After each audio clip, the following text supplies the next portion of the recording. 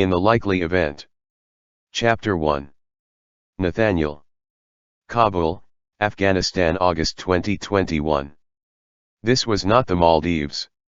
I closed my eyes and tipped my head back toward the blistering afternoon sun.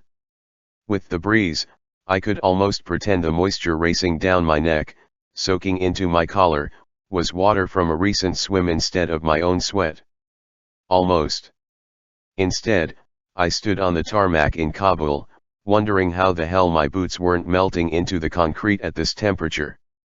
Maybe missing my trip was karma paying me back for going without her. "You're supposed to be on leave," a familiar voice said from my right. "SHHH. I am." See. I opened one eye just enough to glimpse Torres standing beside me, his thick brow shaded by his multicam cap. "See what?" "You standing on the flight line with your head thrown back like you're in a Coppertone commercial."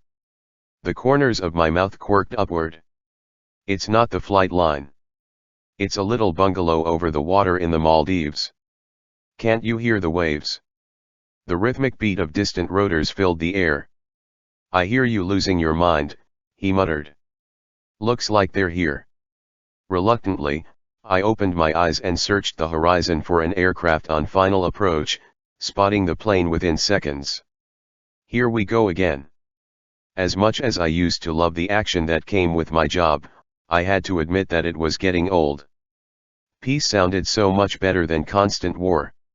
"How the hell did you let yourself get roped into this, anyway?" "I thought Jenkins was on this assignment," Torres asked. "Jenkins went down with some kind of virus last night, and I didn't want to ask Ward to skip his leave. He has kids." I shifted the shoulder strap of my rifle as the C-130 touched down on the runway. "Now I'm on babysitting duty for Senator Lauren's aide." "Well, I'm with you, like always." "I appreciate that. My best friend hadn't left my side since Special Forces selection. Hell, even before that. Hopefully by next week, Jenkins will be on the mend and I'll be on my way to the Maldives before the actual senators get here." I could almost taste those fruity umbrella drinks right now. Oh wait, that was the metallic tang of jet fuel. Right. You know, most guys I know use their leave time to go home and see their families. Torres looked back at the rest of the team as they strode our way, straightening their patchless ACUS, like it was possible to unfuck their uniforms after 4 months in country. "Well, most guys don't have my family." I shrugged. Mom had been gone for 5 years, and the only reason I'd willingly see my father would be to bury him. The rest of the team reached us, falling into a line as we faced the aircraft. Graham took the spot on my other side. "Want me driving?" "Yep," I answered. I'd already selected the guys I wanted with me until Jenkins got back. Parker and Elston were waiting at the embassy. "Is everyone here?" Major Webb asked as he reached us, scratching his chin. "Holy shit. I can't remember the last time I saw your actual face." Graham grinned at our commander, his bright smile contrasting with his deep brown skin. Webb muttered something about politicians as the plane taxied to the directions of the air traffic controllers. There were certain perks to being the elite of special forces. The informal camaraderie and not having to shave were definitely 2 of them. Getting screwed out of leave to play security detail to the advance party of some legislators wasn't. I'd spent an hour this morning familiarizing myself with Greg Newcastle's file. My assignment was the 33-year-old Deputy Chief of Staff to Senator Lauren, and he had the polished look of a guy who'd gone straight from Harvard Law to the Hill. The group of them were coming on what they called a fact-finding mission so they could report back on how the U.S. withdrawal was going. I somehow doubted they were going to be happy with what they found. "Just to refresh," Webb said, taking a folded piece of paper from his pocket and glancing at the designated security team leads. "Maroon, your team has Baker out of Congressman Garcia's office," he began, using our designated for public use names for this mission. "Gold, you're on Turner from Congressman Murphy. White, you're on hold out of Senator Liu's office. Green, You're responsible for Astor out of Senator Lauren's office. I was given Greg Newcastle's file, I interrupted. Webb glanced down at the paper. Looks like they made a change last minute. You have Astor now. Mission is still the same. That's the office focusing on the southern provinces. The one working on bringing the girls' chess team to the States. Astor. My stomach jumped into my throat. There was no way. None. Relax, Torres whispered. It's a common last name. Right. Besides, the last time I'd heard from her, she was working at some firm in New York, but that was 3 years ago. The rain had soaked through my coat. I clamped down on my reckless thoughts as the plane parked in front of us, guided by the ground crew. Heat radiated off the tarmac in shimmering waves, distorting my vision as the rear door lowered and the pilots powered down the engines. Uniformed airmen descended from the C-131st, leading a group of civilians I assumed were the congressional aides and, in one case, helping one of the suits off the ramp. My brows lifted. The guy can't get off the ramp by himself and thought it would be a good idea to come tour Afghanistan? Are you serious? Kelman or Sergeant White for this mission scoffed. Please tell me that's not my guy. Here we go, Torres muttered at my side. I blew out a long breath as I counted to 10, hoping patience would miraculously appear by the time I reached 0. It didn't. This was a waste of our time. The airmen were all smiles as they walked toward us, obscuring their followers from view. Of course they were happy. They were here to drop off the suits. I highly doubted they'd still be all grins if they were the ones who had to escort clueless, self-important civilians to a bunch of FOBs like they were tourist destinations and not active combat zones. Major Webb moved forward, and the airmen guided the politicians to the front of their little herd. There were 6 in all. My heart. Fucking. Stopped. I slow blinked once, then twice as the heat shimmer dissipated with a gust of wind. There was no mistaking that honey gold hair or that $1 million smile. I would have bet my life there were deep brown eyes framed by thick lashes behind those oversized sunglasses. My hands flexed, like they could still feel the curves of her body all these years later. It was her. You okay? Torres asked under his breath. You look like you're about to puke up your breakfast. No, I wasn't okay. I was about as far away from okay as New York was from Afghanistan. I couldn't even form words. 10 years had passed since we'd met on a very different tarmac, and the sight of her still left me speechless.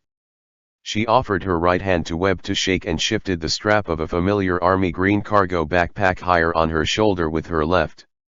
She still had that thing? Sunlight caught those fingers and reflected back brighter than a signal mirror. What the hell? My heart stuttered back to life, pounding in denial so hard the thing hurt.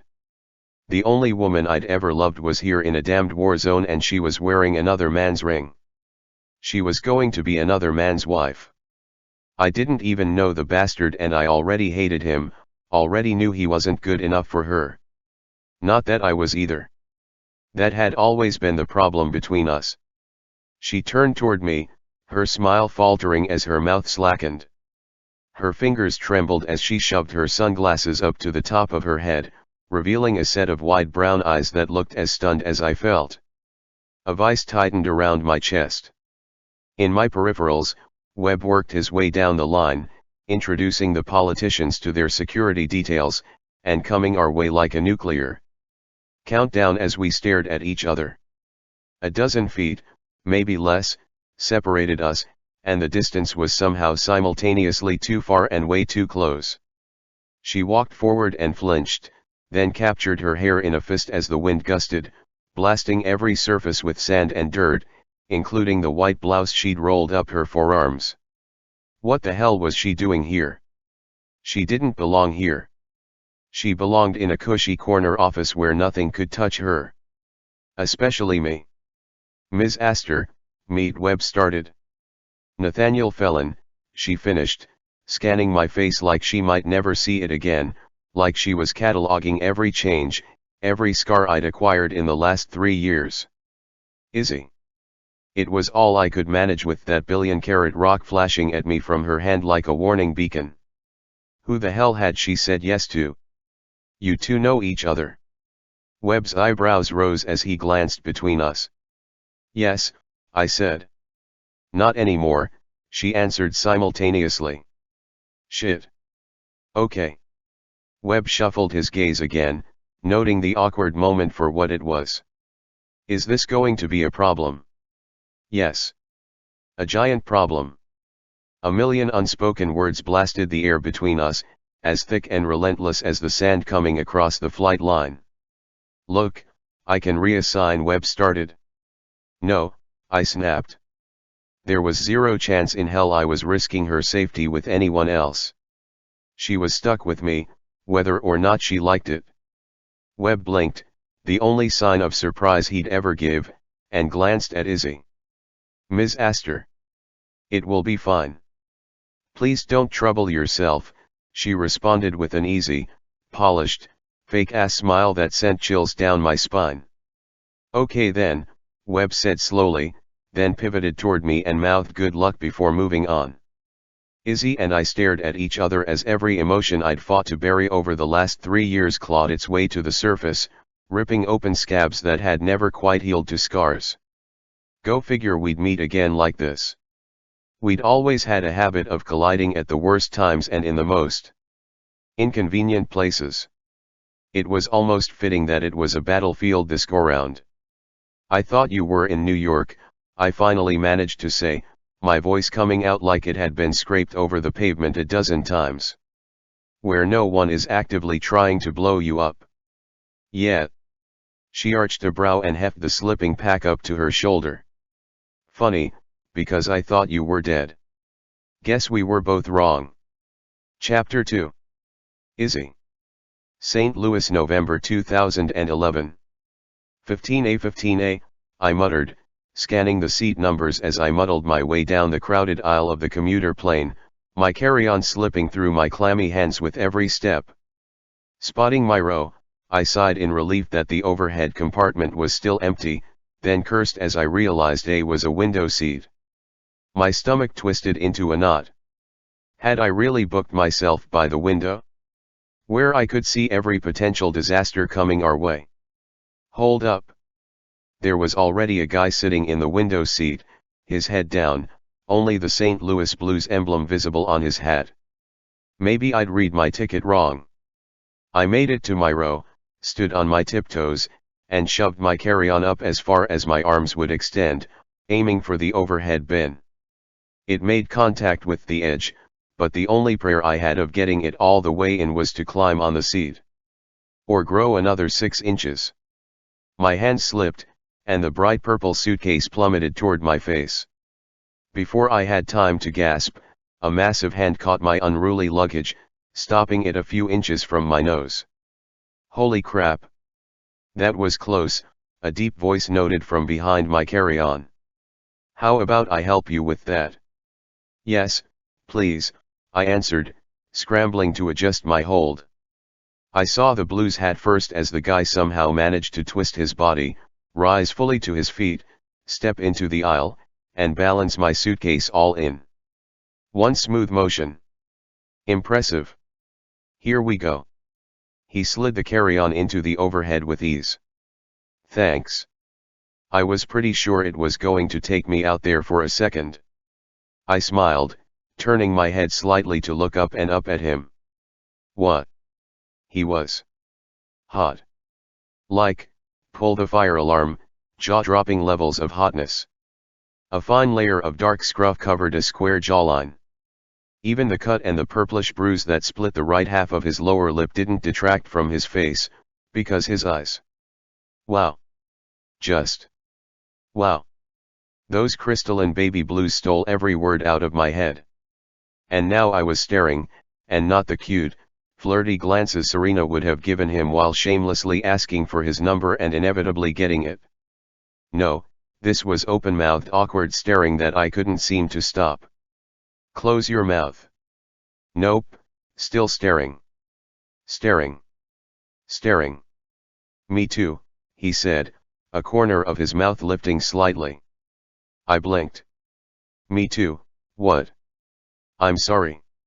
His brow knit in confusion. Me too, he repeated. I thought that thing was going to smash you in the face. Right. I tucked my hair behind my ears, only to remember that I'd pulled it up into a messy bun and therefore had no hair to tuck, which just continued my awkward streak. Awesome. And now my face was on fire, which meant I'd probably turn 10 shades of red.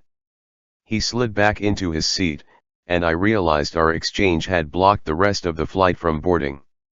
Sorry, I muttered to the next passenger, and ducked into 15B.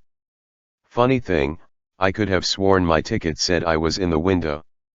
I lifted the strap of my purse over my head, then unzipped my jacket and wiggled the least amount possible to get out of the thing. At this rate, I'd probably jab Blue Eyes with my elbow and make an even bigger ass of myself. Oh shit. His head swung toward mine, and he winced. I traded seats with a woman up in 7A so she could sit next to her kid. I bet I took yours by accident. He reached down for an army green backpack under the seat in front of him, his shoulders so wide that they brushed my left knee as he leaned forward. Let's switch. No. I blurted. He stilled, then turned his head slowly to look up at me. No. I mean, I hate the window. I'm actually really freaked out by flying, so it works better this way. Crap, I was babbling. Unless you want the aisle. I held my breath with hope that he wouldn't. He sat back up and shook his head. No, I'm good here. Freaked out by flying, huh? There was no mockery in his tone. Yep.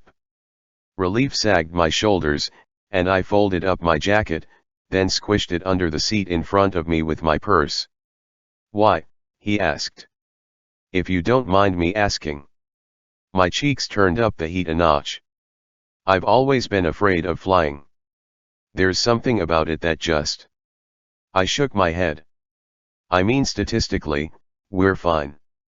The incident rate last year was 1 in 1.3 million, which was up from the year before, when it was 1 in 1.5 million. But, when you think about how many flights there are, I guess that's not as bad as driving, since your odds of crashing are 1 in 103, but still, 828 people died last year, and I don't want to be one of the 828. You're babbling again. I pressed my lips between my teeth and prayed my brain would cut it out. Huh. 2 lines appeared between his eyebrows. Never thought of it that way. I bet flying doesn't scare you, does it? This guy looked like nothing in the world scared him. I wouldn't know. I've never flown before, but now that you went over the stats, I'm questioning my choices. Oh God. I'm so sorry. My hands flew to cover my mouth. I babble when I get nervous. And I have ADHD. And I didn't take my medication this morning because I put it out on the counter next to my orange juice, but then Serena drank the juice, and I got sidetracked pouring more, and that pill is probably still sitting there. I cringed, slamming my eyes shut.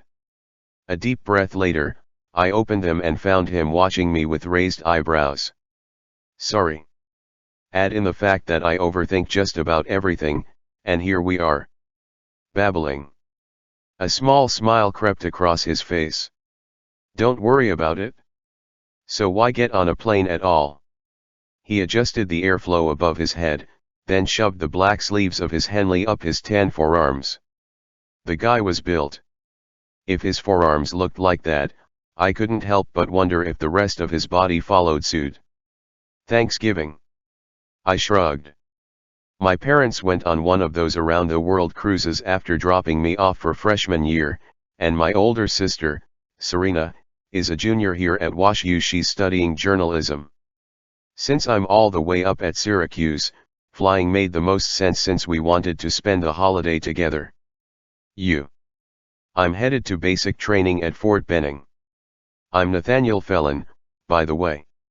My friends call me Nate. The stream of passengers down the aisle had trickled to just the hurried latecomers. "Hi, Nate. I'm Izzy." I reached out my hand and he took it. "Izzy Astor."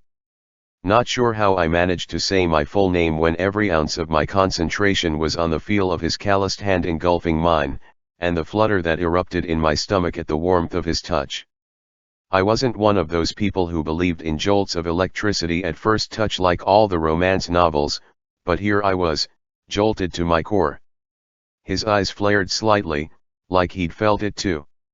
It wasn't a shock as much as an almost indescribable, sizzling feeling of awareness.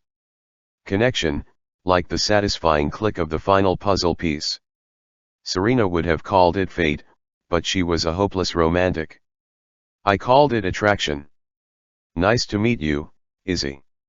He shook my hand slowly, then let go even slower, his fingers waking up every nerve ending in my palm as they fell away. "I'm guessing that's short for Isabel." "Actually, it's Isabeau." I busied myself fastening my buckle and tightening my belt across my hips. "Isabeau," he repeated, buckling his own. "Yep. My mom had a thing for Ladyhawke." The aisle was finally empty. "Guess we had everyone aboard." "What's Ladyhawke?" Nate questioned, his brow furrowing slightly. "It's this 80s movie where a couple pisses off an evil medieval bishop because they love each other so much. The bishop wants the girl, but she's in love with Navarre, so the bishop curses them. Navarre becomes a wolf during the night, and she turns into a hawk during the day, so they only catch a glimpse of the other when the sun rises and sets. Isabeau is the girl, the hawk." "Stop babbling. God, why was I like this? That sounds tragic." "Ladies and gentlemen, welcome to Transcontinental Airlines Flight 826, the flight attendant said over the PA system. "Not completely tragic. They break the curse, so it has a happy ending." I leaned forward and managed to get my cell phone out of my purse without taking the entire bag out. 2 missed text messages from Serena lit up my screen. "Serena, text me when you board." "Serena, not kidding." The messages were 15 minutes apart. "If you haven't already done so, please stow your carry-on luggage in an overhead bin or the seat in front of you. Please take your seat and fasten your seat belt," the flight attendant continued, her voice chipper but professional. I tapped out a text to my sister. "Isabeau, boarded." "Serena, you had me worried." Smiling, I shook my head. I was the only thing Serena worried about. "Isabeau, worried? Like I'd get lost between security and my gate?" "Serena, I never know, with you I wasn't that bad." "Isabeau, I love you. Thank you for this week." "Serena, love you more. Text when you land." The announcement continued. "If you're seated next to an emergency exit, please read the special instructions card located in the seat back in front of you. If you do not wish to perform the functions described in the event of an emergency, please ask a flight attendant to reseat you." I glanced up. "That's us," I said to Nate. "We're in an exit row." He looked at the markings on the door, then reached forward for the safety card while the attendant informed the cabin that it was a non-smoking flight. Had to admit, that only made him cuter. Nate read while the attendant finished out her announcements and closed the door. My heart rate spiked, the anxiety hitting me right on time. I fumbled with my phone and checked my Instagram and Twitter, then put my device on airplane mode, slipped it into the front pocket of my vest, and zipped the pocket. When my throat went tight, I adjusted the air above me, putting it on max. Nate put the safety card back into the seat in front of him and settled in, watching what activity there was to see on the ground. The fog was dense this morning, already delaying us 20 minutes. "Don't forget your phone," I said just before the attendant said the same over the intercom. "It has to be on airplane mode." "Don't have a phone, so I'm good there." He flashed me a smile, then winced, running his tongue over the split in his lip. "What happened there?" I motioned to my own lip. If you don't mind me asking this time. His smile fell. I had a slight disagreement with someone. It's a long story. He reached for the seat in front of him and took out a paperback from the pocket Into Thin Air, by John Krakauer. He was a reader? This guy just kept getting hotter. I took the hint and retrieved my own book out of my purse, flipping to the bookmark in the middle of chapter 11 of Jennifer L. Armentrout's Half-Blood. Flight attendants, please prepare for gate departure, a deeper voice said over the PA. Is that any good? Nate asked as the plane backed out of the gate. I love it. Though it looks like you might be more of a non-fiction kind of guy. I nodded toward his reading choice. How's that one? He looked to be about halfway through. The plane turned to the right and rolled forward, and I took a breath in through my nose and pushed it out through my mouth. It's good. Really good. I found it on this list of 100 books you're supposed to read by the time you're 30 or something. I'm just working my way down the list. He glanced over at me, and his brow puckered. You doing okay? Yep, I answered as my stomach cartwheeled. Did you know that the most dangerous times in flying are the first 3 minutes after takeoff and the last 8 minutes before landing? I didn't. I swallowed. Hard. I used to take sedatives. Prescribed by my doctor, of course. I'm not into the illegal stuff. Not that it's bad if you are. I cringed at my own words. Why the hell was my brain my own worst enemy? Not my thing. Why don't you take the sedatives anymore? He shut his book. They knock me out, and I almost missed my connection in Philly once. The flight attendant had to shake me awake, and then it was a full-out run to my gate. The door was already shut and everything, but they let me on. So, no more sedatives. The plane turned into a line of other planes, readying to taxi. Stop looking out the window. You know that makes it worse. Makes sense. He cleared his throat. So what are you studying up at Syracuse? His obvious attempt to distract me made the corners of my mouth curve upward. Public relations. I fought back a laugh. I'm usually pretty good with people, until you stick me on a plane. I think you're doing just fine. He grinned, and God help me, a dimple popped in his right cheek. What about you? Why go into the army? Why not go to college? I shut my own book, leaving it in my lap. Wasn't exactly an option. My grades were good, but not good enough to get a scholarship, and there isn't enough money for cable, let alone college. Honestly, my parents needed my help. They own a small farm just south of Shipman, Illinois. He looked away. It's my mom's farm, really. My grandfather left it to her. Anyway, the army will pay for college, so off I go. I nodded, but I wasn't foolish enough to think I understood. It was the complete opposite of the way I'd grown up, where the question had been where I was going for undergrad and not if. Mom and Dad jokingly called my tuition a parentship, since they were paying for my education. I'd never had to struggle with the kind of choice Nate was making. And what do you want to do once you graduate? His brow knit. I haven't gotten that far yet. Maybe teach. I like English. Something with literature. But maybe I'll like the army. Special forces seems pretty awesome too. Ladies and gentlemen, this is your captain speaking. First off, I'd like to welcome you all aboard Flight 826 with non-stop service to Atlanta. You may have noticed, but there's a rather thick layer of fog that's slowing everyone down this morning, and it looks like we're 22nd in line for takeoff, which means it's going to be about 40 minutes or longer before we're in the air. A collective groan sounded from the passengers around us, me included. 40 minutes wouldn't keep me from my connection to Syracuse, but it would make it tight. The good news is that the weather looks good once we break free of this fog, so we'll try and make up the time in the air. Bear with us, folks, and thanks for flying with us. There was a series of pings around us as people pressed their call buttons, no doubt stressed about their own connections. "Are you connecting in Atlanta?" I asked Nate. "Yeah, to Columbus, but I have a few hours before that one." He thumbed the split in his lip and shifted in his seat. "I have some antibiotic ointment in my purse," I offered. "Tylenol, too, if it hurts." His eyebrows rose. "You keep a first aid kit in your purse?" My cheeks heated again. "Just the essentials. You never know when you're going to get stuck on the tarmac with a stranger who has a long story about a split lip." I smiled slowly. His laughter was soft, barely discernible. "I'll be okay. I've had worse."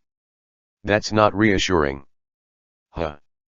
There was a slight bump in his nose, and I couldn't help but wonder if he'd broken it at one point. He laughed louder this time. "Trust me. It will be okay. That must have been some disagreement." "Usually is."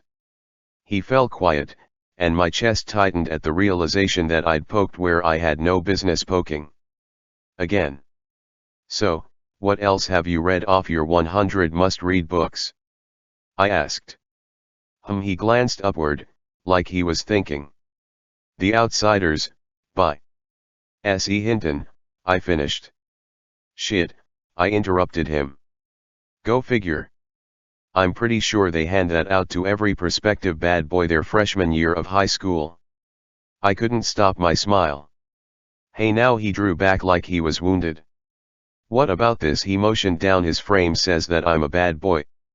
I grew up on a farm." I laughed, forgetting that we were moving steadily forward through the takeoff line. "That body? That face? That cut on your lip? Those scraped up knuckles?" I glanced at where his sleeve met his arm, noting the swirls of black ink. "Oh, and tattoos? Quintessential bad boy material right there. I bet you left a plethora of broken hearts in your wake." "Who says plethora in a normal conversation?" His smile only made mine bigger. Bad boy or not, I knew Nate's smile must have dropped its share of panties, because if we weren't on this plane, I might have considered my first one-night stand. "I'll tell you who. Good little college girls. Guilty as charged." I lifted my brows at him. "You even have the hot, broody reading vibe down. Very Jess Mariano of you." "Jess who?" He blinked in confusion. "Jess Mariano," I managed. Those eyes were going to be the death of me. The shade reminded me of the ice lakes up by Silverton, not quite glacial. More like aqua. You know, from Gilmore Girls. "Never seen it?" He shook his head. "Well, if you ever do, just remember that you're pretty much Jess, just taller and hotter."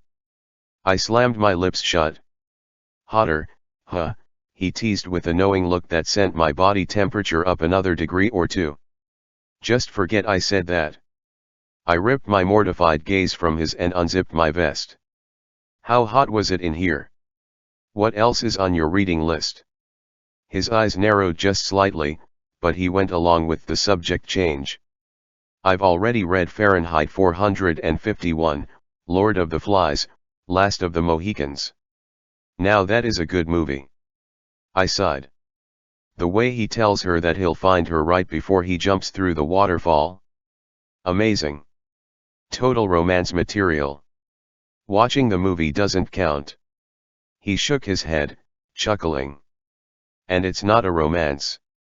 It's an adventure with a little love story mixed in, but not a romance." "How can you say it's not a romance?"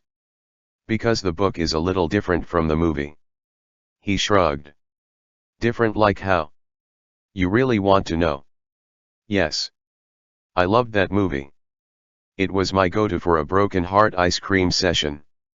Cora dies. My jaw dropped. Nate winced. "I mean, you asked." "Well, now I'm sure as hell never reading it." "I'll just stick to the movie," I muttered as we moved forward in line. Glancing out the window wasn't helping me either. The visibility was utter crap. Minutes sped by as we compared a few of the other books on his list. Some of them, like The Great Gatsby, I'd read in high school, but others, like Band of Brothers, I hadn't. "Okay, so what would be on your 100 books list?" he asked.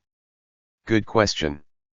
I tilted my head in thought as we continued rolling along. "Pride and Prejudice, for sure. Then East of Eden. Oh man, I had enough Steinbeck after Grapes of Wrath. East of Eden is way better." I nodded as if my opinion made it fact. "What else?" "The Handmaid's Tale, and The Immortal Life of Henrietta Lacks was really good too. Oh, have you read The Hunger Games yet? The third book just came out last year, and it's amazing." "I haven't. I just finished The Adventures of Huckleberry Finn before I picked this one up." He glanced down at his book. "Maybe I should look at a more modern list." "Hey, Huck Finn is great. Nothing like sailing down the Mississippi." "It was good," he agreed. "I won't have any reading time while I'm in basic, but I packed a couple of books just in case," he mused quietly. "A friend of mine who went through last year told me they take pretty much everything when you sign in, but I put my iPod in a labeled Ziploc bag just in case." How old? I pressed my lips together before the rest of that question could come out. It was none of my business how old he was, though he looked about my age. "How old am I?" he finished. I nodded. "Just turned 19 last month." "You?" "18 until March. I'm only a freshman." I ran my thumb over the edge of my book to keep my hands busy. "Aren't you nervous about flying?" His brow furrowed slightly. "No, about going into the army. There are a couple of wars going on. Margot, my roommate, lost her oldest brother in Iraq a couple of years ago, but I wasn't about to say that." Spray hit the wings as we went through the deicing process. "Yeah, I heard something about those." Again with the dimple. He took a deep breath and looked forward as if considering his answer. "I'd be lying if I said I didn't consider the whole death and dying thing. But the way I see it, there are all kinds of wars. Some are just more visible than others. It won't exactly be the first time someone has swung for me, and at least this time I'll be armed. Besides, the risk is worth the reward from where I'm sitting. Think about it, if you hadn't gotten on this plane, we never would have met. Risk and reward, right?" He glanced my way, and our eyes locked and held. Suddenly, my wish to be off this plane had nothing to do with my fear of flying and everything to do with Nathaniel. If we'd met on campus, or even back home in Denver, this conversation wouldn't have to end in a couple of hours when we reached Atlanta. Then again, if we'd been on campus or in Denver, who knew if we would have had it in the first place? I didn't exactly make a habit of chatting up hot guys. I left that up to Margot. The quiet, accessible ones were usually more my type. "I could send you books," I offered quietly. "If you're allowed to read and don't have enough while you're there." "You would do that?" His eyes widened with surprise. I nodded, and the smile he answered with sent my pulse skyrocketing. "Flight attendants, prepare for takeoff," the pilot said over the PA system. Guess it was our turn. The attendant closest to us told someone a few rows ahead to put their tray table up, then strode for his seat, buckling in to face us. I gripped both armrests as the engines revved and we hurtled forward, the momentum pushing me back into my seat. The fog had lightened just enough to see the edge of the runway as we raced past. I squeezed my eyes shut and took a steadying breath before opening them. Nate looked my way, then stuck his hand out, offering it palm up. "I'm okay," I said through gritted teeth, trying to remember to breathe. In through my nose and out through my mouth. "Take it." "I won't bite." "Screw it." I grasped his hand, and he laced our fingers together, warmth infusing my clammy, ice-cold skin. "Go ahead and squeeze. You can't break me. You might regret it." I white-knuckled his hand, my breaths coming faster and faster as we sped toward takeoff. I somehow doubt that. His thumb stroked over mine. 3 minutes. Right? The first 3 minutes after takeoff. Yep. He crossed his left wrist to our joined hands and pushed a few buttons, starting his stopwatch. There. When it reaches 3 minutes, you can relax until we land. You're really too sweet. The tires rumbled and the plane shimmied beneath us as we accelerated. I squeezed his hand so hard I probably cut off his blood supply, but I was too busy trying to breathe to feel an adequate amount of embarrassment. I've been called a lot of things, but sweet hasn't ever been one of them, he answered with a squeeze as we lifted off. Ask me something, I blurted as every worst-case scenario flashed through my mind. Anything. My pulse skyrocketed. Okay. His brow furrowed in thought. Did you ever notice that pine trees sway? What? Pine trees. He checked his watch. People always talk about palm trees swaying, but pine trees do too. It's the most peaceful thing I've ever seen. Pine trees, I mused. I've never noticed. Yep. What's your favorite movie? Titanic, I answered automatically. The plane pitched upward, dropping my stomach as we angled into a steep climb. Seriously? Seriously? I nodded quickly. I mean, there was totally room on the door, but I loved the rest of it. He laughed softly and shook his head. 2 minutes to go. 2 minutes, I repeated, willing my breaths to slow and the knot to untangle itself from my throat. The odds of being in a plane crash were so minuscule, and yet here I was, clutched onto a gorgeous stranger who probably thought I was a few crayons short of a box. What's your favorite time of day? He asked. Hey, I'm just distracting you. Sunset, I said. You. Sunrise. I like the possibilities of the day. He glanced into the sea of gray that filled the window, and I leaned forward to chance a peek.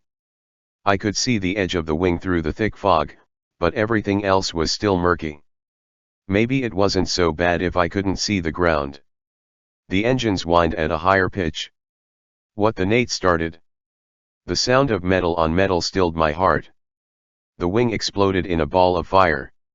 Chapter 3. Nathaniel. Kabul, Afghanistan, August 2021. That appeared to go well. Torres's voice thickened with sarcasm as I watched Izzy walk away with the rest of the envoy. She hadn't stomped, stormed, or even glared at me before following Webb toward the armored cars at the edge of the runway. She'd simply dismissed me like we didn't have a decade of history between us. I scoffed, but there was no stopping the corners of my mouth as they lifted in appreciation. Well played. That's her, isn't it? Torres asked as we fell in behind the politicians. Shit, I barely recognized her. Politician. She hated politics, at least she used to. She'd made such a big deal about getting into the nonprofit sector, never giving in to the pressure her parents put on her to further their own agenda through her career, and yet here she was. She'd made a choice that day after all. When push came to shove, she was an aster. Anger rose, swift and hot, and I shoved it aside. Logically, I'd always known she'd chosen her parents, but seeing that choice play out cut like a dull knife. Sergeant Green. Graham fell into step beside me. You want to clue me in on what that was about? Nothing to clue you in on, I muttered, ripping my gaze from the sway of Izzy's hair and scanning the perimeter. I lowered my Wiley XS to shield my eyes from the sun. Shit, how the hell was she here? Right. Because that didn't just go down like you ran into your ex on the tarmac or anything. Sarcasm dripped from Graham's tone. She's not my ex. We never got to that point. And wipe the smirk off your face. She's worse than your ex, Torres mumbled. She's your what if. Touchy, aren't we? Graham's grin faded. I can't believe they turned down the Chinook. I grunted in agreement. Earlier today, I hadn't given a shit that the politicians had refused to take the armored Chinook or, as we called it, embassy air from the airport to the US Embassy. The 7-kilometer route was safe enough for now. But that was before I knew it was Izzy we'd be transporting. I wanted her behind bulletproof everything. Hell, I wanted her out of here, period. We reached the convoy, and the aides split between the center two of the 4 black SUVs. Holt, the aide Kelman was responsible for, climbed into the back of the second vehicle, Izzy following after. Her backpack slipped off her shoulder, and I caught it by the strap before it could hit the pavement. The common olive green fabric was soft and worn, the padding flattened by years of obvious use, but there was no mistaking the cylindrical burn mark near the zipper. The breath punched out of my lungs, and a wry smile twisted my lips as I lifted the pack, my eyes rising to meet hers, both hidden behind our sunglasses. The lenses made it so much harder to read her. Her body language was a solid attempt at calm and collected, but her eyes had always been the best way to get a feel for what she was thinking. Was she all over the place like I was, or had 3 years of silence really made her that apathetic? "Your bag, Ms. Astor," I said slowly as a breeze from the air conditioning drifted over my face. Her lips parted, and she swallowed before taking it from my hands and shifting it to her lap. "Thank you. Can you turn the air up?" Holt asked the driver, tugging on his tie as sweat dripped down his beet red neck. Graham looked back over his shoulder from behind the wheel and laughed softly. "Sorry. It's already on max. It's just that damned hot here." Holt fell back against the seat, looking like someone had shot his puppy. "For fuck's sake," Kelman muttered, already heading toward the tactical seats in the back row. A quick glance told me all the luggage had been loaded into the rear vehicle, and all the aides were secure. I scanned the perimeter again, even though there were 6 other operators doing the same, and caught Webb's nod before he slid into the lead car. It was time to go. "Buckle up," I told Izzy, shutting her door before she could respond. There. She was behind as much bulletproof glass as I had on hand. I took the front passenger seat and shut the door. "Go." I motioned toward the rolling lead car as the manned gate opened in front of us. The sweet scent of lemons and Chanel No. 5 hit my nose. That vice around my chest tightened another painful notch as I fought off a barrage of memories that I didn't have time for. That ring on her finger might have been new, but some things hadn't changed. She still smelled like long summer nights. Graham put the car in drive and followed, taking us into Kabul. My senses rose to high alert, taking in every detail of the route and those who walked or drove alongside us, scanning for any possible threat. "About how long until we reach the embassy?" Holt asked, dabbing at his neck. Kelman had his work cut out for him with this guy. He was going to be a real pain in the ass for the next week. Not that I didn't have my own hands full. Isabo fucking Astor was behind me, less than 2 feet away for the first time since that rainy night in New York where everything had gone so massively wrong. When had she quit that firm? When had she decided to go work for a senator? I bet her parents were thrilled. They'd always been about that status-driven stuff. What else had changed in the last few years? Focus. Depends on traffic and whether or not your arrival was leaked to the guys who like to make political statements with RPGs, Graham answered, his southern drawl lingering on that last word. The back of my neck heated, and I knew if I turned around, I'd find Izzy's gaze locked on me, the same way mine would have been on her if our positions were reversed. Instead, I kept my attention on our surroundings as we passed the 1-kilometer mark and traffic thickened. We'd be in the green zone soon. So is that, like, 5 minutes? Or 10? Holt asked, squirming out of his jacket. It took every muscle in my body not to roll my eyes. We'd be there by now if we'd taken the chopper, Kelman noted from the back. It was decided that would send the wrong message about our faith in security during the withdrawal process, Izzy stated, adjusting her backpack on her lap. Who the hell decided image was the most important factor in a war zone? I glanced back over my shoulder, and her chin rose a good 2 inches. "Senator Lou," Holt answered. "Go figure, the ones who are taking armored helicopters when they get here next week are the same guys telling you to drive," Graham quipped, keeping adequate distance from the lead car. "Gotta love politicians." We passed the 2-kilometer mark. We were making good time. "How the visit is perceived is important," Izzy argued. "What?" "Every one of my instincts wanted her on the first plane out of here, and she was concerned about the perception of it." "The fact that you value perception over security is exactly why you shouldn't fucking be here," I snapped over my shoulder, raising my brows so she'd know I was talking right to her. Her mouth dropped open before I looked away. "Pay attention. We're just doing our jobs," Holt started. "As if you have a say in where I should and shouldn't be," she fired back, her eyes narrowing into a glare. Graham's eyebrows hit the ceiling, but he kept his attention on the road. "You want to do this here?" Maybe it was best since I couldn't get my hands on her in the car, though I wasn't sure if I wanted to shake some common sense into her or kiss her until that damned ring fell off. Who was he? Some trust fund baby her father approved of?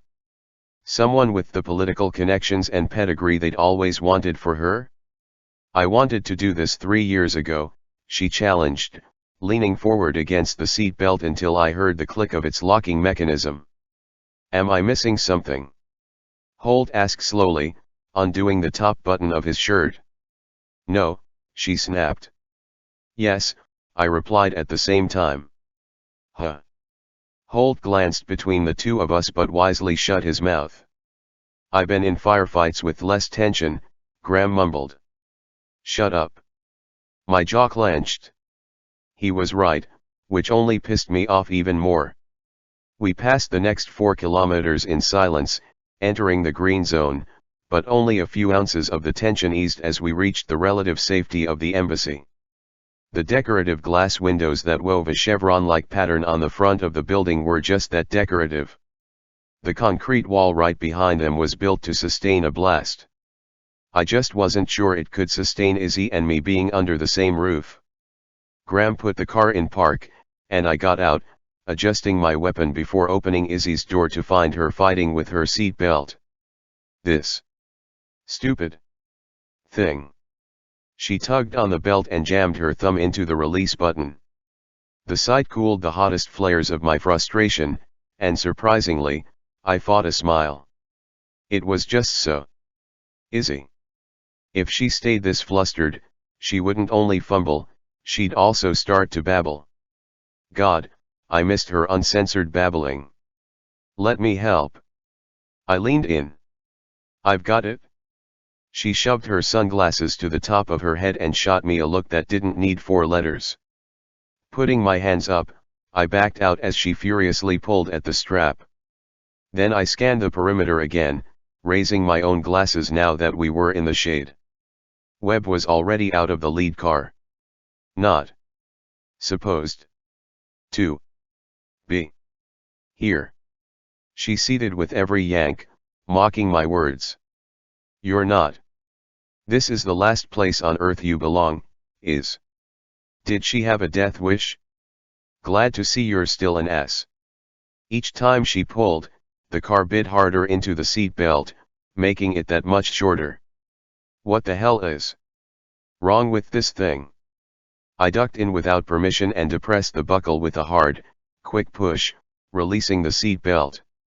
Her hands jerked back from the contact, scraping my palm with her ring. At least I'm an ass who can undo the seat belt. Our gazes clashed, and the breath of space between us charged with enough voltage to shut down the 4-chambered organ known as my heart. Too close. I backed the hell up, getting out of the car and sucking in a lungful of misery, giving her and me some space.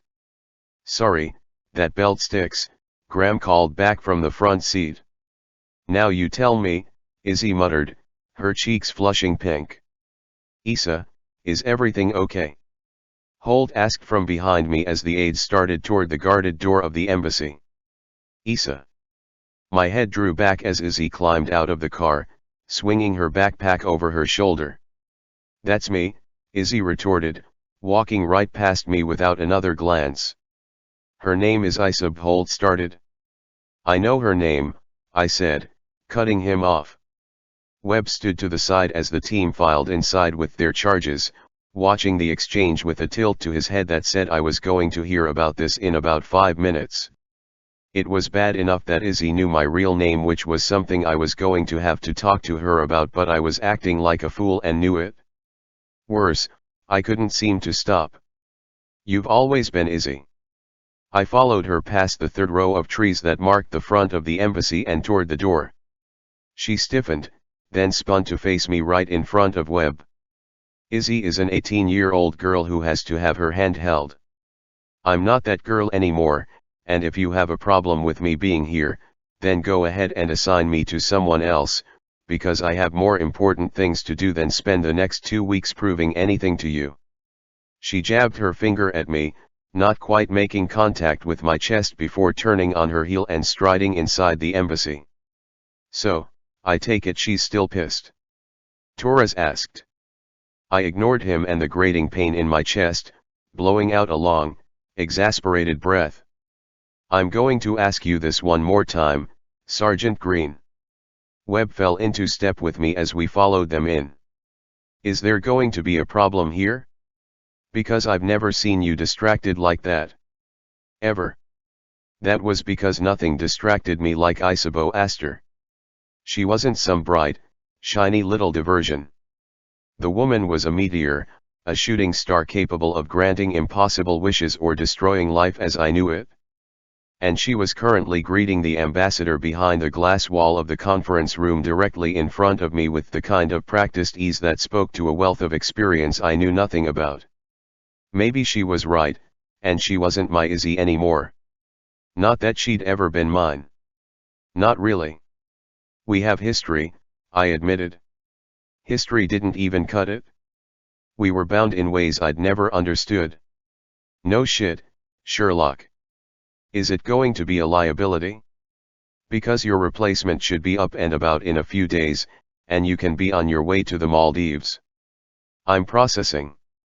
I hadn't even given my little prepaid overwater bungalow a thought since Izzy had stepped onto the tarmac. I glanced at Torres. Why are you looking at me like I have anything to say that you don't already know? He cocked his head to the side. My jaw clenched as Izzy smiled and shook the ambassador's hand. Just let me know by tonight, Webb ordered, then headed toward the conference room. They added 2 stops to the itinerary, so this show is on the road tomorrow morning, he called back over his shoulder. I slipped into an unoccupied hallway to pull my shit together. You going to hand her over to Jenkins? Torres asked, leaning against the wall next to me. Every instinct tells me not to, I said quietly. But at least he'd treat her as just another detail. Just another mission. Torres nodded. Solid point. Jenkins wouldn't spare a single glance for her eyes, her smile, her curves. He'd be 100% focused. She'll be safer with me. Because you're in love with her? Torres questioned. I shook my head. Because Jenkins isn't willing to die for her.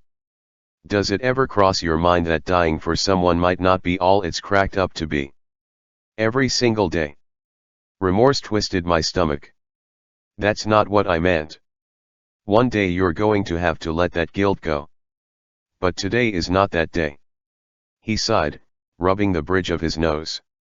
Look, talking this shit out with me isn't going to help. We both already know what you're going to do. I nodded. I'd been protecting Izzy for too long to stop now just because it might be uncomfortable. Graham passed the hallway and then did a double take. Hey, boss, there you are. He waved a piece of paper. New itinerary. Torres and I pushed off the wall, and I took the update from Graham. Kunduz. Torres read over my shoulder. She added 2 provinces in the north, Graham said. I thought Senator Lauren was focused on the south.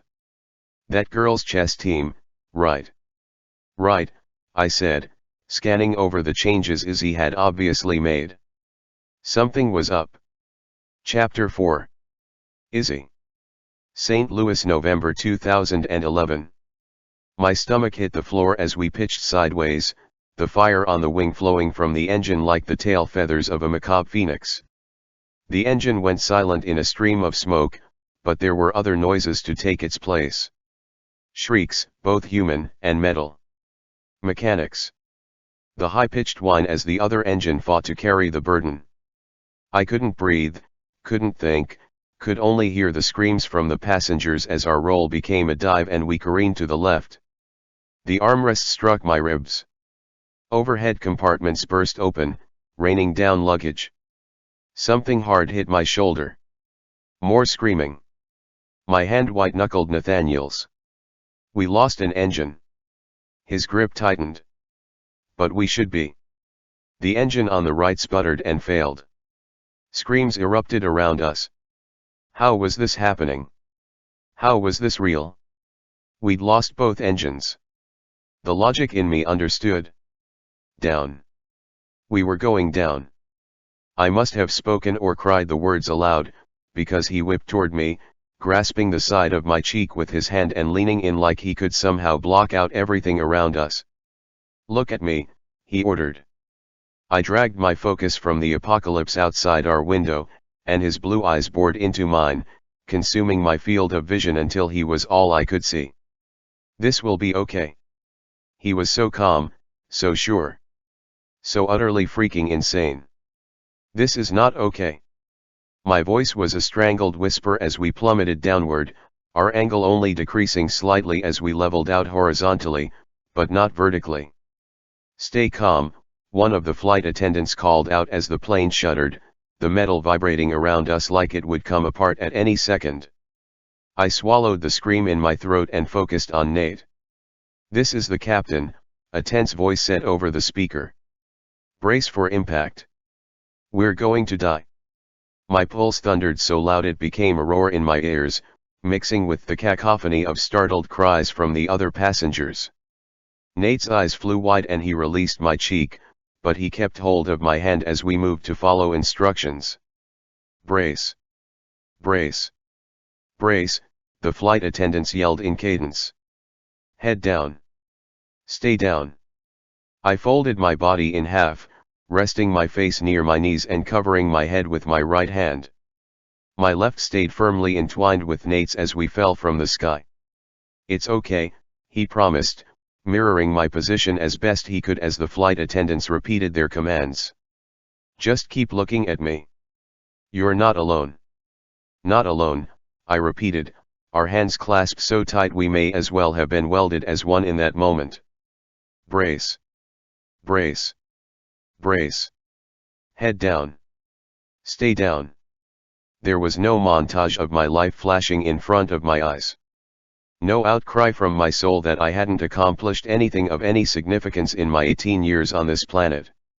None of the revelations people talked about after coming out of near-death experiences. Because this wasn't near-death. This was actual death. Period. Serena. Brace. We hit a brick wall and I became a projectile, my seat belt punching my stomach as my limbs went limp, flinging forward without instruction. We hurtled to the left, and pain erupted in my side. Then we were weightless for a breath of a heartbeat before ramming the earth again like a stone that had been skipped on an unforgiving lake.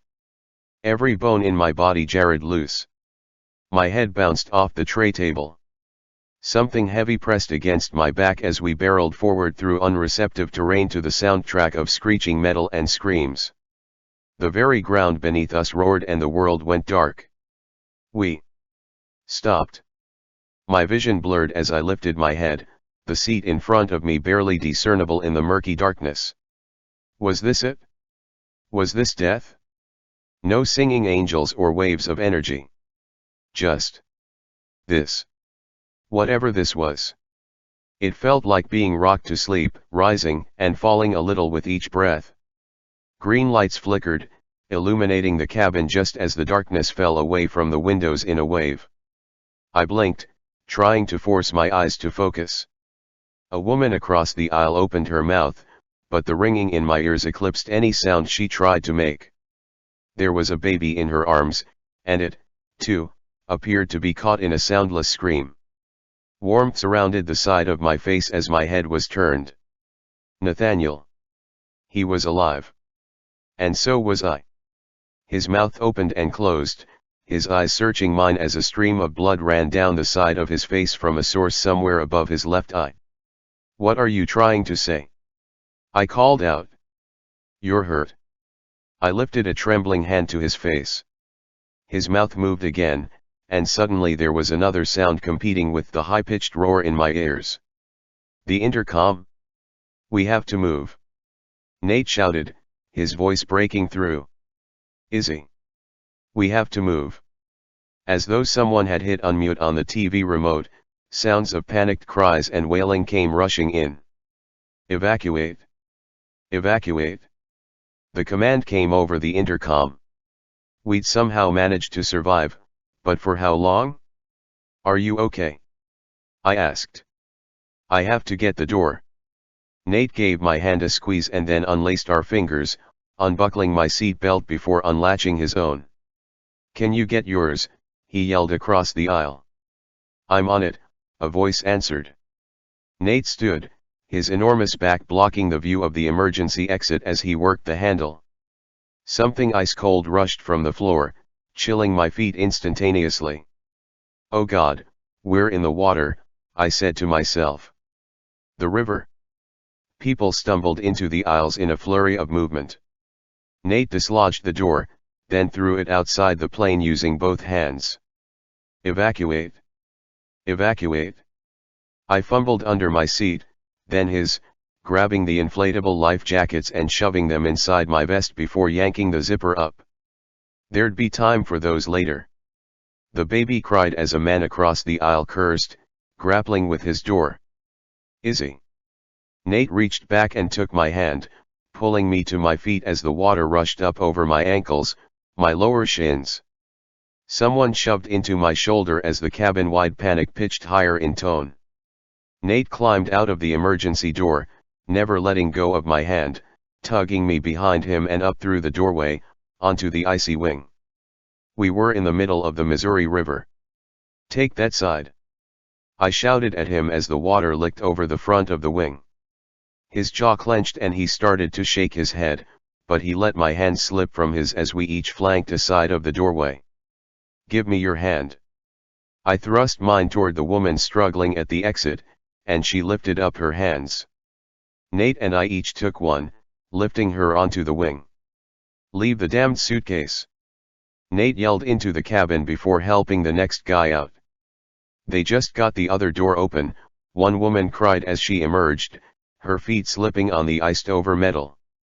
"Careful!" I shouted, steadying her. Again and again, we lifted passenger after passenger. "Give me the baby." I reached for an infant cradled in another woman's arms and held the pink bundle of screaming, insulted baby girl to my chest as Nate pulled the mom out. "Thank you." She took the little girl and cleared the path. The water crested over the wing, and I moved sideways to see the front of the aircraft as Nate helped another passenger out. The front exit doors were open, rafts deployed, as attendants helped passengers into the water. Water that surged inside the doors, up to their knees as one man trudged into the rapidly filling raft. "We're sinking." Nate nodded. "How many passengers were there?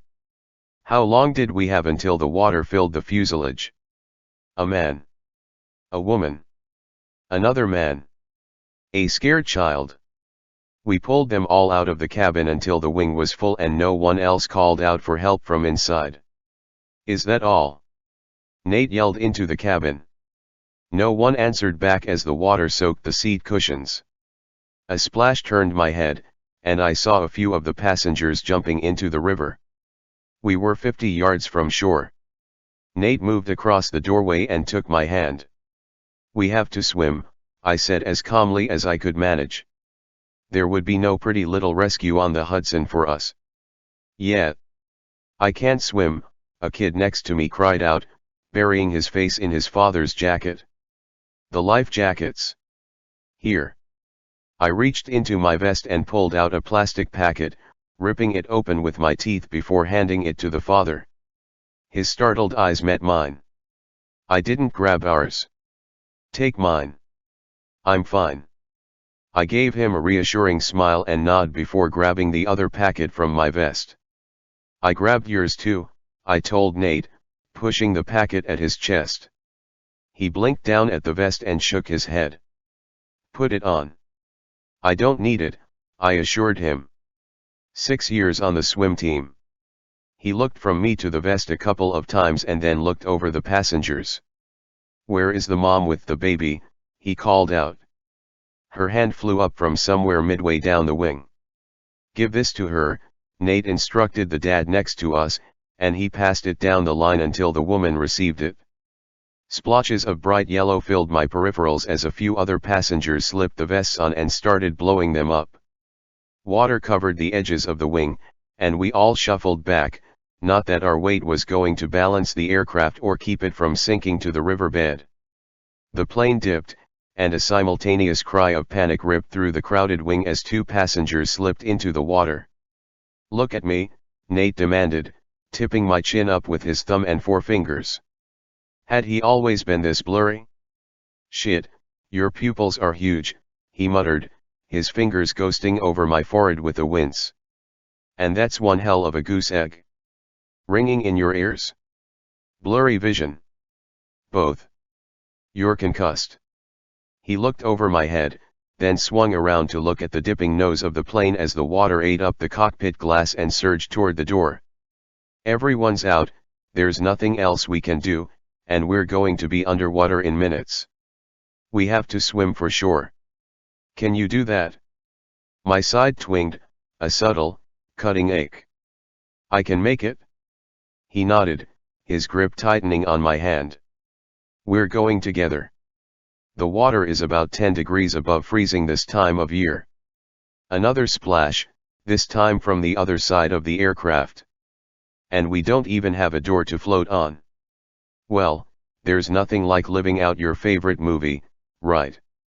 I forced a shaky grin. You've got jokes. Nice. The plane pitched forward, nose down, and my feet slipped as people shrieked around us, sliding into the water. Shit. Nate's hand tightened like a vice as I skidded toward the edge, and he yanked me back, wrapping his arm around my side.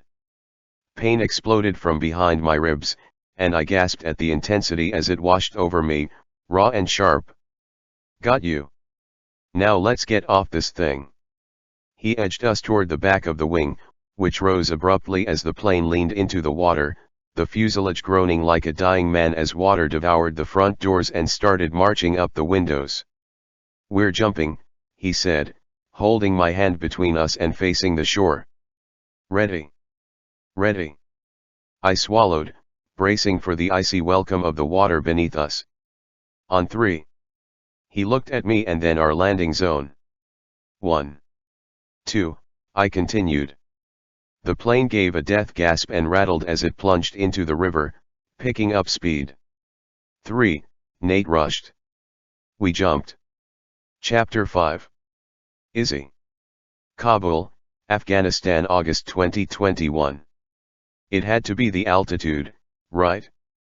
That was why I couldn't seem to get a deep breath, to take in enough air to relieve the burning sensation growing in my chest. It had nothing to do with him. Liar.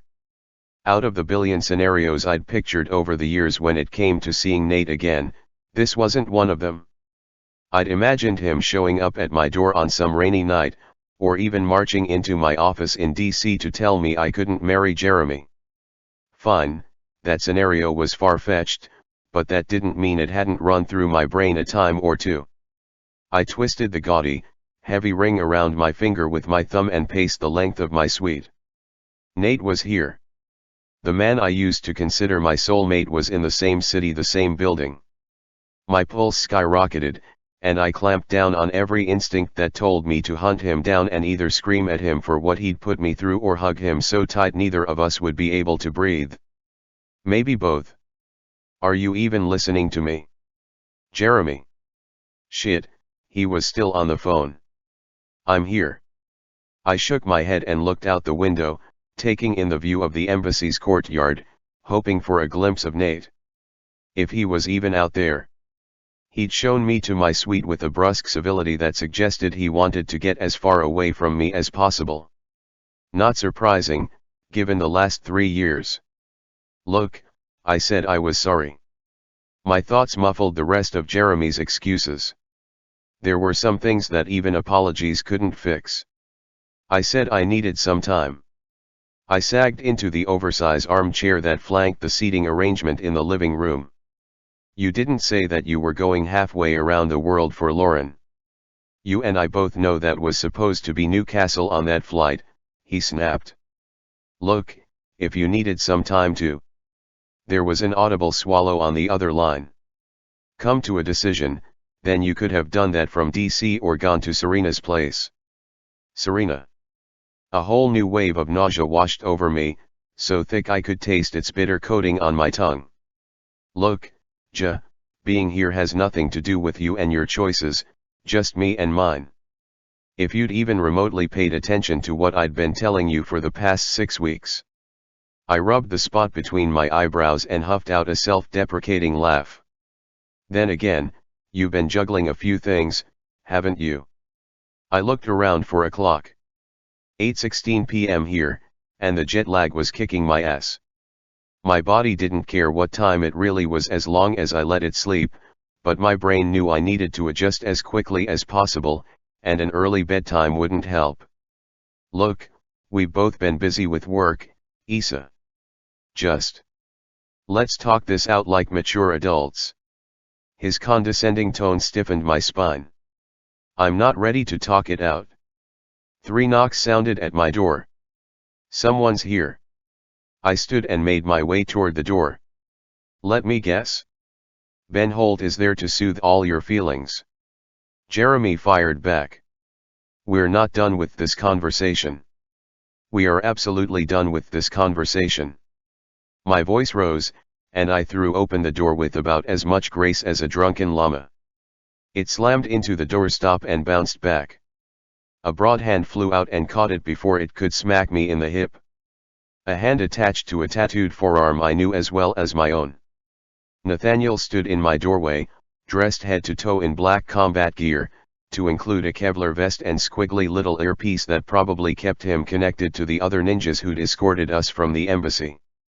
First a scruffy beard and unmarked uniform, and now this?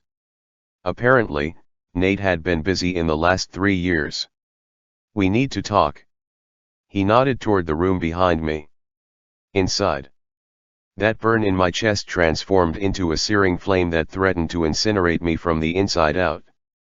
Those eyes would always be the death of me, so blue they deserved their own classification, but the warmth I'd always depended on had chilled, making the man in front of me seem more like a stranger than he had the morning we jumped into the Missouri River. My anger stuttered in response to that glacial gaze. Of course he looked like the next action star on the Hollywood screen, and I didn't even have the armor of some decent mascara. That's not what a partnership means. Jeremy barked in my ear, finishing some tirade I hadn't really heard. Let me come and get you. I'll take the family jet. I can be there by morning. Now, Nate whispered, a muscle in his jaw flexing. I have to go, I told Jeremy, hitting the end button before he had a chance to counter. I backed up a step, and Nate brushed by as he walked into my suite, the scent of earth and spearmint tingling my nose. He still smelled the same. Did that come-screw-me fragrance just emanate from his pores, or was it bottled somewhere? He didn't pause or speak as he swept through my room, checking behind the curtains before marching into my bedroom like he owned it. Not this one, at least. I'm not hiding someone in my shower, Nathaniel, I called after him, perching my butt on the edge of the desk and abandoning my cell phone to its surface. Jeremy could wait. I didn't have the answers he wanted. Not yet, maybe not ever. Very funny, Nate called out from the bedroom. My muscles tensed, ready for battle with this you shouldn't be here version of Nate, but there was a part of my soul that seemed to settle and calm just because the asshat was in the same room. Just making sure there aren't any assassins hiding behind your curtains. He walked back in with that confident, efficient stride and moved to the window, nodded at whatever he saw in the courtyard below, and turned to face me. No one wants to assassinate me. My boss was a different story, but she wouldn't be here until next week, and her upcoming visit wasn't public knowledge anyway. Yeah, he said, his face deadpan as he stared me down from the other side of the room, they do. What the hell are you doing here, Izzy? Izzy. So few people called me that anymore. The second I'd walked into Senator Lauren's office, I'd become Issa, plain and simple. I could ask you the same thing, I fired back, crossing my arms over my chest. Heat sang through my cheeks as I felt the bulk of my Georgetown hoodie behind my arms. I was dressed for bed, barefoot in pajama pants, not outfitted to confront Nate. Nate. After 3 years, this is how it happened. Not because he'd come back, or apologized for disappearing off the face of the earth, but because once again, we'd proved to be the magnets that fate could never quit playing with. This was bullshit. Nice earpiece, by the way, I continued. At least someone here knows how to get a hold of you. I fought the knot in my throat.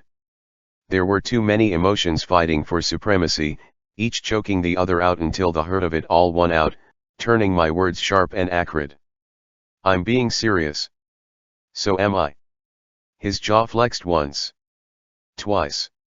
Say it. Whatever it is you've been holding back all evening, just say it.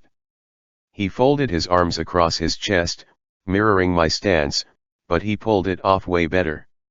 He had the whole dark mercenary thing going for him, though I knew if he was on our security detail, then he was still on the government's payroll. You abandoned me. The word slipped out. He arched his brow. Really? I abandoned you? Is that how you remember it? Twisting facts. Guess you really are a politician now, just like Daddy wanted. You disappeared. I came off the desk in a flurry of years-old anger. Not one letter. Email. Your social media? Erased. Your phone? Disconnected. My fury carried me across the room until I was barefoot to boot with him, glaring up at the face that had haunted my dreams and a few of my nightmares. You vanished. The years of not knowing, of wondering if he was safe, or hurt or worse erupted in every word. Do you have any idea how hard I looked for you? I went to Peru as we planned. Borneo too. By the next year, I got the point. A flash of something regret flickered across his features, but it was gone a heartbeat later. This is getting us nowhere. He sidestepped and walked away from me, headed for the front door. You didn't even lock the damned thing. He threw the deadbolt and turned, leaning back against the door. You're supposed to be in some glitzy office at that law firm in New York, so I'll ask again. What are you doing here? Making a difference. I believe that's what someone suggested. I padded across the soft carpet to the kitchenette and pulled out 2 bottles of water. Want one? Even as pissed as I was, my first instinct was to care about him. God, I was pathetic. Sure. Thank you, he answered, his voice softening. And this, he gestured to the suite, was not what I had in mind when I made that suggestion. He caught the bottle I hurled his way. But it's definitely what your parents had in mind, isn't it? I shrugged and opened the water. It's where I landed. I took a drink, hoping it might dislodge the boulder in my throat. What are you more pissed at, Nate? The fact that I'm not where you left me? Or the fact that I'm meeting the version of you that you never wanted me to see? It isn't safe for you to be here. He rolled the bottle between his hands, clearly ignoring the question. The country is unstable as hell. I cocked my head at him. But that's why you're here, right? To keep people like me safe? Is that what you do now? Where you been for the past 3 years? His jaw ticked. I can't tell you where I've been for the last 3 years. Rules of the game haven't changed, they've just gotten more restrictive. He twisted the bottle open and drank half of it down. All these years and he still wouldn't open up. Guess his world hadn't changed that much, but mine had. Fine, if you're not here to explain what happened in New York, and I'm not going to take your suggestion and leave, then why exactly are you in my room? I'm not supposed to be here. No shit. I highly doubt Holt's security detail is in his room drinking from his minibar. That's not what I mean. The corners of Nate's mouth turned up, but it wasn't quite a smile, so at least I didn't have to deal with that dimple of his making an appearance. Nothing knocked off a few IQ points like the sight of that dimple. Please, do stop speaking in army guy codes. My gaze narrowed slightly. Assuming that you're still army. They'd told us we'd have special forces as our security, but there was a black and white name tape on the left side of his chest that read green, not felon.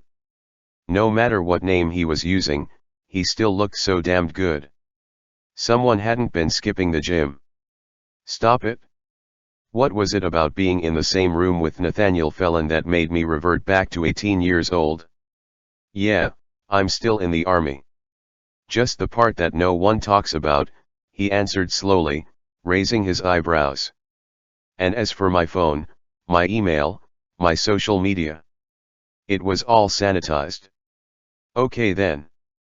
A tiny kernel of something like hope took root in my stomach at the small but openly offered truth. And that's why you don't exist anymore. The days and months following his disappearance had been maddening, but part of me had always known why he'd fallen off the face of the earth. This had always been his dream. Making his obsolete had become mine. He nodded. And green. I motioned to his name tag. Is that your call sign or whatever? No. These, he pointed to the name tag, are for you guys, not us. It's what you need to call me if I stay. I told you I'm not supposed to be here. He glanced toward the window and then back, as if meeting my eyes was something painful. Where are you supposed to be? Was there someone else in his life now? Someone who had the right to know if he made it home? Someone waiting? A nauseating twist of jealousy struck deep inside me, souring my stomach. On leave in the Maldives. He had the decency to look a little guilty. I blinked. You were going to the Maldives? Indignation heated my blood. Funny, but I thought that was an October thing. Did our pact mean absolutely nothing to him? Of course it didn't. He'd blatantly shown me that for the last 3 years. Yeah. He flinched. But Sergeant Brown came down with something, so I filled in for him. Let me guess. Sergeant Brown isn't his real name either. Just roll with it. He finished off his water and twisted the top back on. Point is, you walked off that plane. And I shrugged and forced a fake smile. You can still go to the Maldives. Just assign me to someone else. It sounded empty and fake because it was. It didn't matter how pissed I was at Nate, how wrong things had gone the last time we'd been in the same room, I couldn't bear the thought of him walking away. Not again. Not like this. Yeah, okay. He gave a self-deprecating laugh and sent me a pointed stare. Because it's that easy. My heart stumbled through its next few beats. The air thickened and charged as we stood there, our eyes locked on each other across the small, mine-laden distance between us. One wrong step and we'd both bleed out. I know, I admitted softly.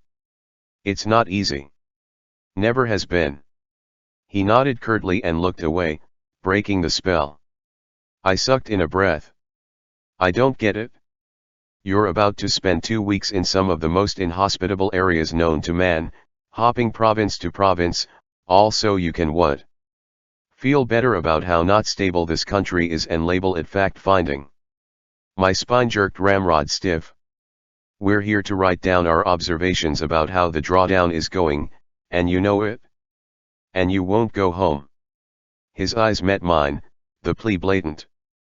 No, I swallowed back the truth on the tip of my tongue. If he knew why I was really here, would he help? Or throw me out faster? I'll do the tour Senator Lauren requested and then meet her when she arrives next week. And no one is supposed to know. You're here. Yeah, I get that a lot. He raked his hand over his thick, dark hair and blew out a slow breath. I felt his sigh in every bone of my body, until it became my own. Fine. Then this is how it's going to go. He pushed off the door and chucked the bottle into the trash with excellent aim. I'm Sergeant Green to you. Not Nate. You can never call me Nate. Not out there. Not in here. Not anywhere. Got it? If you insist.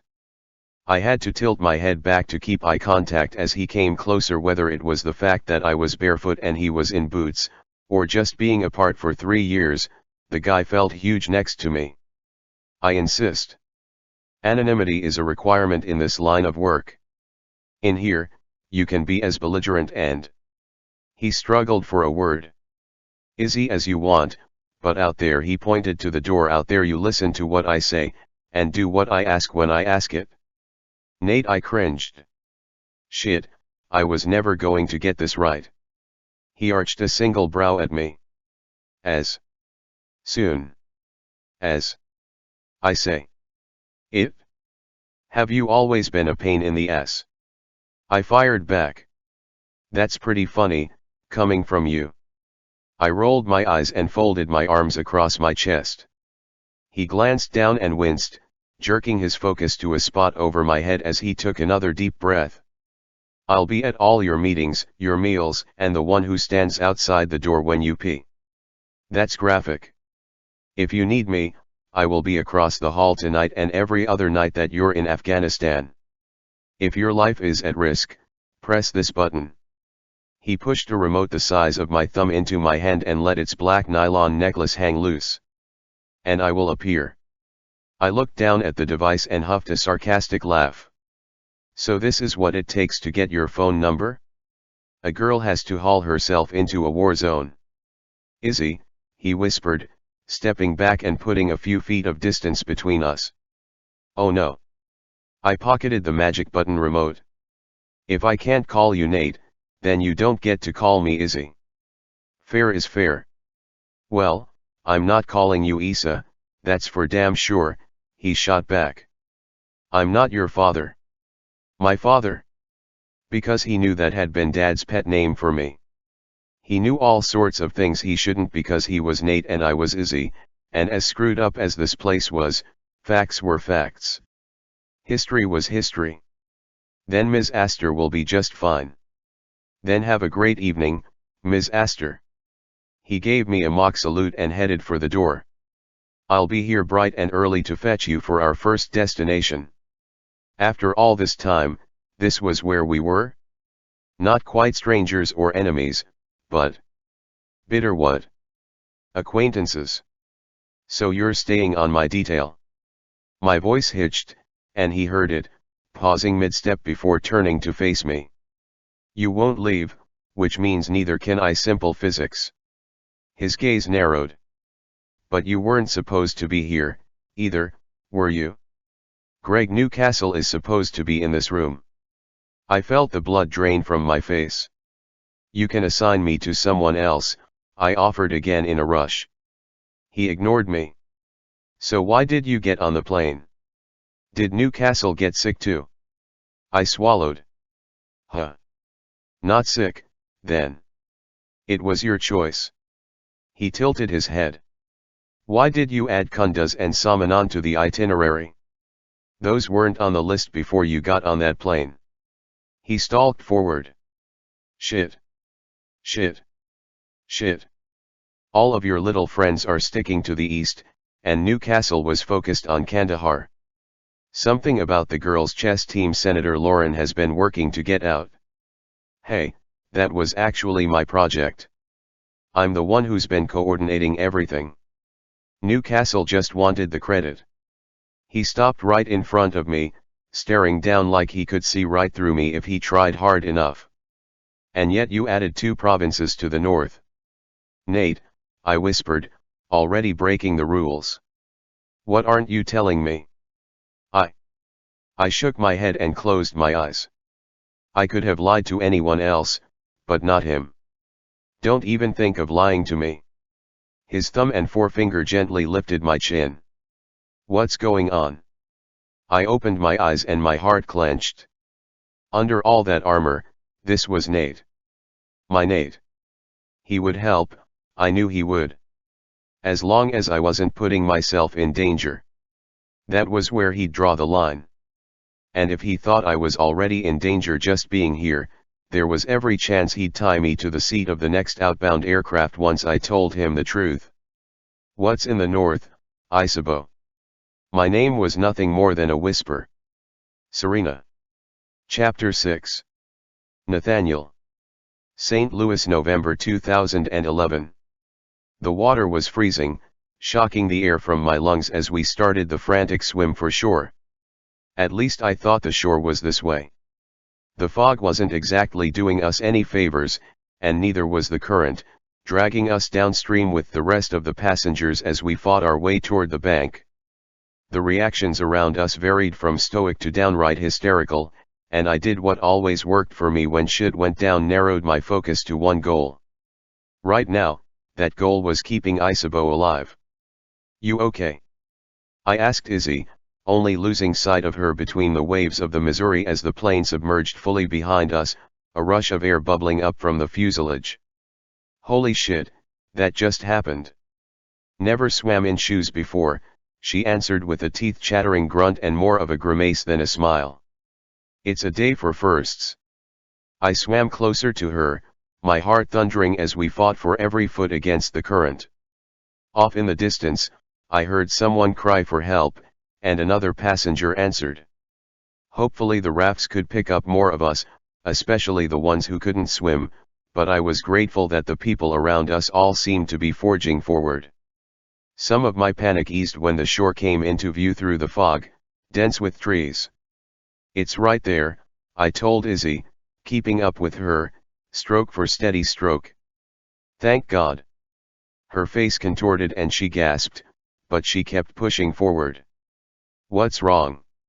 My chest tightened as the vision in my left eye went red and blurry. A quick swipe of my forehead came away bloody. Awesome. Other than the whole plane crash scenario. She forced a sarcastic, staccato smile through the shivers. I'm okay, just some pain in my ribs. I'm sure it's nothing. You're the one bleeding. And she was the one with the blown pupils. I'd been knocked around enough to know the signs of a concussion. The blood is probably just bluster. Let's get you to shore. My stomach twisted, and I got that sinking feeling that sometimes came over me, the one that told me to pay attention, that there was more to whatever was happening on the surface of any given situation. I'd always had good instincts. They were the only reason I'd survived 19 years under my father's roof. Ahead of us, a few of the passengers dragged others up the bank to safety. The father and son were upstream, almost there now, but I couldn't see the mother and baby. Just focus on Izzy. My feet found purchase on the rocky bank, and I immediately swept my arm across Izzy's back, pulling her against me until she could reach the bottom. It was an act of God that we'd found a portion of the river with a sloped shore. Then again, just about everything about today was miraculous. Careful of her ribs, I pulled us up the embankment, and then the took food rise to the wooded area. Where the hell were we? Help, a kid screamed from behind us. I looked over my shoulder to see one of the women rushing forward from shore to pull a kid in an inflatable yellow life jacket. Thank you. Izzy shot me a watery smile as I sat her at the base of the nearest tree. I can help, she argued, her hand cradling the left side of her rib cage. I hit my knees beside her, praying the bluish tinge to her lips was just cold. Can I see? I asked, reaching for her vest. She nodded, water droplets streaming down her face as her head fell back against the tree. With numb fingers, I somehow managed to unzip her vest and lift the side of her shirt. Then I muttered a curse. There's no blood, but it's a hell of a contusion. I wouldn't be surprised if you broke the ribs. That would explain the pain. I think I did something to my shoulder too. She brushed her hand over my forehead and into my hair. You have a nasty cut just beneath your hairline. That's okay. It will just increase my appeal. Chicks dig scars, you know. I studied her blown pupils, which were consuming way too much of those beautiful brown eyes. Help, someone else shouted. Izzy lurched forward. Nope. You stay right here. I leveled my best stare on her. I mean it. Right. Here. I'll be right back. Just. Don't die. She fell back against the tree. Not planning on it? I jumped down the bank and started helping pull others up, and I couldn't help but sigh in absolute relief when the mom and baby made it to shore. It took all of 10 minutes to get everyone out of the water, with the exception of the rafts that had floated farther downstream. By the time I made my way through the stumbling, crying crowd of passengers and got back to Izzy, my muscles shook with cold and the after-effects of the adrenaline. See. She lifted her right hand and gifted me with a wan, shivering smile. Still right where you left me. Good. I'm not in any condition to chase you. I sat down beside her and pulled her under my arm, tucking her uninjured side against me. The visibility was improving, and I could even see halfway across the river now. Let's get you warm. We survived a plane crash. She leaned in, resting her head in that sweet spot right above my heart. The beat of my pulse changed, slowing, steadying. We survived a plane crash, I repeated, cupping the side of her face with my hand and bending my head toward hers. Now all we have to do is wait for rescue. We can't be that far from the airport. They'll be here soon. Yeah. Other passengers sat down near us, all in various states of shock, from crying softly, to crying loudly, to not crying at all, just staring straight ahead. Just think. If this was a book, we'd be in the middle of the Alaskan wilderness, or the lone survivors, forced to share an abandoned cabin. A laugh rumbled up through my chest, despite, well, everything. Don't forget, it would be conveniently stocked with all the supplies we'd need. What the hell was wrong with me? I'd just taken my first plane ride and survived my first plane crash, and yet here I was, making jokes with a woman I'd just met, curled up with her like we'd known each other for years. She snorted when she laughed, which made me grin, but then she tensed, and my smile faded. I don't feel well. I dropped my hand from her face to her neck, finding her pulse, and my brow furrowed. It was going a mile a minute. Not that I had any clue what to do with that knowledge, but I figured it couldn't be good, not with the pale skin, concussion, and general plane crash issues. Just hold steady. They'll be here any minute. Sirens sounded in the distance. See? I bet that's them. Let's just hope there's a road around here. Are you tired? She asked, leaning into me. I'm just really tired. You need to stay awake. Fear dripped down my spine, colder than my soaked clothing. What were more of those icebreaker question things? I had to keep her talking. If you had to choose between popcorn and M&Ms, which would it be? What? Popcorn or M&Ms? I repeated. Both. Interesting. If you could live in any state, which one would it be? Her head bobbed. Izzy. Which state? Maine. Maine. I searched for the source of the sirens, but no luck. No one in my family lives there, she mumbled. No expectations. I looked over my shoulder and around the tree as the sirens approached. They found us. A police car came to a stop, and the officer jumped out, speaking into his radio. We're getting help here, folks. Ambulance is 4 minutes out. The father of the little boy rushed forward to the cop, his son's arm bent at an unnatural angle, and several others took his lead. That feeling hit again, like an anchor on my chest. "Izzy, what's your blood type?" "Oh, positive," she muttered. "Is that your idea of a pickup line?" Her words slurred. "I wish," I whispered. Not that a guy like me would have ever had a chance with a girl like her. Even her babbling reeked of class. "What about allergies?" "What? What are you allergic to?" Another set of sirens sounded like they were coming closer. "Shellfish." "What about you?"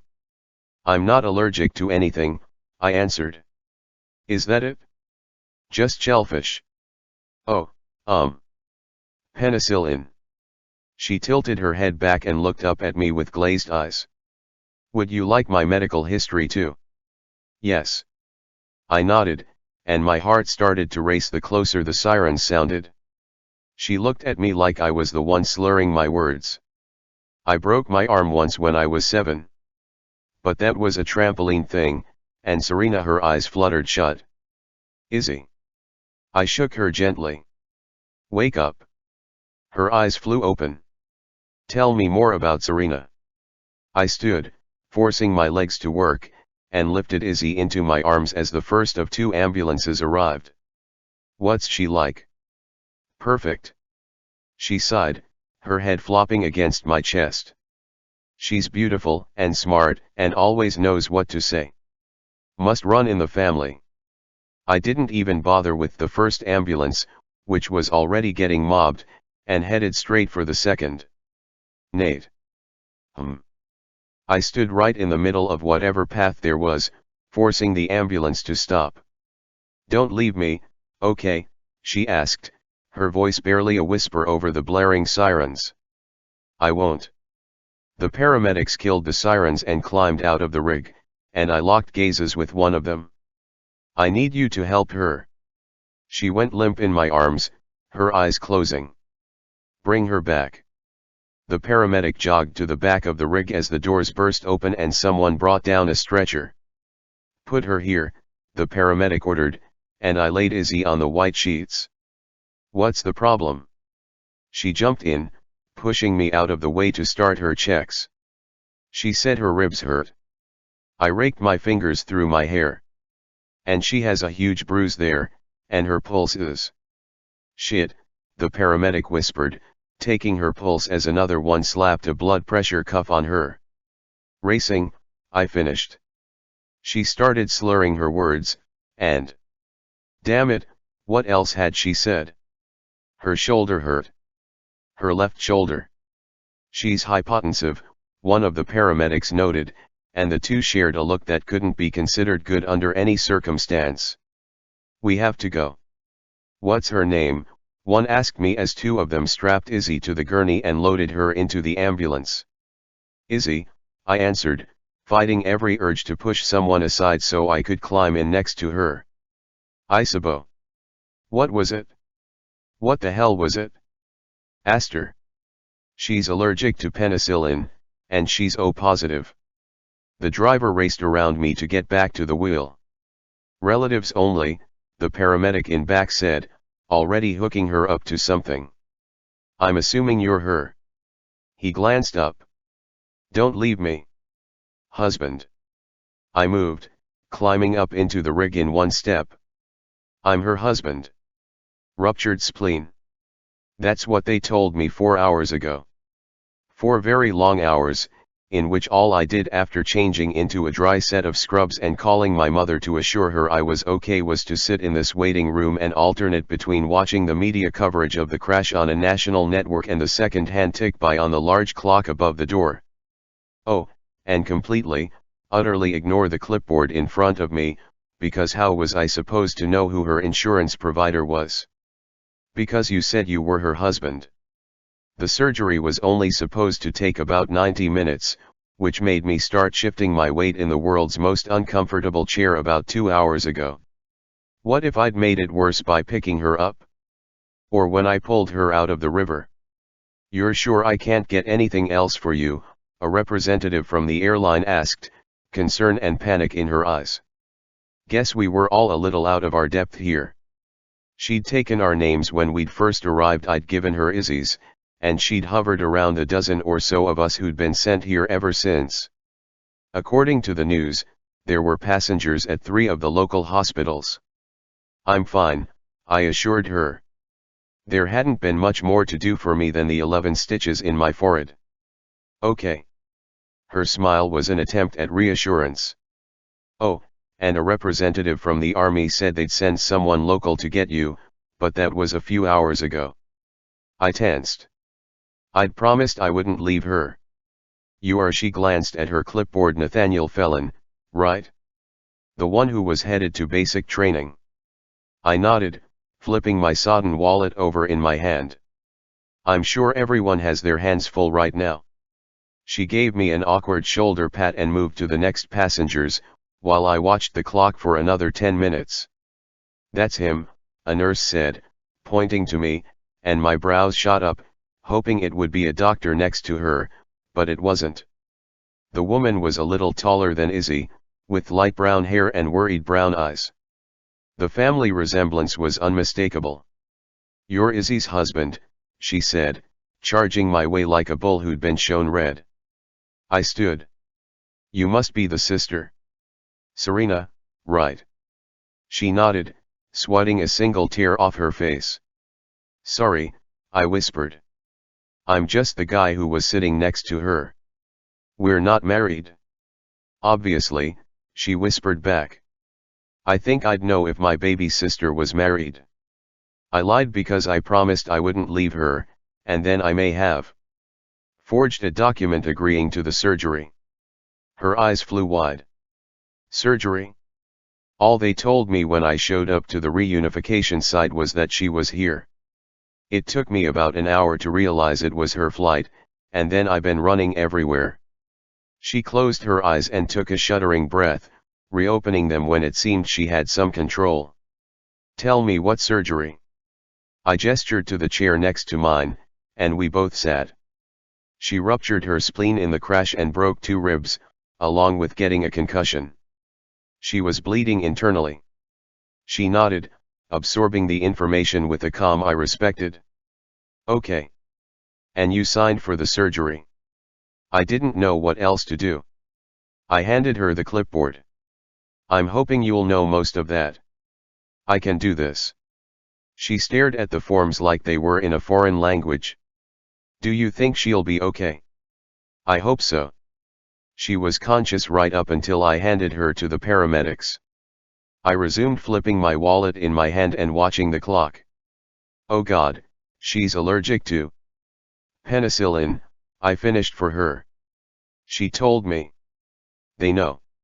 She sat back in the chair and stared at the door, the one the surgeons had been coming in and out of the last few hours. Lucky she was sitting next to you. I'm not sure I'd call anything about today lucky, except that we're somehow alive. That's the luckiest you can be. The door to the left swung open, and 2 uniformed men walked in wearing camouflage. My stomach hit the ground. Nathaniel Felon, one of them asked, scouring the room. That's me. I lifted a hand and stood. Hell of a day you're having. Are you cleared by medical to leave? One of them asked. I nodded. Just needed stitches. Good. Let's get you out of here. He motioned to the door. Picking up the clear bag of my personal items, I walked over to them. Is there any way we can wait? The woman I was sitting next to is in surgery. They shared a look, and I knew it wasn't going to go my way. Is she your wife? No, I shook my head. Mother? Sister? Daughter? The other asked. No. I'm just worried about her. Sympathy knit his brow.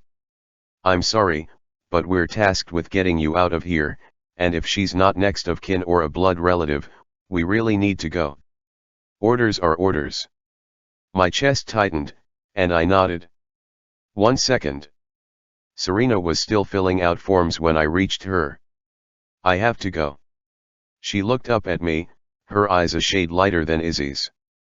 Thank you for taking care of her. Just. I shook my head. Fuck my life, I couldn't even ask her to call and tell me if she made it out alright. Just tell her that I didn't want to go, but orders are orders. I will. Thank you. She reached out and took my hand, squeezing it. Thank you. I can't say that enough. Nothing to thank me for. Taking a deep breath, I walked back toward the soldiers, then followed them out. Isabeau would be okay. She had to be. I refused to believe that fate, or God, or the cosmic energy of the universe would make her go through all of that and not come out of it alive. But I would never know. We can get you on another flight, or a bus if you're not, you know, keen on flying at the moment. Or I'm sure they'll give you a waiver, and let you postpone basic, one of the soldiers said as we made our way out of the hospital. No, I gripped my bag harder. Everything I owned was now in it, and I had absolutely nothing to go home to. No, I'm ready now. Chapter 7. Nathaniel. Kabul, Afghanistan, August 2021. Change your mind, I ordered Izzy when she opened her door the next morning. Fine, maybe it was more plea than order. Sleeping hadn't been an issue for me in years, but I'd tossed and turned all night after she told me why she was really here. Searching for her sister was going to get her killed. Every step Izzy took outside this embassy was a calculated risk, and we'd prepared security for her precise itinerary, not for hunting a needle in a haystack. American photojournalists made excellent propaganda targets for the enemy around here, and with the country destabilizing, the odds of finding Serena in the window of Izzy's visit were grim. Good morning to you too. Izzy cocked an eyebrow at me and held open her door so I could enter. Give me about 3 minutes, and I'll be ready. Ready to change your mind. Fuck me, she smelled good. The scent was straight out of every dream I'd had over the last decade. No, she buttoned what looked to be a linen blazer up to her throat and packed a scarf in her tote bag with a pair of over-ear headphones. Ready to get on the helicopter. Is Mayhew ready? Already downstairs. The junior aide was so much easier to deal with than Izzy, but then again, I'd never been in love with him, so that probably influenced my opinion. I see you're dressed for a funeral again. She eyed my all-black combat gear. As long as it isn't yours. Tell me something. What exactly was your plan coming here? I leaned back against her door. She glanced down at my M4. You really have to carry that everywhere. Yes. I didn't bother to tell her about every other weapon I had strapped to me. Now what was your plan, Isabeau? Just show up here and start calling out Serena's name. A blush rose up her cheeks as she shouldered the tote and faced me, lifting that stubborn chin of hers. Something like that. I let my head fall back against the door for a heartbeat. I've always known you would do anything for her, you'd do anything for each other, but this is ludicrous. How long has she been in country? 5 months. She was offered the opportunity to end her assignment early when the rather she winced abrupt handover of Bagram indicated a larger. Izzy searched for the right words. Shit show was about to go down. I supplied. Because that's what's happening. Withdrawal was never going to be pretty. Her chin lifted a good 3 inches. I just didn't think Serena would be stubborn enough to stay, especially after the embassy staff was reduced back in April. But she's. Izzy shrugged. Serena. Izzy nodded. If I can just find her, I can talk some sense into her and get her out of here. Do the other members of your delegation know what you're up to? No, she gripped the straps of her bag so tight I half expected them to start screaming. And I know you aren't going to tell them either. I pushed off the door and flat out invaded her space. And what makes you think that? She looked away, and her throat worked before she dragged her gaze back to meet mine. Because you owe me. I. Oh. You. My eyebrows rose. Apparently, she remembered New York a little differently than I did. After leaving me in, she closed her eyes and blew out a slow breath through puckered lips that claimed every ounce of my attention. My stomach drew tight, remembering exactly how soft those lips felt under mine, against my skin.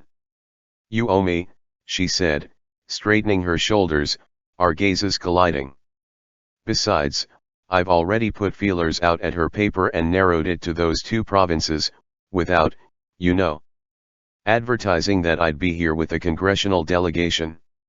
She's a photojournalist for the Times. She can't just disappear, Nate." She winced. "I mean, Sergeant Green. People disappear here all the time." "Well, not Serena." She shrugged, like her statement could somehow give her older sister a layer of impossible protection that simply didn't exist here. "And you're willing to bet your life on it?" I wasn't. As much as I cared for Serena and everything she meant to Izzy, my priorities were clear as fucking day. "It's not going to come to that." Izzy shook her head. "We both know that as secret as we'd like this fact-finding mission to be, it isn't. Serena will know I'm here.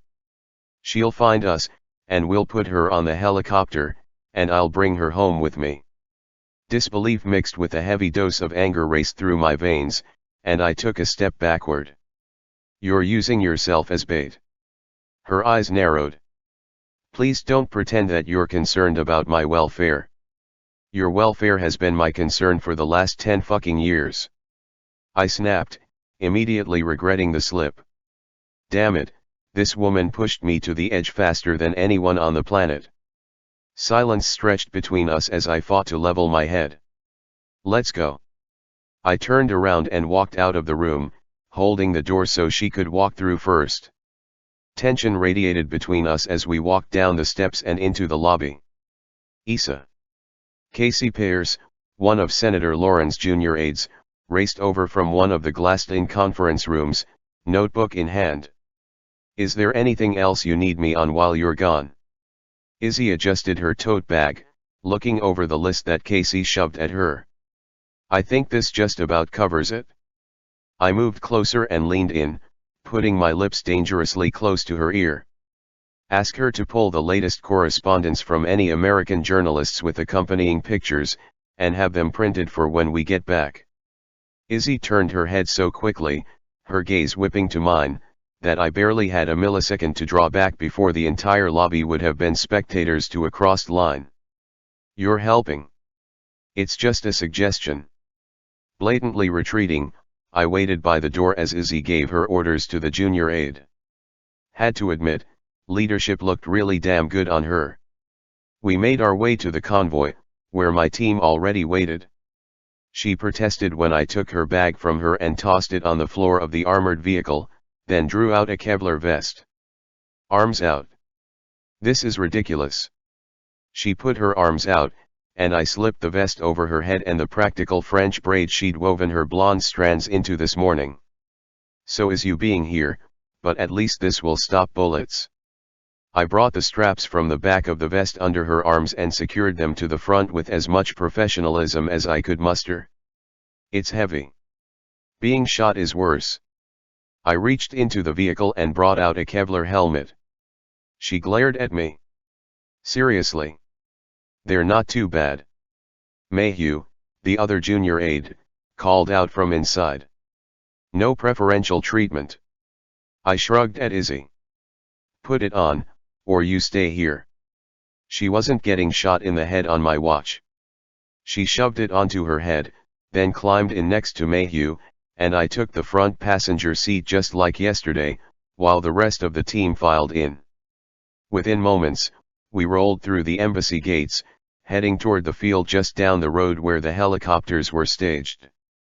We passed through a barbed wire gate and onto the field, where 6 Blackhawks were all in various stages of run-up. Taking her into blatant danger went against every instinct I had, but I knew she'd just go without me if I refused her, which meant I got out of the car and opened her door. She'd managed the seat belt just fine by herself this time. "Is this a soccer field?" Izzy asked as she stepped out of the car. "Yep," I answered as Graham came around the car, Torres not far behind. Which one is ours? Izzy asked. We're taking the front too. Two. She shot a confused look my way. Yeah. I nodded. We travel in two in case something happens, like one getting shot down. Her eyes flared. Black, Rose, and 4 grunts are in the second aircraft, Graham said, moving out of the way when Holt stumbled out of the car after Mayhew. It's so damned hot, Holt muttered, rolling his neck as Kelman rolled his eyes behind him. That works for me. We'll take the first one, I told Graham before turning to Kelman. Good luck with that one today. I cracked a smile as Holt wiped the sweat from the back of his neck. I should say the same thing to you. He shot a poignant look at Izzy, who stood looking at the Blackhawks with wide eyes before cramming her sunglasses on her face. Looks like you've got a knuckler. Fuckity, fuck. What was she thinking? I walked over to her, dust coating my boots, and took her elbow, leaning down so she could hear me over the high-pitched whine of the engines. I'm guessing you never got over your fear of flying. I'm fine. She yanked her elbow out of my grip.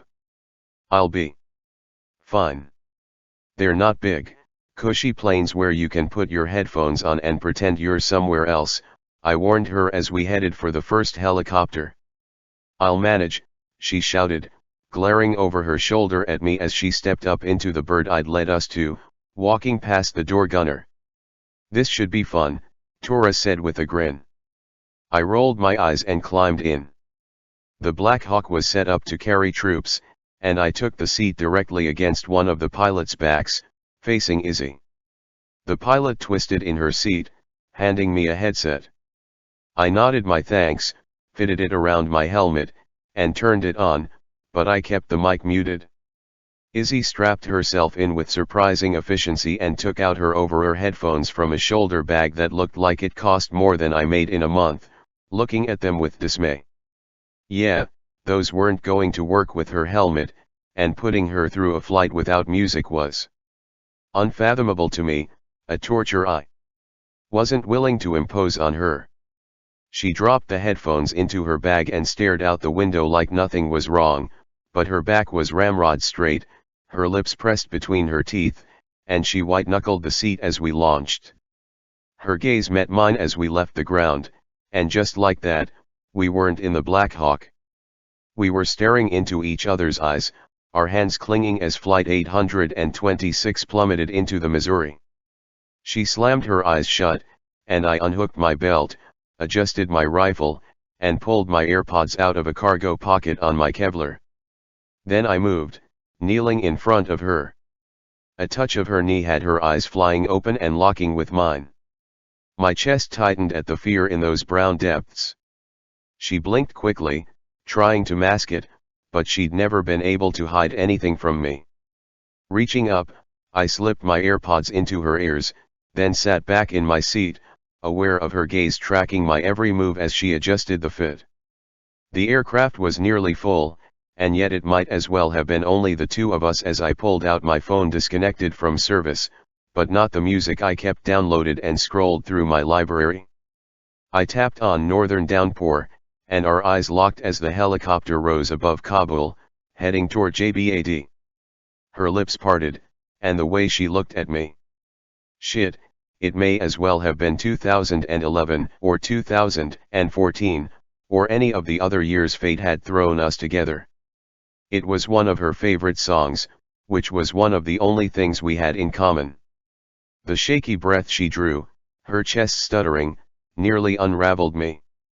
To sit here, to see her and not touch her, not demand to know whose ring was on her finger, was a hell I wasn't sure I could live through, and yet, I'd endure it without faltering if it meant I'd get to see her one last time.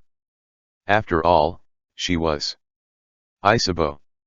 She mouthed along with the lyrics, then ripped her gaze away, staring at her knees.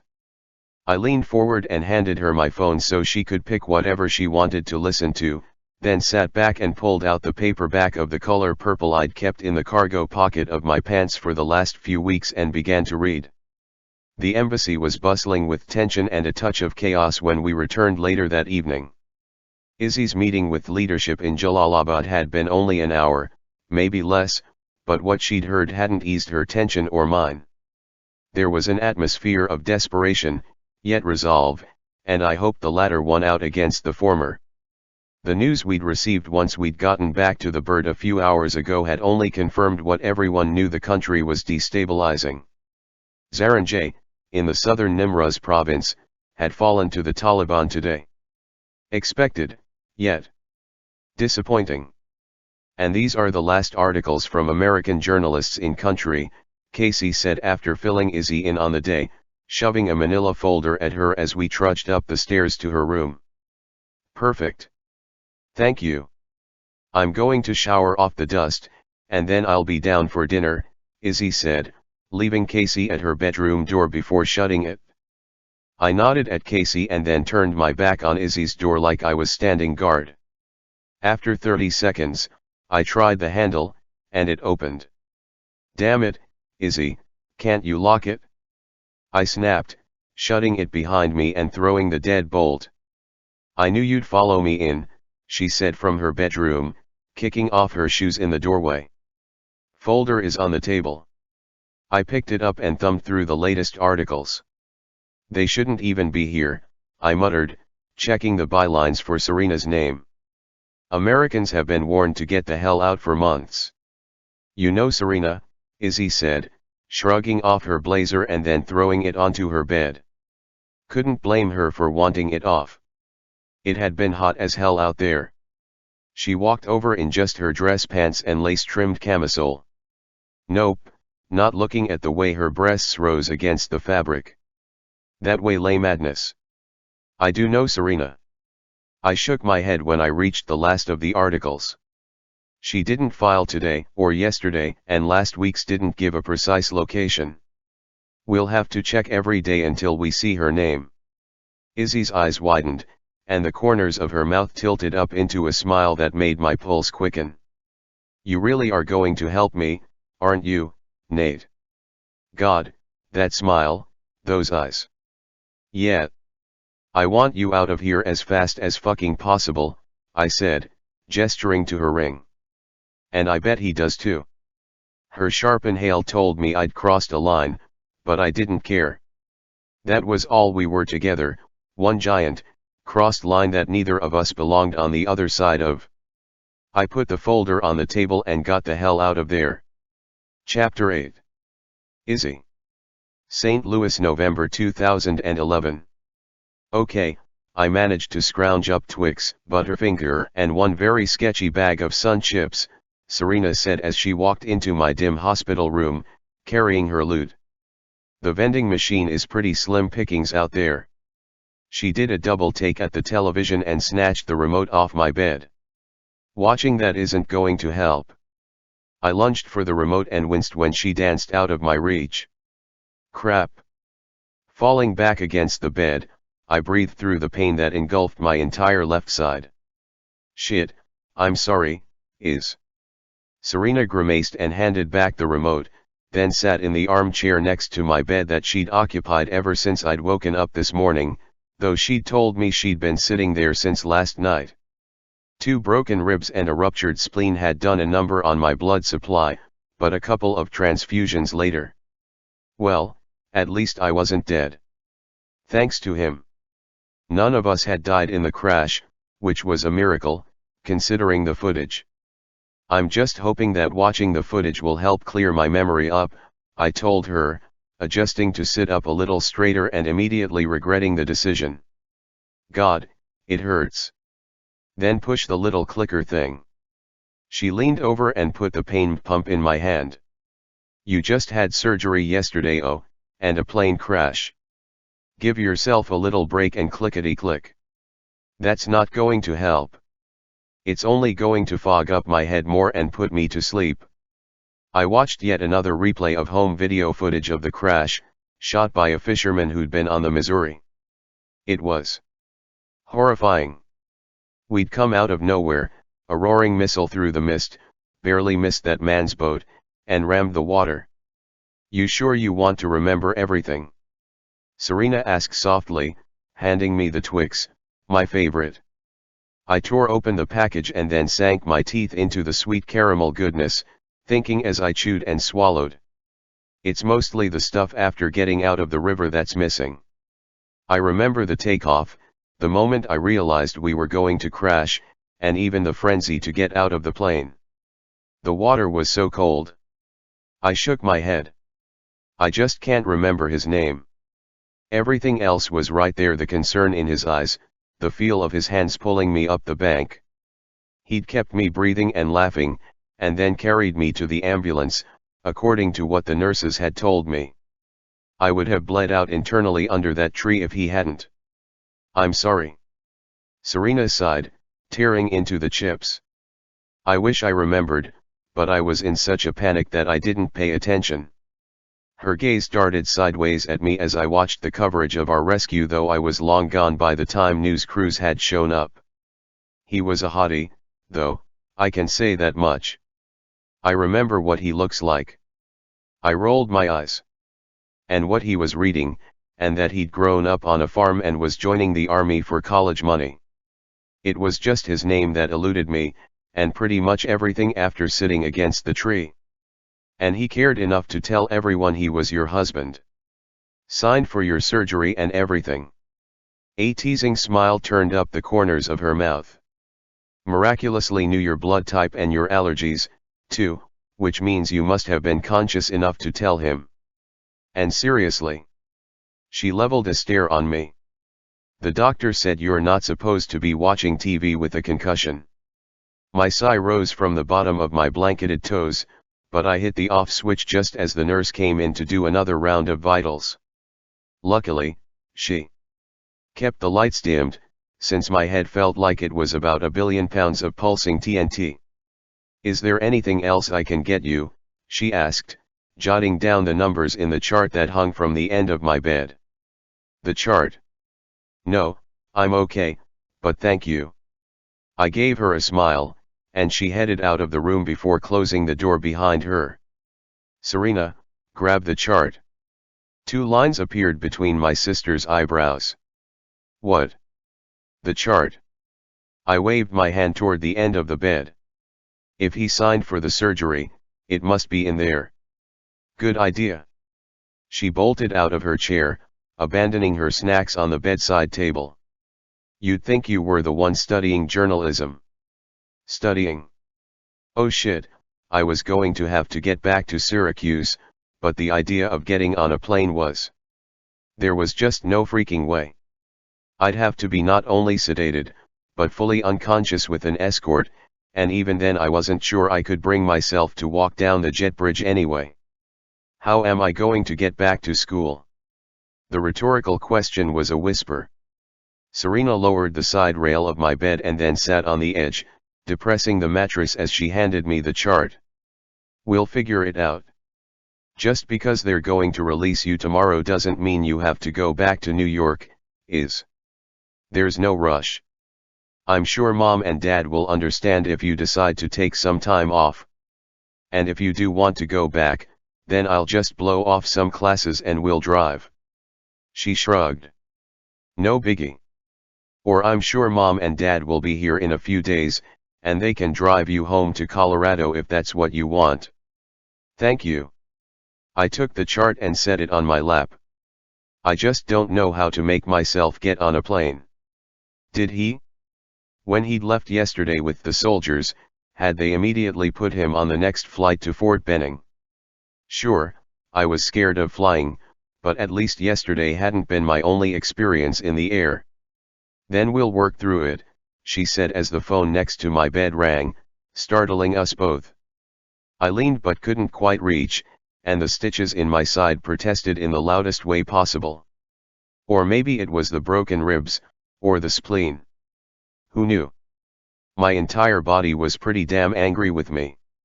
Serena rushed around the side of the bed and answered the phone, pushing her long hair out of the way. Even after 24 hours in the hospital, she still managed to look perfect. If I hadn't loved her so much, I would have loathed her out of sheer jealousy. Hello, she answered, and a muffled voice replied. Her eyebrows shot up. Oh, Thank God. I sent a message through the cruise lines, but I wasn't sure how long it would take to get to you. When are you coming home? Mom and Dad, she mouthed, listening to whatever they were saying. She's okay. They're releasing her tomorrow. Ruptured spleen repaired, concussion, broken ribs, and bumps and bruises, but she's past the worst of it. She's right here if you want to. Her brow furrowed. I held out my empty hand. Are you serious? Her face tensed. Well, you can tell her that yourself. She closed her eyes and swallowed, then handed me the phone. Dread twisted my already nauseated stomach. Hello. Isa. Dad answered. Oh, honey. I'm so sorry you've been through this. My eyes burned, but I swallowed back the tears. The same thing had happened when I'd found Serena next to my bed. It was like my emotions were simply too big for my body. I'm okay, I forced out. That's what Serena says, Mom added, and I could picture them sharing the handset, leaned in so they could both be a part of the conversation. I'm so glad she's there to take care of you for the next couple of days. You'll be back by then. I held the phone between my right shoulder and ear and started flipping through my chart. Well. Mom sighed. Honey, you know how long we've waited to take this trip, so if you're not in any life or limb danger, there's not really a reason for us to come back, is there? I blinked, my hands going completely still. Serena took her place on the side of my bed, watching me with an assessing gaze that I couldn't bring myself to meet. I mean, we'll see you at Christmas. That's only 4 weeks away, and I'm sure you don't want to miss out on any classes, which is all that us coming home would accomplish, really, Mom continued. You're not coming home. I had to say it, had to make sure that's what I'd actually heard them say. My parents were masters at words and every way they could be interpreted. Serena reached for my hand and squeezed. If they're releasing you tomorrow, then you must be on the mend, Dad said, his tone changing to the matter-of-fact one he used at the office. And I know you've been through a shock, Isa, but this will really be an opportunity for you to rise above the challenge and show your mettle. An opportunity? It wasn't a shock, I argued as my heart crumpled in on itself. It was a plane crash. My plane crashed.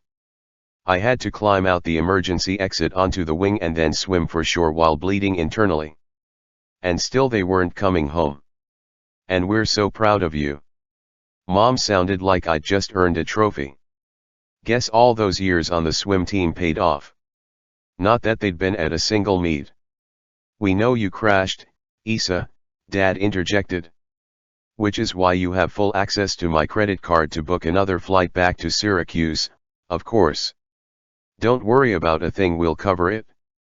Don't worry about a thing except them being here. Got it? I don't know what to say. Don't feel like you have to thank us. Of course we'd cover your travel expenses. Dad chuckled. And we can't wait to see the dean's list when we get back stateside. You have to be kidding me. Of course we'll come home if you really, honestly need us to, Isabo, Mom said, her tone softening. I'm sure we could get refunded for the rest of the trip, and of course there's always next year if we want to finish it, right? Don't baby her, Rose. Serena already told us she's being released, which means she's fine. She's an Aster. Aren't you, Isa? Dad questioned. Asters do what needs to be done. They really expected me to come through this like everything else with flying colors. What the hell was I supposed to do? Ask them to leave the only vacation Dad had taken in the last 10 years where he hadn't been in constant contact with his office? I lifted my gaze to meet Serena's and found her watching with compassion and a supportive smile. We'll handle it together, she whispered.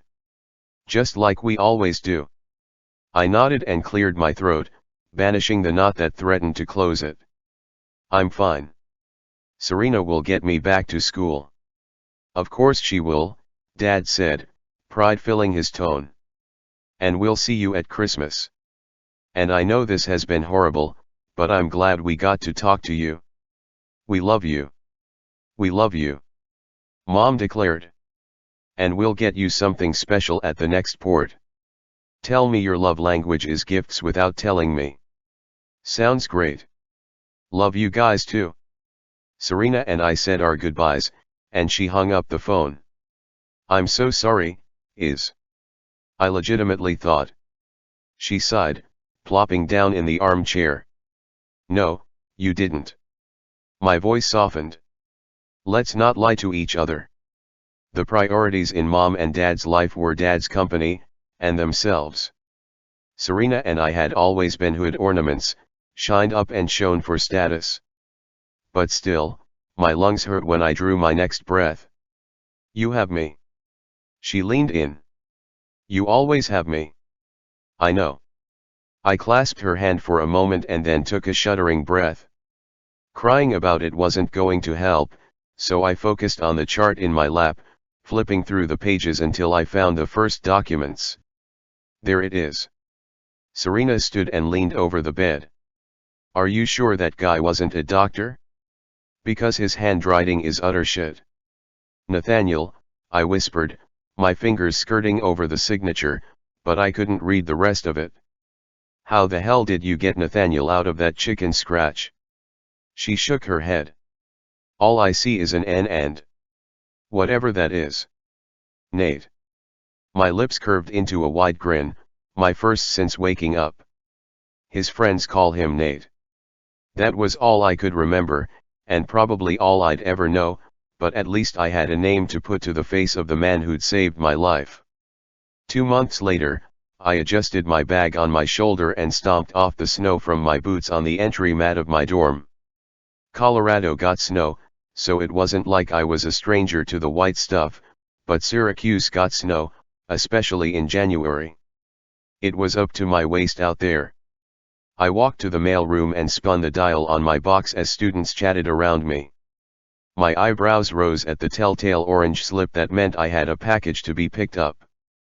Mom and Dad weren't exactly the care package type, and I'd seen them just last week before coming back to New York after break, so there was absolutely no chance it was from them. Serena, maybe.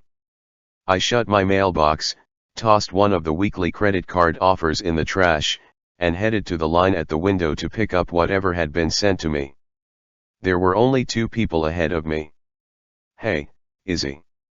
Margot, my roommate, called out from the lobby with a thick southern accent, trudging toward me and leaving wet boot prints all over the muddy floor. Hey, I answered. How was psych? Normal. She shrugged as we moved forward in line and shook the snow out of her midnight black hair. We're studying post-traumatic stress disorder. A meaningful gaze cut my way. Thought any more about maybe discussing yours with a therapist? Nice and subtle. I don't have PTSD. I'm scared of planes. Which was why Serena and I had driven a rental car all the way from Colorado after break, despite my father telling me that I couldn't afford to let the fear of flight hold me back. Resulting from a traumatic experience of a freaking plane crash, she lectured, and the line moved again. I was scared of flying before the crash. Slip, the attendant asked, and I handed mine over. He disappeared into the mailroom. I'm just saying that it really helped me after I lost my brother, she said softly, and I couldn't help but look over at her. The thought of losing Serena was incomprehensible. So maybe it might help you to talk to, she suggested. I live with you. I know you're not sleeping like you were before the crash. It couldn't hurt, and from what I'm studying, the earlier you talk it out with a professional, the better. Maybe she was right.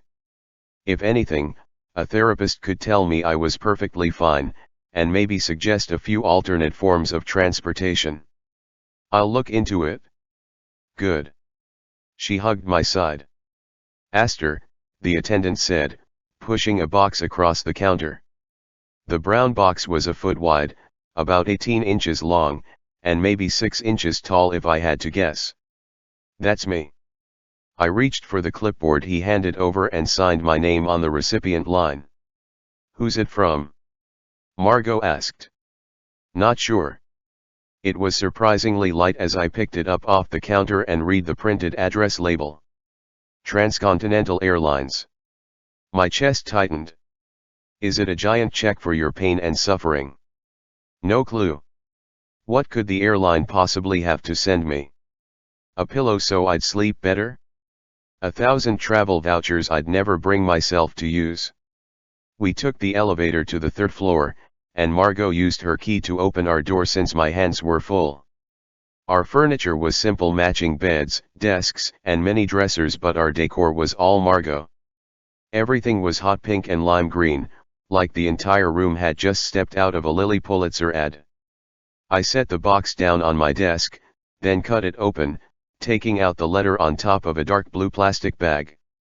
Ms. Astor. With the initial investigation into the unfortunate incident regarding Flight 826 complete, we're returning the personal belongings found in your seat's floor storage. Though many paper items were waterlogged and unsalvageable due to the plane's submersion, we wanted to return what we could. We apologize for the inconvenience of the time you've lost without your belongings. Transcontinental Air. I snorted a laugh and read the last line out loud to Margot. They're sorry about the inconvenience about my lost luggage. And the loss of your spleen. She peeked over my shoulder. Hey, maybe it's my purse.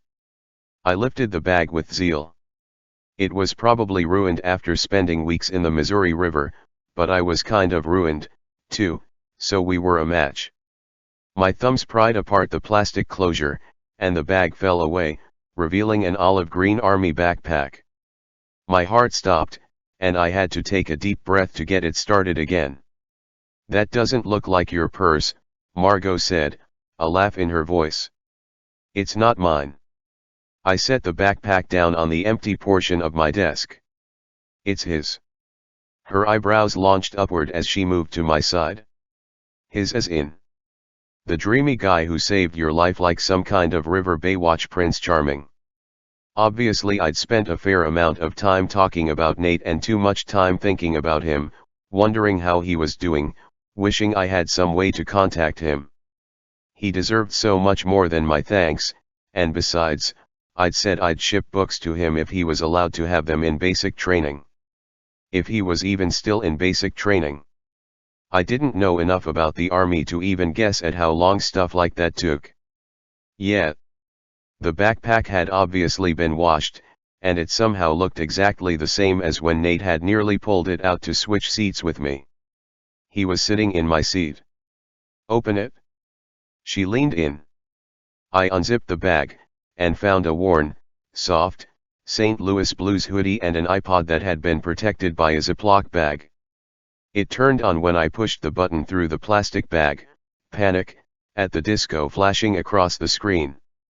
I guess everything else must have been ruined. I'm sorry it's not your purse, Margot said, turning back toward her side of our room. I'm not, I whispered. How was it possible to feel so connected to someone I'd only known for a couple of hours?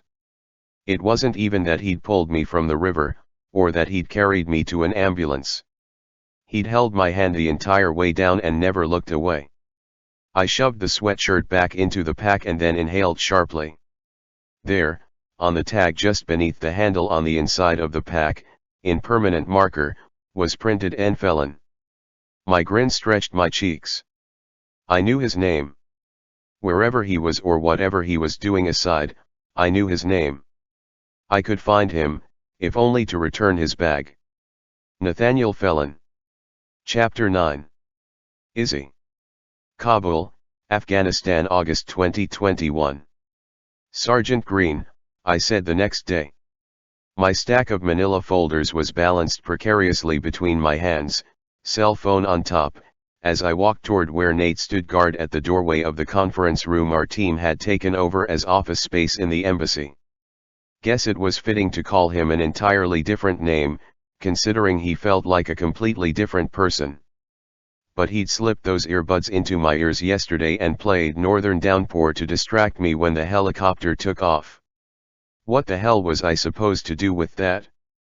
It was a glimpse of who we'd been in this dusty, bleak landscape of what we'd somehow become. Ms. Astor. Nate nodded, his eyes trained straight ahead. Isa. Ben Holt came flying through the lobby behind me, dodging the thickening crowd of Americans looking for assistance, and I half expected him to pull a cartoonish skid, but he managed to stop before barreling into me. Is something on fire? I asked, adjusting the folders. Did you file your report with Senator Lauren when you got back last night? Worry creased the area between his brows, and I sighed, already seeing where this was headed. Yep. I sent my initial impression from yesterday's trip when we got back. It had been late in the afternoon, and I'd been more than a little emotionally exhausted after clenching every muscle in my body during both flights, but work was work. Casey is still drafting the pretty version in there. I nodded back toward the conference room. Shit, he muttered, letting his head fall back for a second. Do you always have to be so ahead of things? There was a teasing glint in his brown eyes. It would help the rest of us every once in a while. Not ahead, I reminded him as my cell phone buzzed with an incoming call. Just on top of things. If I don't get my notes turned in, then the junior aides can't get theirs started. My cell moved across the top folder with every buzzing ring. Jeremy's name and contact photo filled the screen. Shit. It was his third call today. Let me help, Ben said, reaching for the phone a half-second too late. It fell from the stack of folders, crashing into the shiny floor, bouncing on impact. Naturally, where Ben was too slow, Nate had the reflexes of a freaking cat, and he caught the device before it could impact again. I was acutely aware of the rise of Nate's body next to mine, and if I hadn't been staring at his face, watching for any possible reaction, I would have missed the way his brow furrowed for a second when he saw the screen. Just hit decline, I said softly, my heart pounding at the thought that he'd answer it. I wasn't ready for the conversation Jeremy wanted, or the very different one I needed, and I sure as hell wasn't ready for Nate to talk to him. Nope. No way was that happening. Nate might not have known Jeremy, but Jeremy sure as hell knew who Nate was. Couldn't blame Jeremy for hating him, though. I wasn't keen on fighting a ghost for my fiancée's attention either. Except Nate wasn't a ghost anymore. He was flesh and blood next to me, smelling like that spearmint gum he was obsessed with. Which meant I knew exactly how he tasted right now. You sure? Nate's ice blue eyes rose to meet mine, his finger hovering over the decline button. Absolutely. I nodded, never as certain about anything in my life. Man, you're fast, Ben noted, leaning around my stack of folders to look at the phone. Jeremy, huh? Nate looked at the phone for a second longer, and I knew he was memorizing every detail about Jeremy in that way he had, filing the information away for later. Then he tapped the decline button, and instead of putting my phone back on the stack in my arms, he slid it into the side pocket of my black slacks. He didn't touch me with his hands, but damn, did it feel like he had. How's that going, anyway? Ben asked like Nate wasn't even there. It's. I swallowed, hard, and couldn't help glancing over at Nate, but he'd already stepped back, taking his interminable position at the door. The files grew heavier every second we stood here. It is what it is. You know, I heard rumors. Ben rubbed the back of his neck, giving me that pitying look I'd become accustomed to over the last 6 weeks. But you hadn't said anything, so I didn't want to push. Which I appreciate, I said, cutting him off. I'd just rather focus on the work we have here and leave Washington in Washington. What I had to decide wasn't for public knowledge, especially not in the gossiping fishbowl that was DC politics. Understandable. His voice softened. But just in case you need someone to talk to, he reached for my shoulder. I'm here. With a sympathetic nod, he walked past me and into the conference room. "Give me those." Nate moved over and took the files from my arms without waiting for me to respond, and I nearly sighed with physical relief. "Whatever he's asking you to share, don't." "Really?" I asked, pivoting to face him. "He's..." Nate's forehead crinkled, which meant he was searching for the right words. "He's too eager for the information. Just a gut feeling." "Yeah." I fought my smile, because he was right on the money. "He asked me out our first week on the Hill, and I'm not sure he's ever really accepted that no." Nate's brow furrowed as he glanced through the glass into the conference room. "Guys who wait for a woman to hit her lowest so they can make their move are pieces of shit." "Noted." I pressed my lips between my teeth to keep from grinning. "What? You've always had the ability to judge someone's character within minutes of meeting them, and I've never seen you proved wrong." I shrugged, looking away quickly. "You know we don't need a guard at the door, right? We're in the embassy. And I told you that for the next 2 weeks, I won't be any more than a room away from you. Not until you're safe and snug on a plane pointed stateside." His gaze took a quick sweep of the files. "But you'll stay here, won't you?" I whispered, my stomach sinking. Putting me on a plane would only guarantee my safety, not his. Never his. "These names aren't on our itinerary." He arched a brow. "They're all SIV applications," I said. "For special immigrant visas. For people employed by us," he said. "I know what SIVs are." "What are you doing with a stack of them?" I got the rundown on how to process them earlier and figured we could help out between meetings. Looking over my shoulder, I noted how crowded the lobby was. I walked into the waiting room, and every chair is full. "They're overwhelmed." "They are," he agreed. "Good to see some things haven't changed," he said, turning to walk into the conference room. "You're still trying to save everyone but yourself." Ice cold water soaked my feet and panic seized my muscles, making my numb fingers useless as I fought with the seat belt.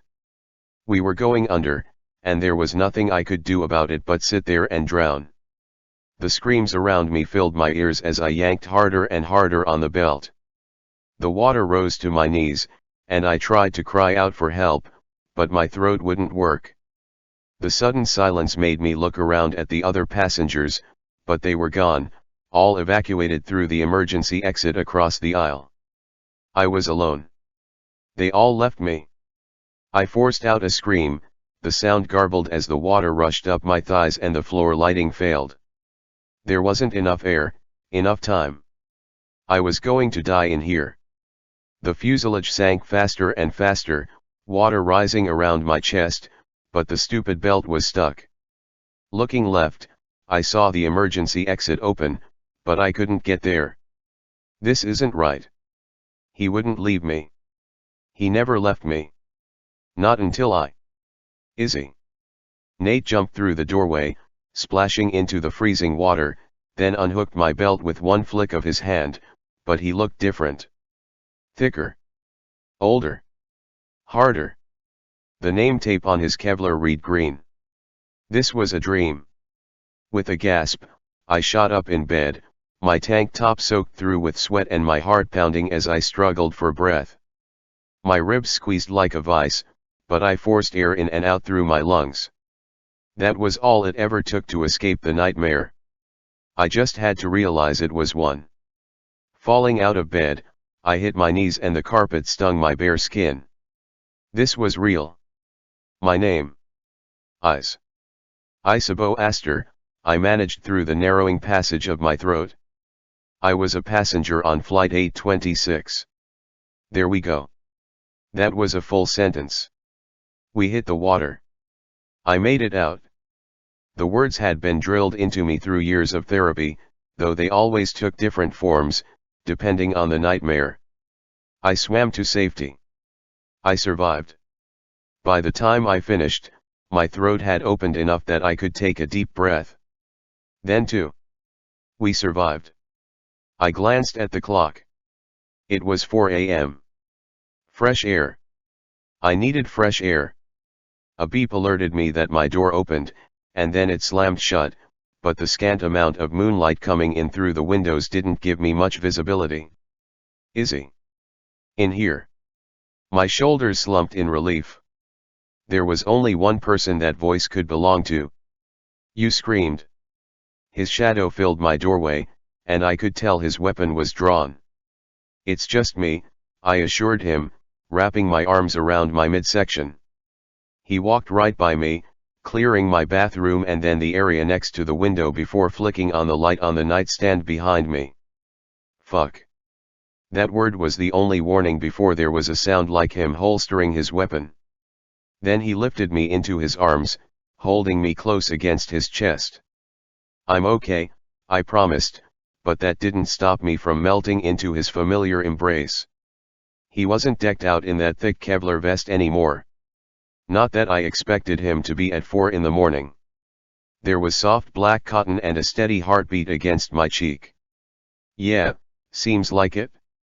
He walked us into the living room, then sat on the couch, holding me in his lap and clicking on the table lamp next to us. Shit, you're soaked.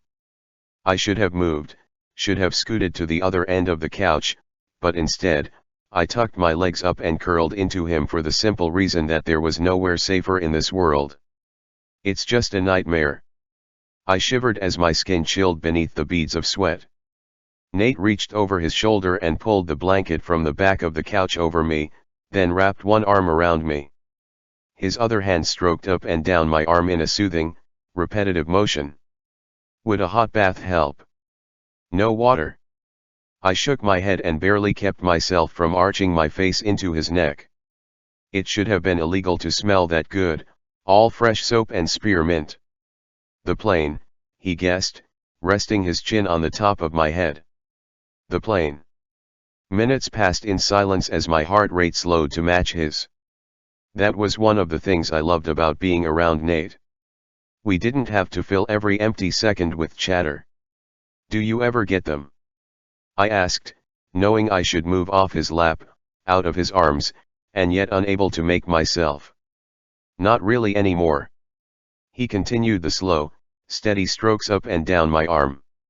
What changed? It became one of the lesser traumatizing things I've seen, he said softly. But if I do get them, they're usually that I can't get you out, or that you slip away in the current. Never gets past that, though. I'm perpetually battling to get you to shore. His hand paused, and he squeezed my shoulder. What about you? How often do they still happen to you? Depends. Usually only when I'm in the middle of something really stressful, or something that's out of my control. Like right now. Feels like I went through years of therapy for nothing, I tried to joke. If they happen less than they used to, it's worth it. I somehow doubted he'd acted on that sentiment in the last 3 years, given how opposed he'd been to it before. Moments passed, and the impropriety of it all struck me straight in the chest. Is this how you comfort every assignment you're given? Hardly, he scoffed, shaking his head, and I knew that if I looked up, I'd see that slight smile curving his lips. The one that always made me ache to kiss him. I couldn't stay there, curled up against him like I wasn't someone else's fiancé. Are you really, though? I shifted my head slightly and felt the lump under my cheek, then drew back to stare at it. I was in the middle of getting dressed when I heard you, he said, pulling the chain from beneath his shirt to reveal what looked like a dog tag, but it had been wrapped in black tape. The tape was so he wouldn't make a sound when moving around, if I remembered correctly. Explains the bare feet, I said, shifting out of his lap and taking the blanket with me.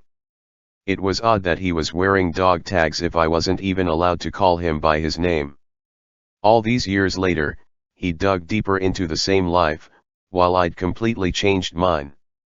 He cleared his throat and moved to the other end of the couch, leaving only my feet on the no man's land of the center cushion. What were you doing up at 4 in the morning? I asked, tugging the blanket closer to cover the fact that I didn't exactly wear a bra to bed. Not that he hadn't already seen every inch of me naked. Getting back from the gym, I dropped my gaze to his hip, where a weapon was holstered. And the first thing you do after a shower is strap up. Listen to you. He grinned, flashing that dimple, and my heart freaking clenched. Strap up. God, it was safer against his chest, where I wasn't looking straight into those eyes. 10 years later, and they still had the same thigh-clenching effect on me. The man could have done nothing but look at me, and I bet I would have come if he stared hard enough. I gripped the edge of the blanket. His brown it. You're not wearing your ring. Heat flushed my cheeks, and I drew my hand back beneath the blanket. I don't sleep in it, I explained. The damn thing was cumbersome and caught on the sheets, and maybe I just needed a damn break from wearing the symbol of being Jeremy's. It's not comfortable, I finished in a tone so lame even I cringed. I can see how a rock like that would get heavy. He looked away, his jaw ticking. Guilt sat like a rock in my stomach, and 1,000 things I wanted to say tickled the tip of my tongue. Then I remembered the sight of his rain-soaked back retreating down my hallway in New York, refusing to turn when I called his name over and over, and my chest tightened. How are we supposed to do this? Do what? He leaned forward, bracing his elbows on his knees. Stay this close for the next 2 weeks and just ignore everything. It came out as a whisper. He shoved his dog tags back under his shirt. It's only 12 more days, he answered quietly. And we just have to. Nate. I moved to scoot closer, and he pinned me with a look that stopped me dead. Don't, Izzy. He shook his head. I have one weakness on this entire planet, and you're feet away when you're supposed to be halfway round the globe. That mask he wore like armor fell away, and the pain in his eyes was enough to make me suck in a sharp breath. So please, have some goddamn mercy on me for once in your life and just. His eyes squeezed shut. Just ignore it. I studied the lines of his face, the tattoo that moved and rippled on his forearm when he curled his hands into fists. Every line of him was tight, like he was prepared to fight a battle I couldn't see. It wasn't fair to him. I was here by my choice, and he was only staying for me. Okay, I said. I can ignore it. Thank you. His posture relaxed, and he stared at the coffee table in front of us. What is that? He motioned to the folder. The latest posts by American journalists, I answered. Casey must have come in and put them on the table after I went to bed. I crashed early. She has a key. Yes. She's a junior aide. She's not a threat, Nate. I rolled my eyes. You need to lock your deadbolt, he muttered, reaching for the folder. And if I had, you wouldn't have been able to get in, either, would you? I challenged, tucking my legs underneath me as he handed me the folder. He snorted. Like a piece of metal is keeping me out when I hear you scream. I didn't bother pointing out that if he could get past a deadbolt, so could anyone else. Instead, I thumbed through the articles. My breath caught when I saw her byline. Nate, I whispered, shoving the printed article at him. She's not in the picture, but it's Serena's article. I bet if I check my phone right now, I'll have a Google alert waiting in my inbox. He took the article and studied the picture, sighing. She's in May. What? Against my better judgment, I moved closer so I could see it, too, my shoulder brushing his arm. That building. It's the Shrine of Ali, also known as the Blue Mosque. He pointed to the building in the distance of the picture. She's either in Mazar-i-Sharif, or she was recently. I couldn't help but smile, because she'd filed it earlier this evening, according to the post time. But she's alive. She's alive. And now we knew where she was. Chapter 10. Nathaniel. Tybee Island, Georgia, June 2014. 7 ball, corner pocket, I called out, flipping my ball cap backward before leaning over the pool table and making my third shot in a row. Damn it, felon, Raoul muttered, his head falling back as our friends howled with laughter, bottles lifting all around me. You gotta run the table on me like that. Hey, you were the one pushing me to play. A smirk turned up the corner of my mouth as I surveyed the table in the corner we'd commandeered at our favorite beach bar on Tybee Island. There were 3 other tables nearby, a dance floor that always seemed to have sand on it, and a bar that opened to the ocean breeze, a lifesaver in the Georgia summer, even at 10 p.m. 3. Side pocket. I sank the shot as the beat changed in the obnoxiously loud speakers behind me, and from the resounding squeal, I could only guess that a group of women took the floor. Couldn't argue with the music choice, though. Miss Jackson wasn't my favorite Panic at the Disco song, but it was up there. The favorite? Now that was Northern Downpour, which was the last song I'd listened to before boarding flight 826. Fuck, why had I just thought about that? Flashes of breathtaking brown eyes invaded my memory just like they had my dreams over the past 2.5 years. Isabeau. There goes another 20. Raoul leaned back against the wall, clearly resigning himself to his wallet being a little lighter after this game. You going to show the man a little mercy? Torres asked, running his hand over his dark, close-cropped hair as I scanned the table. After 2 years in the same platoon, and one of those spent in the sandbox, he was the closest thing I'd ever had to a best friend. Why the hell would I do that? I lined up another shot. 6 ball, corner pocket. And there went another one of Raoul's 20s. Wishing you'd bet a little less. I asked Raoul over my shoulder. I thought you were a farm boy from Illinois. He looked around the rest of our platoon who had come out tonight. Did anyone else know he's a pool shark? Everyone shook their heads. He's a real chatterbox. Torres laughed and threw back another swig of his beer. Damn, Fitz remarked, leaning his lanky frame sideways to see past me as I studied the table. I'd given it a little too much spin and left myself with a shit angle for the 1 ball. Pretty sure an entire sorority just took to the floor. Almost every head in my platoon turned, but that didn't surprise me. It was only us single guys out tonight. Most of the married men preferred to spend their last weekend before deployment with their families.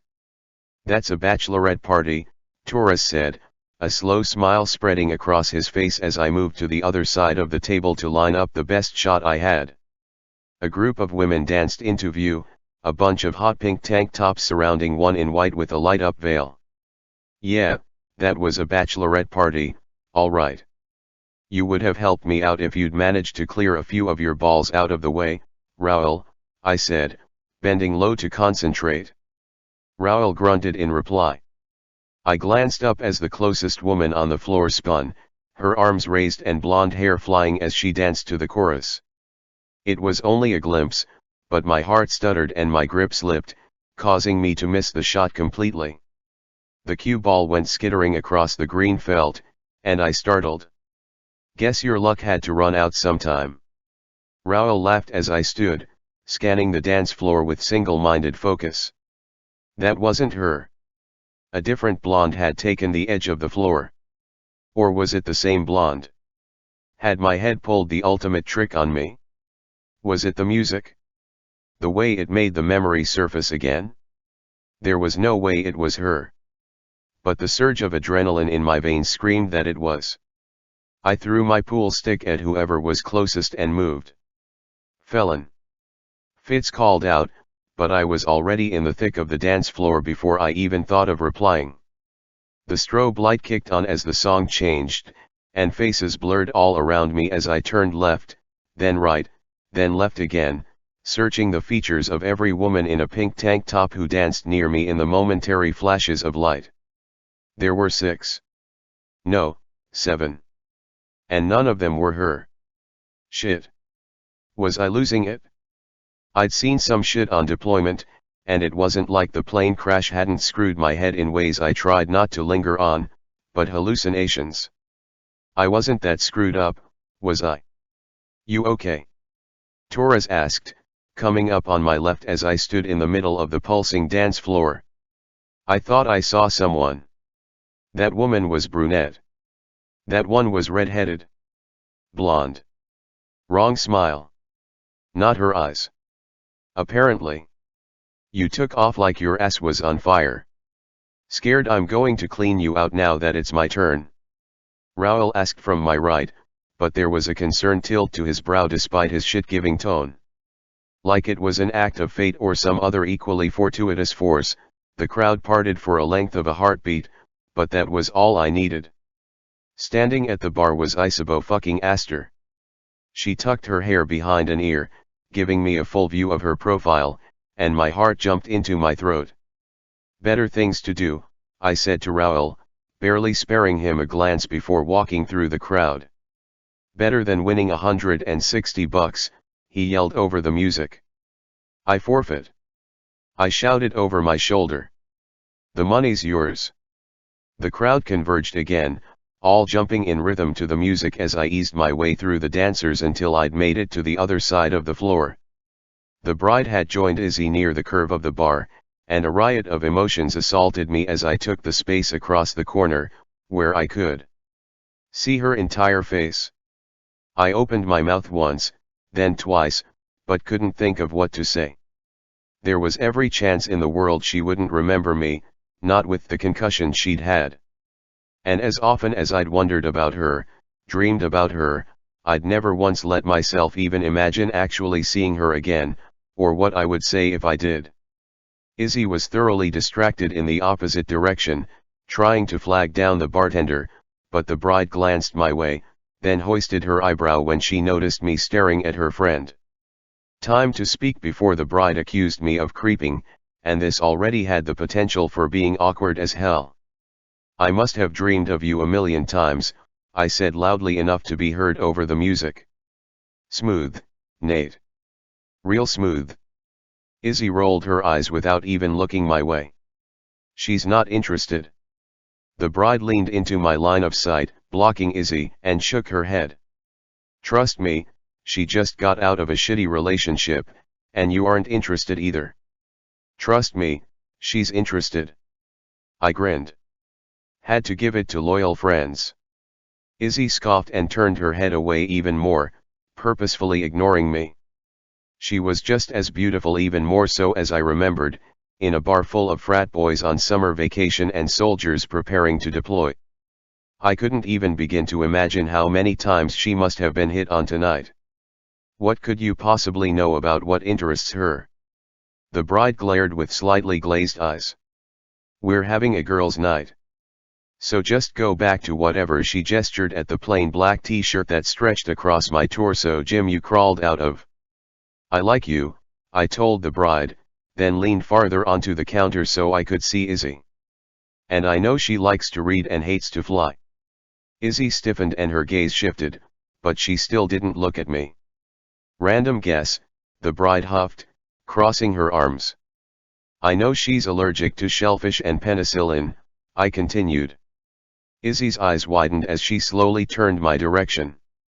And she keeps Tylenol and antibiotic ointment in her purse. Izzy's gaze locked with mine, her gorgeous brown eyes flaring with recognition as her lips parted. She looked as shocked as I felt. Oh, and her blood type is O positive. My smile somehow widened. Am I forgetting anything? She sidestepped the bride, and my breath stalled as she came closer, until only a matter of inches separated us. Nathaniel Felon. Hey, Isabeau Astor. She cried out and jumped at me, throwing her arms around my neck. I caught her easily, splaying my hands over her back and hugging her tight. Forget awkward.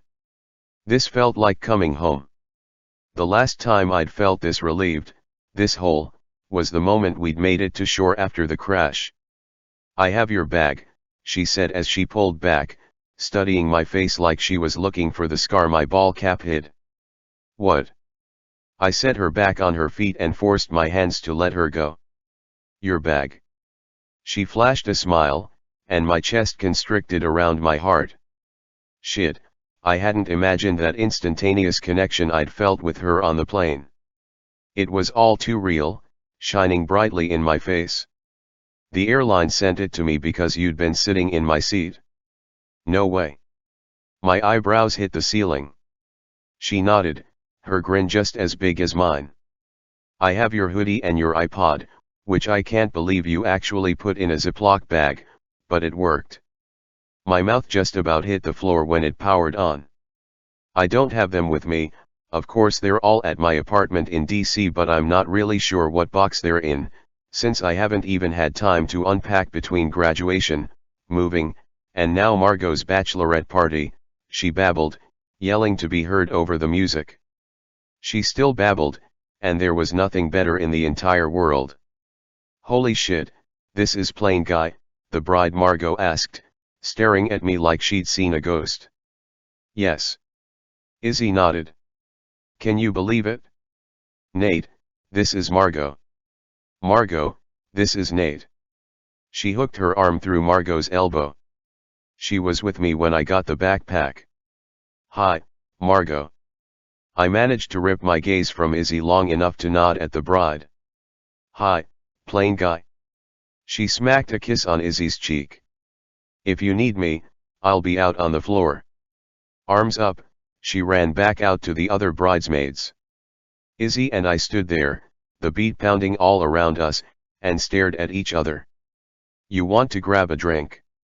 I asked, suddenly remembering that she'd been at the bar for a reason. She nodded, and we both turned back to the bar, our arms brushing as I lifted my right hand to flag the bartender. Fuck, it was like I was 16 again. That was how quickly that innocent touch went straight through me. You're not drinking either, she asked after I'd paid for our sodas. I've already had a couple. I shrugged.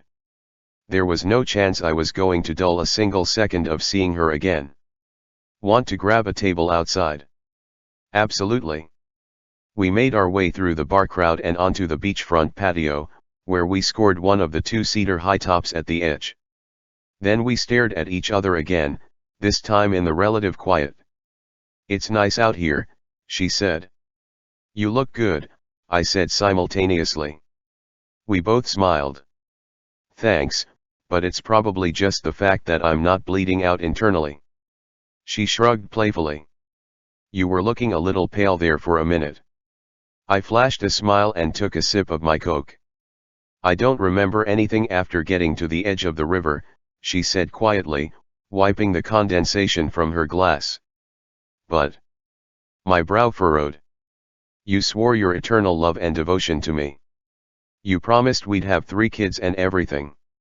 Shit, it was hard to keep a straight face.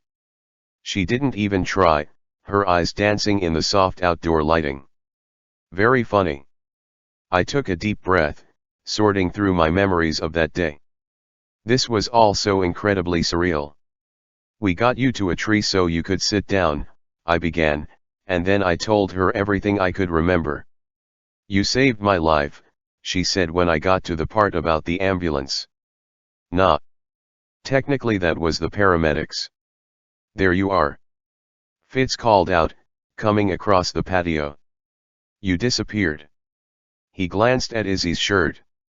With a member of the bridal party, I see. Izzy, this is Fitz. I took a drink. Izzy stuck her hand out, and Fitz shook it.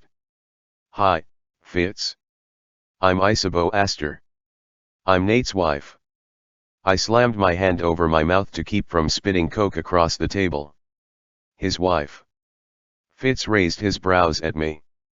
Do Justin and Julian know about this, seeing as they're his best friends?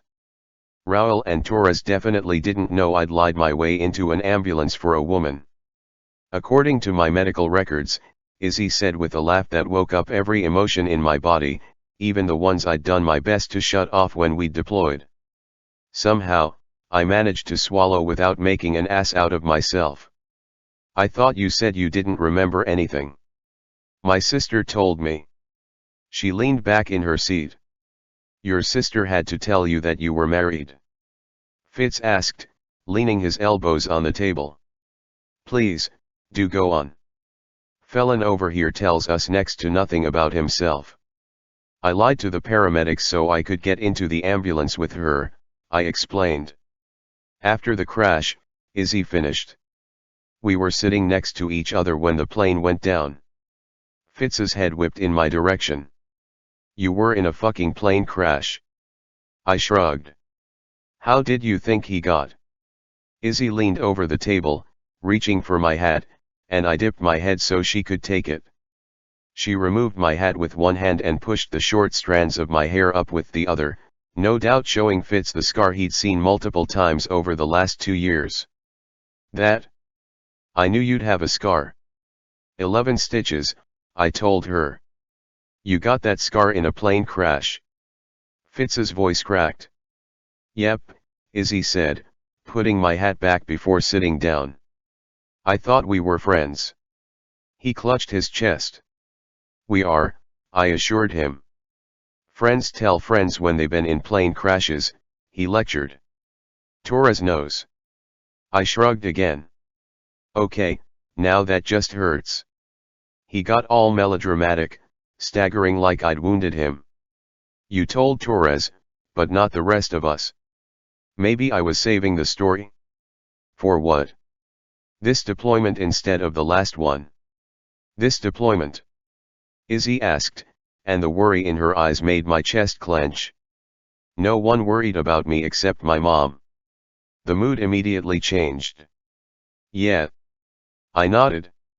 We're leaving soon. When? 2 little lines appeared between her brows. Really soon.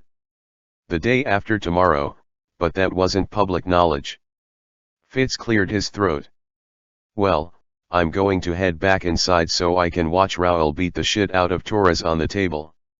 It was nice to meet you, Mrs. Felon.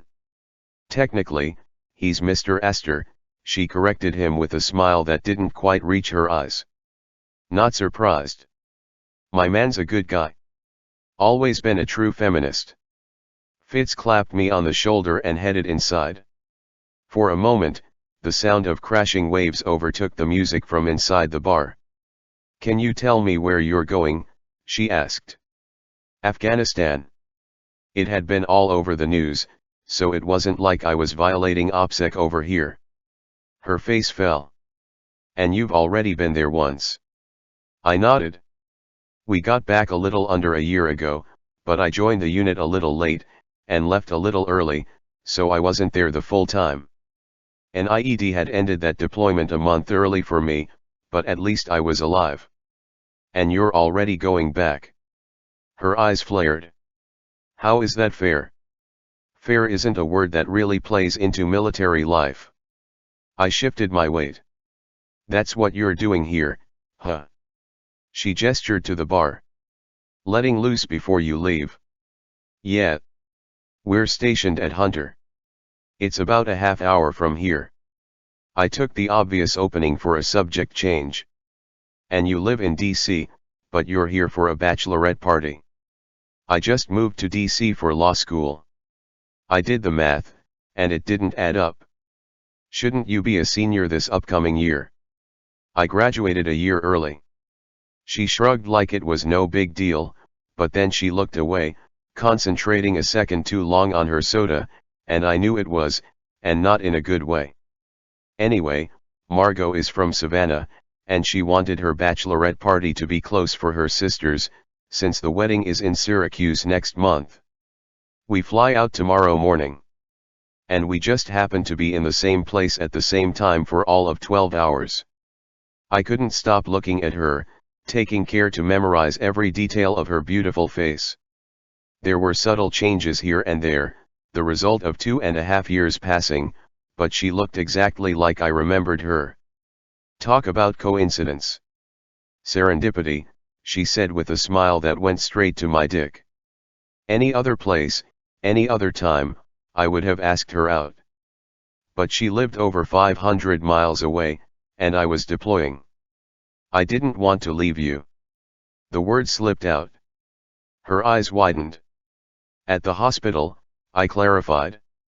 I wanted to stay until you were awake, to know you'd made it out okay. But the recruiters showed up for me. Serena told me. She sighed. I couldn't remember your name. Everything was a little fuzzy thanks to the concussion. I made out Nathaniel on my hospital records. Your handwriting is something else, by the way, and then your bag showed up, and under this little flap, Anne Felon was written. The airline wouldn't give out contact information, and you don't exist online. No social media. Nothing. I looked. Not a fan of random people watching a highlight reel of my life. She'd looked for me. Me. A guy whose parents didn't even bother to show up for my graduation from basic or ranger school, not that I blamed mom for that. Did you at least get a phone? She arched a single brow. I shifted to the side and pulled my phone from my back pocket, sliding it across the table as proof. She caught it and grinned, hitting the home button. It lit up her smile, and she tapped at it. There we go. She handed it back. I texted myself, that way I can at least get your address to return your stuff. And can we talk about your taste in music? Keep the stuff. You have a problem with panic. At the disco? I asked, sliding the phone back into my pocket. No, actually. That's one band you turned me onto, but Radiohead? Pearl Jam? Did you ever leave the 90s? She teased. Hey, half the music on that iPod's from this century. I think.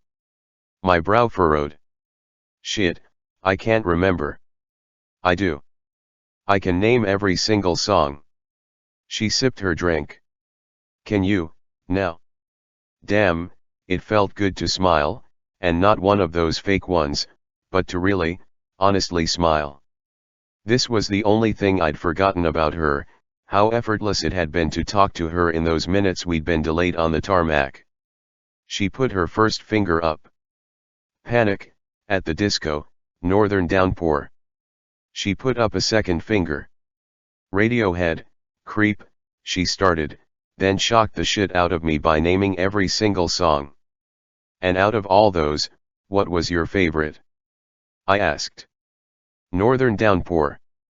She smiled. I remember you doing that too. Asking me questions to distract me. Maybe I was just trying to get to know you better. Fine. Then it goes both ways. Which out of those is your favorite? Same, ironically. Northern Downpour. We spent the next few hours out there, talking about music and books. She filled me in on how college had gone for her, and I told her about the classes I'd managed to take during the year we hadn't been in the sandbox. I deflected every single question about the deployment, not because she didn't deserve reciprocity as she shared the details of her life, but because I didn't want that shitty year to claim so much as a second of the time I had with her. The hours passed with the ease of breathing, and when everyone was ready to leave, everyone except us, we somehow managed to say goodbye. I hugged her close, the girl I'd survived the impossible with, the girl I would have given my right arm to actually have a shot with. Fly safe tomorrow, okay? I won't be there to haul you out through the emergency exit. I'll try my best. She sighed and hugged me back, fitting against me with the kind of perfection that didn't exist in my world. Don't die over there. I'll try my best. I rested my chin on the top of her head and closed my eyes, breathing in the scent of salt air, lemons, and a perfume I couldn't place but would never forget.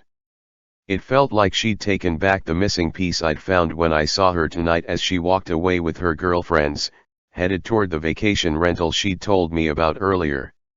She was nearly out of sight when Torres and Raul finally walked out of the bar after paying their tabs. Dude! Fitz exclaimed. You guys missed Plane Crash Girl. What? Torres took one look at my face and then tracked my line of sight. That was Izzy. I watched until she turned the corner. No shit. Torres's eyes flared wide. I missed meeting the one and only Isabeau. I saw you out on the patio, but I didn't want to interrupt if you were hitting on. He shook his head. That was seriously her. Seriously her. I nodded. What fucking plane crash? Raoul asked, and we headed to the car. I told them the story as I designated drove half their asses back to post while Fitz took the others. It took me hours to get to sleep that night, and once I did, I dreamed about her. No plane. No river. No ambulances. Just her. My phone rang the next morning as I finished my run, and I didn't recognize the area code, but I answered, my chest heaving from the 9 miles I'd just covered.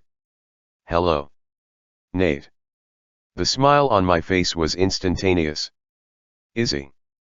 Yeah. She laughed nervously. Look, you're not leaving today, are you? No, I stared at the stack of boxes in my barracks room, already packed for storage. Why? Everything okay? Juggling the phone, I stripped off my shirt and threw it in the pile of the last load of laundry I'd do tonight. I didn't get on the plane. Chapter 11. Nathaniel. Kabul, Afghanistan, August 2021. I had just pulled my Kevlar over my head and fastened the Velcro when 3 pounding knocks sounded on my bedroom door. There was a more than furious woman waiting for me on the other side when I opened it. What the hell do you mean, I'm not going with you? Izzy yelled up at me, her hands fisted on her hips. She was dressed for another day in the office, in black linen slacks and a blouse that cut across her collarbone, but the heels made me smile. And that perfume. Swore to God, Izzy was the only woman I knew who could pull off Chanel in a fucking war zone. How do you even know I'm going anywhere? I asked, bracing one hand on the door frame and the other on the handle of the door. She glared up at me, her eyes lingering on my combat gear, and then she hoisted a brow. Because Orange or Blue, whatever the hell his name is supposed to be, told me that he'd be standing guard outside the conference room today while we work, and I'm more than aware that you wouldn't switch out babysitters unless you were leaving, she snapped, fire in her eyes. 1. It was Sergeant Black. 2. We're not going to argue in the hallway like a pair of dramatic college kids. Fine by me. She ducked under my arm and marched into my room, folding her arms across her chest as she took in the space. It wasn't a suite like hers, just a single with a private bathroom, which was the next best thing I had to being stateside. As accommodations came, this was the Ritz-Carlton of Afghanistan. A sigh ripped through my lips as I recognized that there was no throwing Izzy out of my room without making a bigger scene, and I shut the door to give us privacy. I thought you wanted to get Serena back. I pulled a shit ton of strings to make a flight happen, and I'm going to see if she's still up there, hence why I asked Sergeant Black to keep an eye on you since none of your entourage has meetings today. We were supposed to be back on the road or in the sky tomorrow, but given the state of the country, I was hoping I could talk her onto a plane home instead if I brought Serena back. I'm going with you. She lifted her chin. You have zero reason to go with me. I shook my head. It's not happening. You don't get to tell me where I go. I stalked forward until the toes of my boots touched the tips of her high heels. That's exactly what I get to do as the head of your security. Remember, you agreed to listen to every order out there, I said, pointing to the door. You only get to throw your fits in here. Her jaw dropped. I am not throwing a fit, Nathaniel Felon. You are. A corner of my mouth quirked up.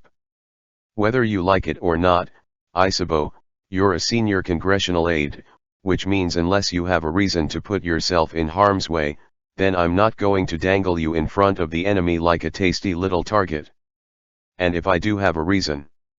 You don't. I changed your itinerary this morning the second I read the reports that it looks like Kunduz is going to fall today. A couple of hours ago, I'd had her curled up in my lap, which was something I desperately tried to forget. It had been a slip on my part, but the second I'd seen her kneeling on that floor, shaking like a leaf, I'd acted on instinct, just like always when it came to her. There's zero chance you're keeping that meeting. She swallowed and nodded. Which I appreciate, as much as I hate it. Closing her eyes, she rubbed the bridge of her nose.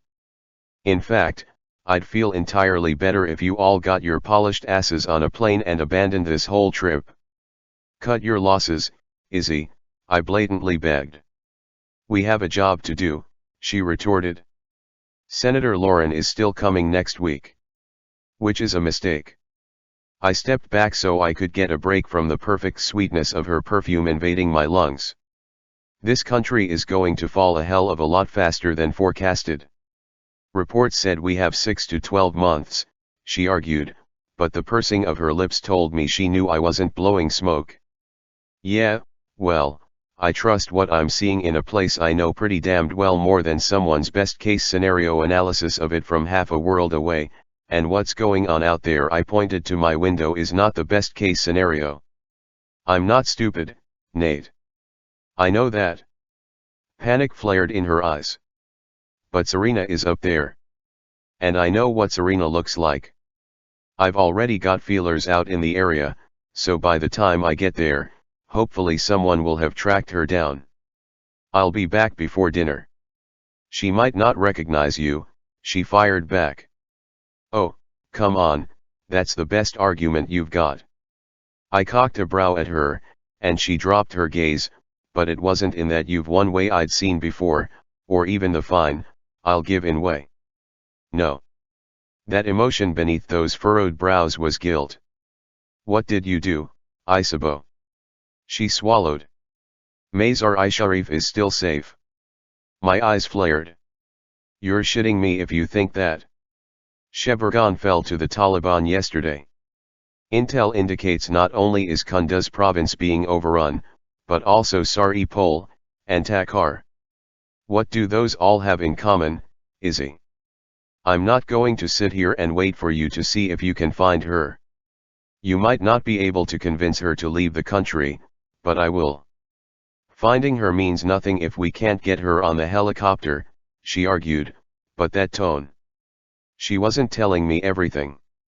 Those provinces are all in the north, I said, ignoring her reasoning. Maybe it made me an ass, but I wasn't against hog-tying Serena and throwing her over my shoulder if it meant Izzy got the hell out of this country. If Samanan falls, that leaves Bok province Mazar-i-Sharif cut off. Do you understand that? I understand that every day she stays there, she's in danger of never getting out, so I did what I had to do. She changed the itinerary.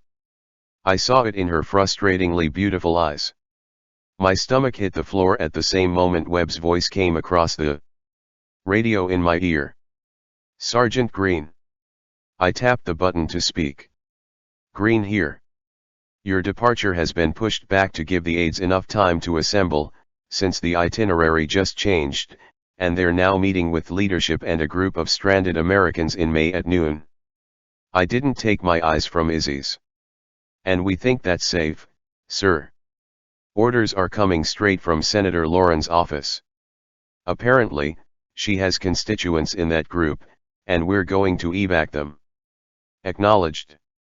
Fuck. My life. I got off the radio and leaned into Izzy's space. You went behind my back. Yes, she whispered, dragging her tongue over her lower lip nervously. But we're saving. No, I snapped. No excuses.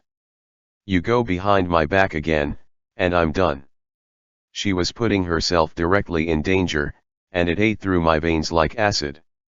Serena would have done the same for her, but I wasn't irrevocably in love with Serena. Just Izzy. Always Izzy. You trust me, or this doesn't work. I wanted the words back as soon as they left my mouth, because that's exactly why it didn't work between us to begin with. Not that there ever had been an us. What Izzy and I had been was undefinable. She started. You trust me, or this doesn't work, I repeated. She nodded. I'm sorry. You'll want to ditch the heels. I opened my door and pointed to the hallway. 2 hours later, we buckled into one of 4 Blackhawks headed for May, accompanied by a Chinook. Won't the Chinook hold us back? Holt yelled over the noise of whirring rotors. They're faster than we are, Kelman yelled back, checking his charges belt. Naturally, 3 of the other aides had decided to come for the fact-finding, once the trip had been announced. Politicians never seemed to mind sending their underlings into situations they wouldn't chance themselves. Izzy belted herself in across from me, her movements smooth, with no hint of her fear of flying. The put-together woman in front of me looked nothing like the devastated woman I'd picked up off the floor this morning. This woman was a consummate professional, dressed in the opposite of her sleep shorts and tank top. Then she white-knuckled the seat cushions, and I saw the crack in her facade. Leaning out of my seat, I slipped my AirPods into her ears again. Her gaze locked with mine, and damn if my pulse didn't quicken, because that look, the same one she'd had as we'd held hands during that crash 10 years ago, scared and somehow trusting, made her feel like mine again. But that ring flashing in the sun was an eviscerating reminder that she wasn't mine. If the way she'd reacted to that phone call yesterday was any indication, she belonged to someone named Jeremy. Apparently Jeremy was good enough for her. Stable enough for her. Rich enough to appease her parents, too, judging by the size of that rock. I added Jeremy to my list of douchebag frat boy names, right up there with Chad and Blake. But douche or not, he was the one she'd chosen. I was just the one willing to fly into a combat zone for her. It didn't matter how much time had passed, I couldn't seem to let go. It wasn't her fault that I still loved her. It was mine. I handed over my cell phone so she could pick what she wanted to listen to. You choose, she mouthed, handing it back, reminding me too much of those sun-drenched days in Savannah. Pressure settled in my chest, and I scrolled through my playlist, picking the song that fit. The helicopter launched as I hit play on the acoustic version of This Is Gospel, and her eyes widened. She looked away right when the chorus would have hit, and I heard the lyrics about asking to be let go of in my own head as surely as if I'd had one of the AirPods in. That was how well I knew the song. It was another one of her favorites. But I was the one who needed to let go. We can only wait another 10 minutes, I told Izzy as she looked over the emptying room we'd commandeered at Mazar-i-Sharif's airport. The aching look of expectation on her face made my chest go tight. 10 minutes might be too long, Torres muttered as he walked by. I wasn't going to risk taking her into the city, or farther than a 2-minute run from the birds. The Americans and those who qualified for the SIVs had met here over the last 3 hours, discussing their evacuation needs while representatives of the leadership gave their reports to the congressional aides. The few dozen who had their visas and wanted immediate evacuation were already loaded into the Chinook, and there were only a few stragglers left, picking up paperwork that Izzy and the others had brought to help speed up the visa process. And you won't let me go out looking? Izzy asked again, hope dimming in her eyes. Going out there and shouting Serena's name from the rooftops isn't going to get you the reaction you want. I both hated and was grateful for her naivete. It meant I'd done my job keeping the horrors of war away from her. Until she'd come seeking them. According to the contacts we have here, she knows there's someone who wants to see her. But you didn't say it was me. Izzy's gaze whipped from the retreating back of the civilian she'd just finished helping across the table to mine. You mean, did I advertise that an aide to a United States Congresswoman was out here searching for a needle in a haystack? No, I did not. Because I like you alive. She stood and glared at me, her chair squeaking against the linoleum floor, and I noted the reactions of every person in the room who wasn't part of my team or hers. There were only a few now, and they were headed for the door, since Graham had started shutting the place down. I'm not going to leave her here, Izzy hissed, keeping her voice low. I shot the interpreter at her side a glance, and he backed away, giving us space, but Torres hovered. He always hovered when he sensed I was about to blow. You will if she's not here in 10 minutes. I leaned in. You promised you'd do as I asked out here, and I'm holding you to it. We're leaving in 10 minutes, whether or not Serena is on board. Izzy's body tensed and her eyes narrowed at me. And spend the next however long wondering if she's alive or dead. Wondering if I could have done or said something that could have brought her home. No, N.A. She grimaced but recovered quickly. Sergeant Green, I'm not going to do that, not again. I don't think she's talking about her sister anymore, Torres whispered before backing away. Point made, I replied, and she lifted her stubborn little chin. Ms. Astor, I started again, dropping my voice, more than aware of the people around us. You can't control the decisions other people make, nor do you bear the blame for the consequences of their choices. The fact that we'd made it this far without having this discussion was a miracle, but I sure as hell wasn't getting into this using some code language, and this was far from the appropriate place. You sure about that? She wrapped her arms around her waist, careful not to catch the printed silk scarf that covered her hair. Because I've had a few years to think about it, and I'm pretty sure if I'd just looked at someone and said, please come home, maybe they would have. Her eyes searched mine, and I struggled to pick my heart up off the goddamned floor. She'd never asked. Not outright. Then again, I'd never given her a reason to think I would have stayed. Hey, Issa, you ready to head out? Holt asked as he walked over, stopping to glance between us, his perfectly groomed eyebrows rising. Did I interrupt? No, I answered. Yes, Izzy fired back. Okay, well, I'm going to head out with Baker and Turner, he said, retreating slowly. Kelman whistled as he walked by, herding Holt out the door behind us, leaving only Graham and a couple other operators in the room. If I hadn't promised her these 10 minutes, Izzy would have been buckled in on the Black Hawk by now. Did you ever think about me? She questioned, her voice dropping to a whisper. I clenched my jaw, fighting off the urge to tell her the truth. Every fucking day. That's a loaded question, I answered finally. She blinked. Not like that. I mean, did you ever think about what it felt like to sit there for years and wonder if you were out there somewhere? Fighting, or if you'd died.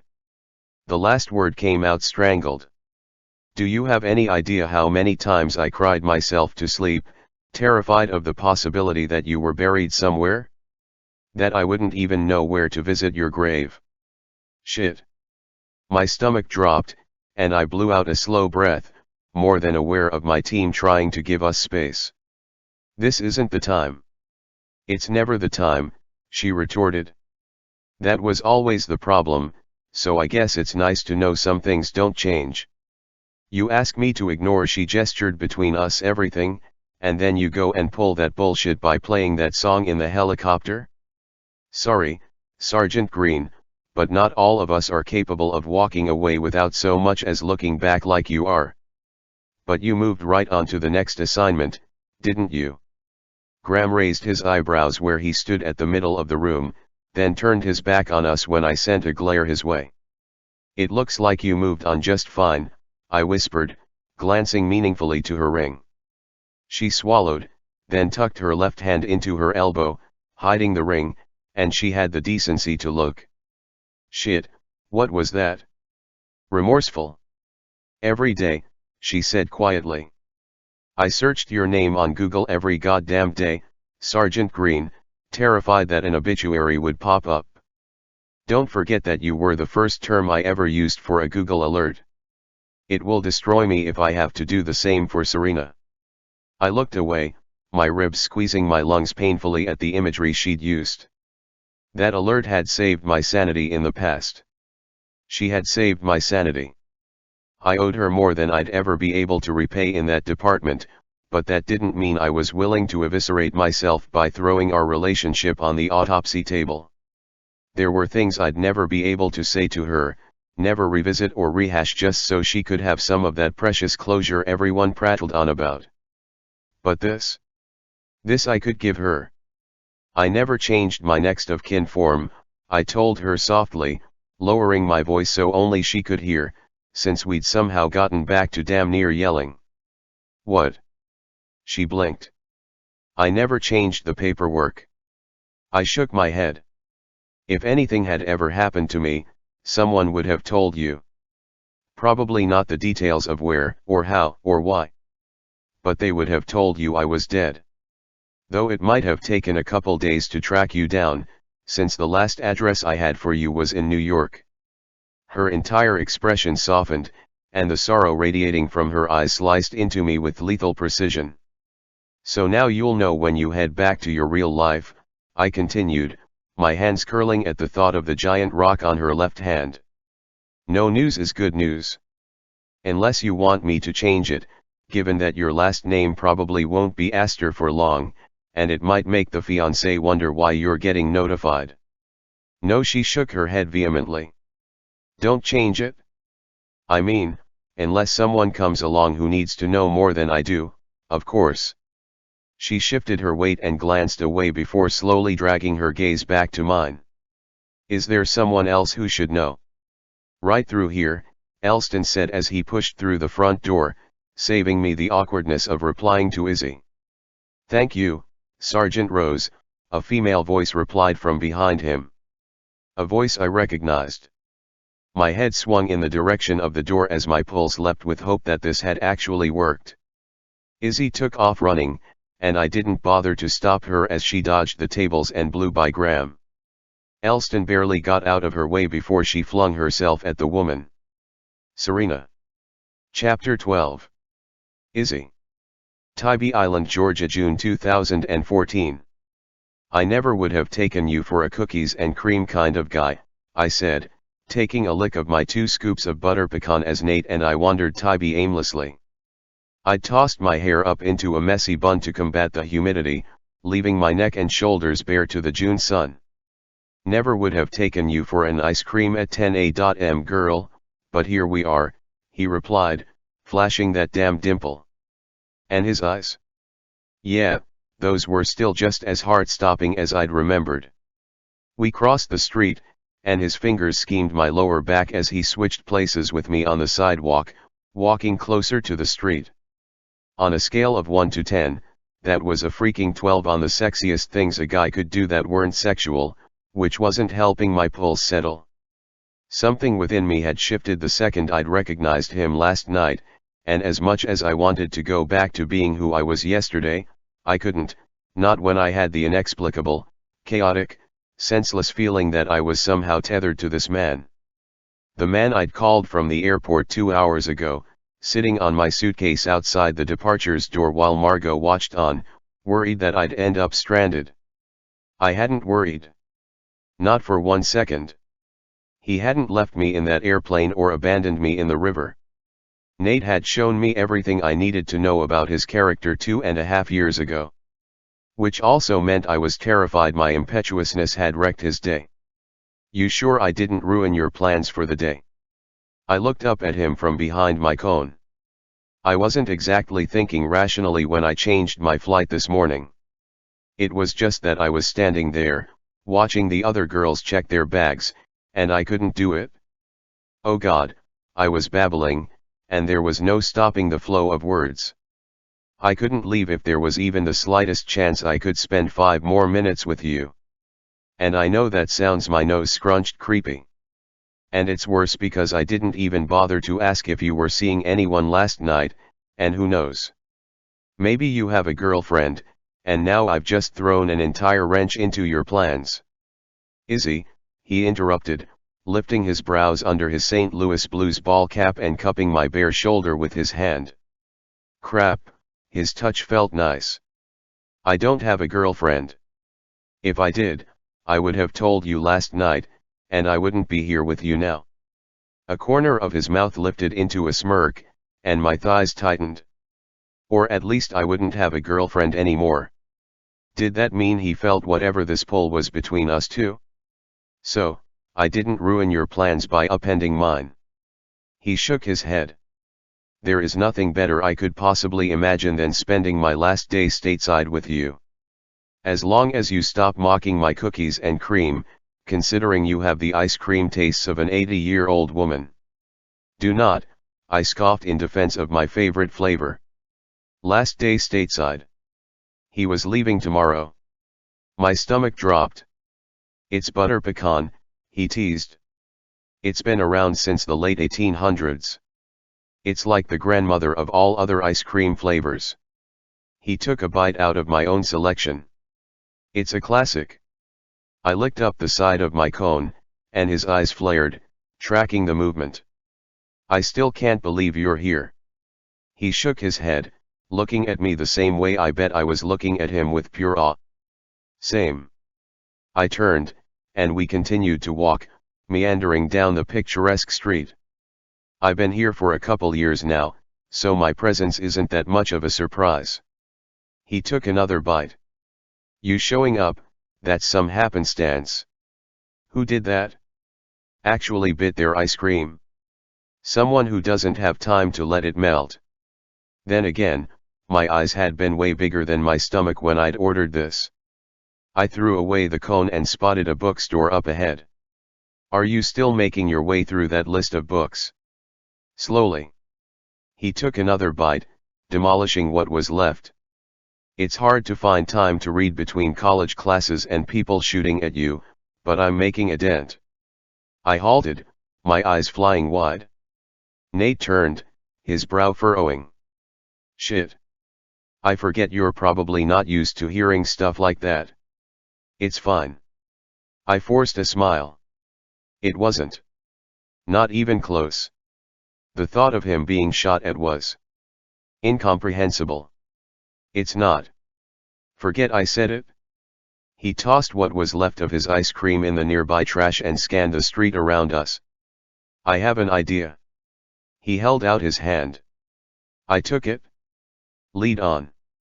2 hours later, we sat on the wooden double swing on North Beach, Nate gently rocking us as my feet stretched over his lap to rest on the opposite railing. The one at my back dug in a little as I scoured the pages of Outlander, marking my favorite lines with neon yellow highlighter as he did the same. To their eyes were watching God, but I didn't care. I couldn't remember ever having spent a more perfect moment in all 21 years of my life. I can't believe that's the book you chose, he muttered, glancing my way before dragging the highlighter across one of his pages. His idea had been swoon-worthy. He'd taken me into the bookstore and told me to pick one of my favorite books that I'd guess he hadn't read yet, and he'd done the same, buying both and a 2-pack of yellow highlighters. A little romance won't hurt you. A smile curved my mouth as the ocean breeze ruffled the pages of the thick paperback. Besides, it's being adapted right now. Comes out in August, I think. You'll thank me then. I'll still be deployed in August. The side of his hand schemed my knee as he adjusted his hold on the book, and butterflies kissed the edge of my stomach. I was hyper-aware of everything about him, from the subtly sexy way he curved the bill of his hat to the care he took while spraying me down with sunscreen so I wouldn't burn in my jean shorts and the bikini top I'd changed into when we thought of the beach. And you'll be starting up classes, right? He flipped another page, skimming the contents. Yep, at Georgetown, I answered, choosing only the most romantic of lines to highlight and imagining his face when he got to those parts. He'd be half a world away. You don't sound happy about it? His head tilted to the side as he looked at me from under his hat. From what I know, that's a pretty stellar school. It is. I shielded my eyes from the sun with my hand to see his face clearer. And it's not that I'm not grateful to have been accepted, it's just. A sigh deflated my shoulders, and I looked out over the Sunday families playing on the beach. He shifted, and his hands framed my face for a heartbeat when he set his hat on my head. For the sun. Thank you. I smiled at the sweet gesture, my fingers skimming the brim. I've never worn your sweatshirt, I blurted. Shit, I should have taken my ADHD meds today, but it was a weekend, and I thought I'd just be flying, and they always killed my appetite, and sometimes I just wanted to snack for the fun of it, and now I was saying whatever came to mind. You should, he said.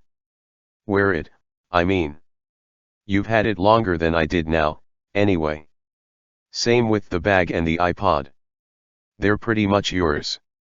His dimple made an appearance, and my pulse skittered. In fact, I'm officially giving it all to you. You don't want me to ship it? It was the only reason I'd come up with to ask for his address, since I didn't think he'd be getting texts over the next year the length of this deployment. No. I kind of like the idea of you wearing it.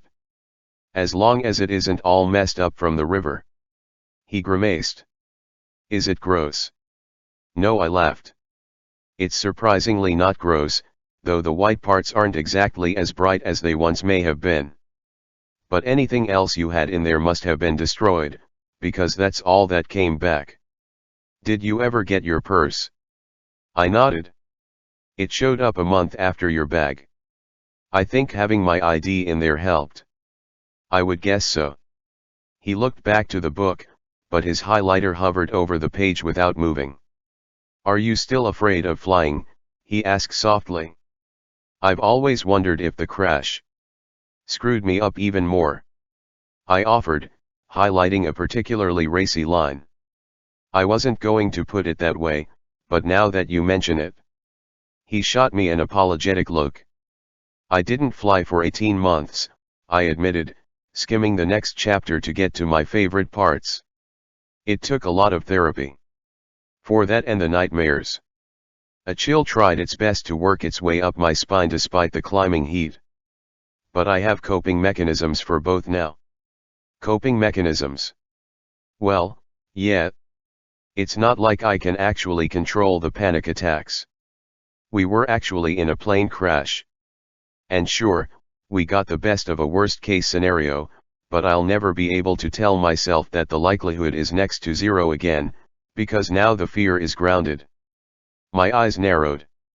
You never had an issue flying after what happened. He lifted one shoulder in a shrug. I was put on the next flight out of St. Louis, so I just... His throat worked as he swallowed. Flew. I told myself that if the universe wanted me to die in a plane crash, I would have.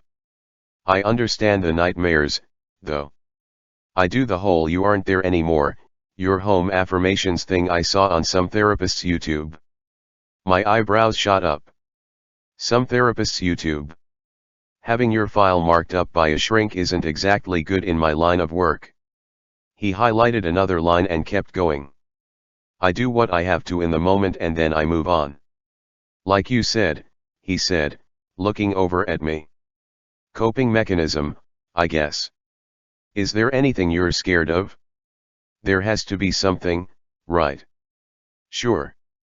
Becoming anything like my father. He reached to the right and pulled something out of his backpack. Gum. No, thanks. Guess that topic wasn't up for discussion.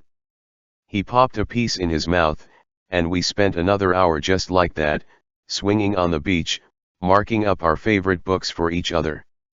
By the time we finished, the sun was high in the sky and my skin was sticky with sweat. Want to get in? I asked him, nodding toward the beach. Sounds good to me. We put the books in his backpack and walked toward the water, picking out a spot far from anyone else. He pulled out 2 towels from his bag, and I lifted my brows. It's the last of what has to be packed, he said in answer to my unspoken question. Then we stripped down. For me, it was a simple matter of shimmying out of my jean shorts and kicking off my sandals. I tried to keep my eyes off his body as he pulled his shirt over his head. I failed. Miserably. But in my defense, Nathaniel Felon had been created to be looked at, to be admired, to be flat out drooled over.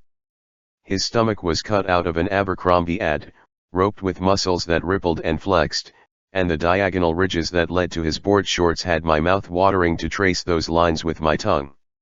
His chest was built, his arms strong, and every inch of his skin that I could see was tanned to a touchable bronze. You ready? He asked, satisfaction curving my smile when he did a double take at me in my bikini.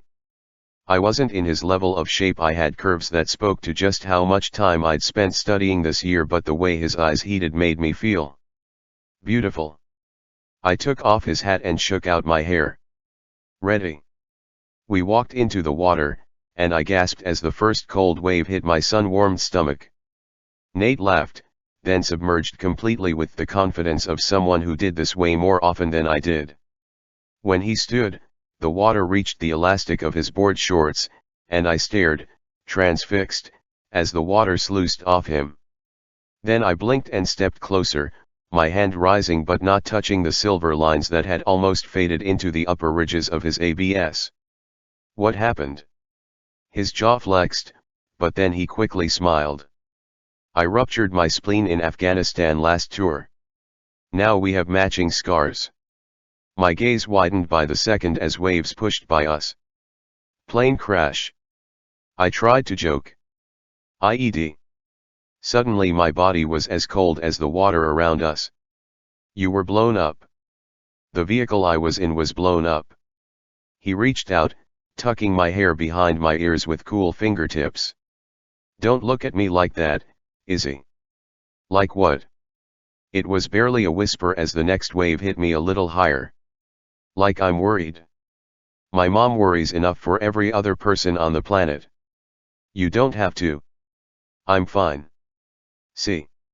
He put his arms out and turned slowly, but I didn't savor the sight of his bare back and torso like I had just a few minutes ago.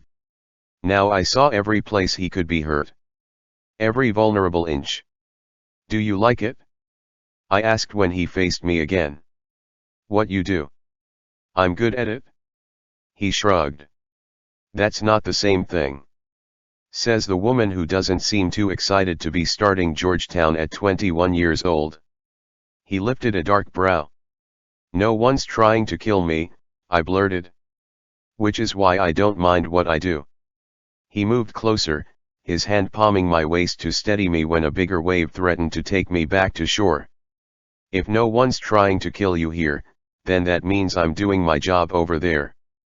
That's how I choose to look at it, how I have to look at it. And is that your dream? I don't follow. His fingers flexed, and I fought to keep from leaning into his touch. Is this what you're going to do for the rest of your life? Is this your career? Say no. Say that you're out after 3 years like you said on the plane. I'm really good at it, he said softly. I'm already a ranger. I'll probably look at Special Forces selection once we get back. My friend Torres is a legacy. His dad was Delta, and I told him I'd think about going through the process with him. If he comes back. You going to tell me why you're not wandering around with a megawatt smile over getting into Georgetown law? He changed subjects, and I got the point. It wasn't my dream, that's all. Stepping back, I sank beneath the water, letting the power of the insistent waves remind me just how small we both were in relation to the world around us. Then I stood and pushed my hair out of my eyes. Whose dream was it? His brow knit as we waded deeper, the water resting just beneath my breasts between waves. I looked away from that penetrating blue gaze of his. You don't have to tell me. I'll never push you for something you don't want to give. He ripped his hands over his hair. It's not like I have the right to know, anyway. We've known each other for a total of what? 18 hours if you combine all our time together. That had me turning back toward him. 2.5 years, I said, correcting him. We've known each other 2.5 years. And I didn't want to graduate early, but my boyfriend was a year older, and he said he wanted me to come with him. A sour taste filled my mouth. And my parents were so thrilled with the idea that I might marry a Covington. You were engaged. His gaze dropped to my hand like he'd missed something. And what the hell is a Covington? No, I shook my head. And who is a Covington?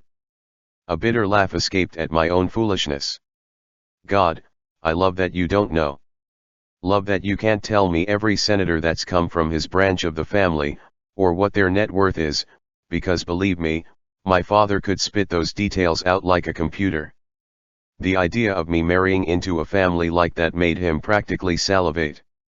It's everything they want for themselves, though they'd say it's for me, and it's why he offered to pay for Georgetown if I graduated Syracuse early and went with Dickface, Nate supplied. I don't want to know his name. If he was stupid enough to lose you, as the term X implies, then he's a dickface. This time my laughter was anything but bitter. Yeah, we can go with that. Dickface got accepted to Georgetown, too, of course, so we started planning. I sighed. I can even admit that it felt nice to live up to my parents' expectations for once. They came to graduation and even threw a giant party. We rented an apartment close to campus, put the deposit down and everything. My forehead puckered. I should have known the second Serena told me she didn't like him. She's a freakishly good judge of character. I bobbed up and down with the next wave now that we were deeper. Anyway, he was accepted off the wait list for Yale just before graduation, and now he's in New Haven. He left you for a school. Yep. I sputtered when the next wave got the best of me, and Nate pulled me against his rock-solid torso. My heart skipped a freaking beat, but Nate's was steady under the hand that I splayed over his chest. Concentrate. And I tried the whole let's do long distance thing, because I'm naive.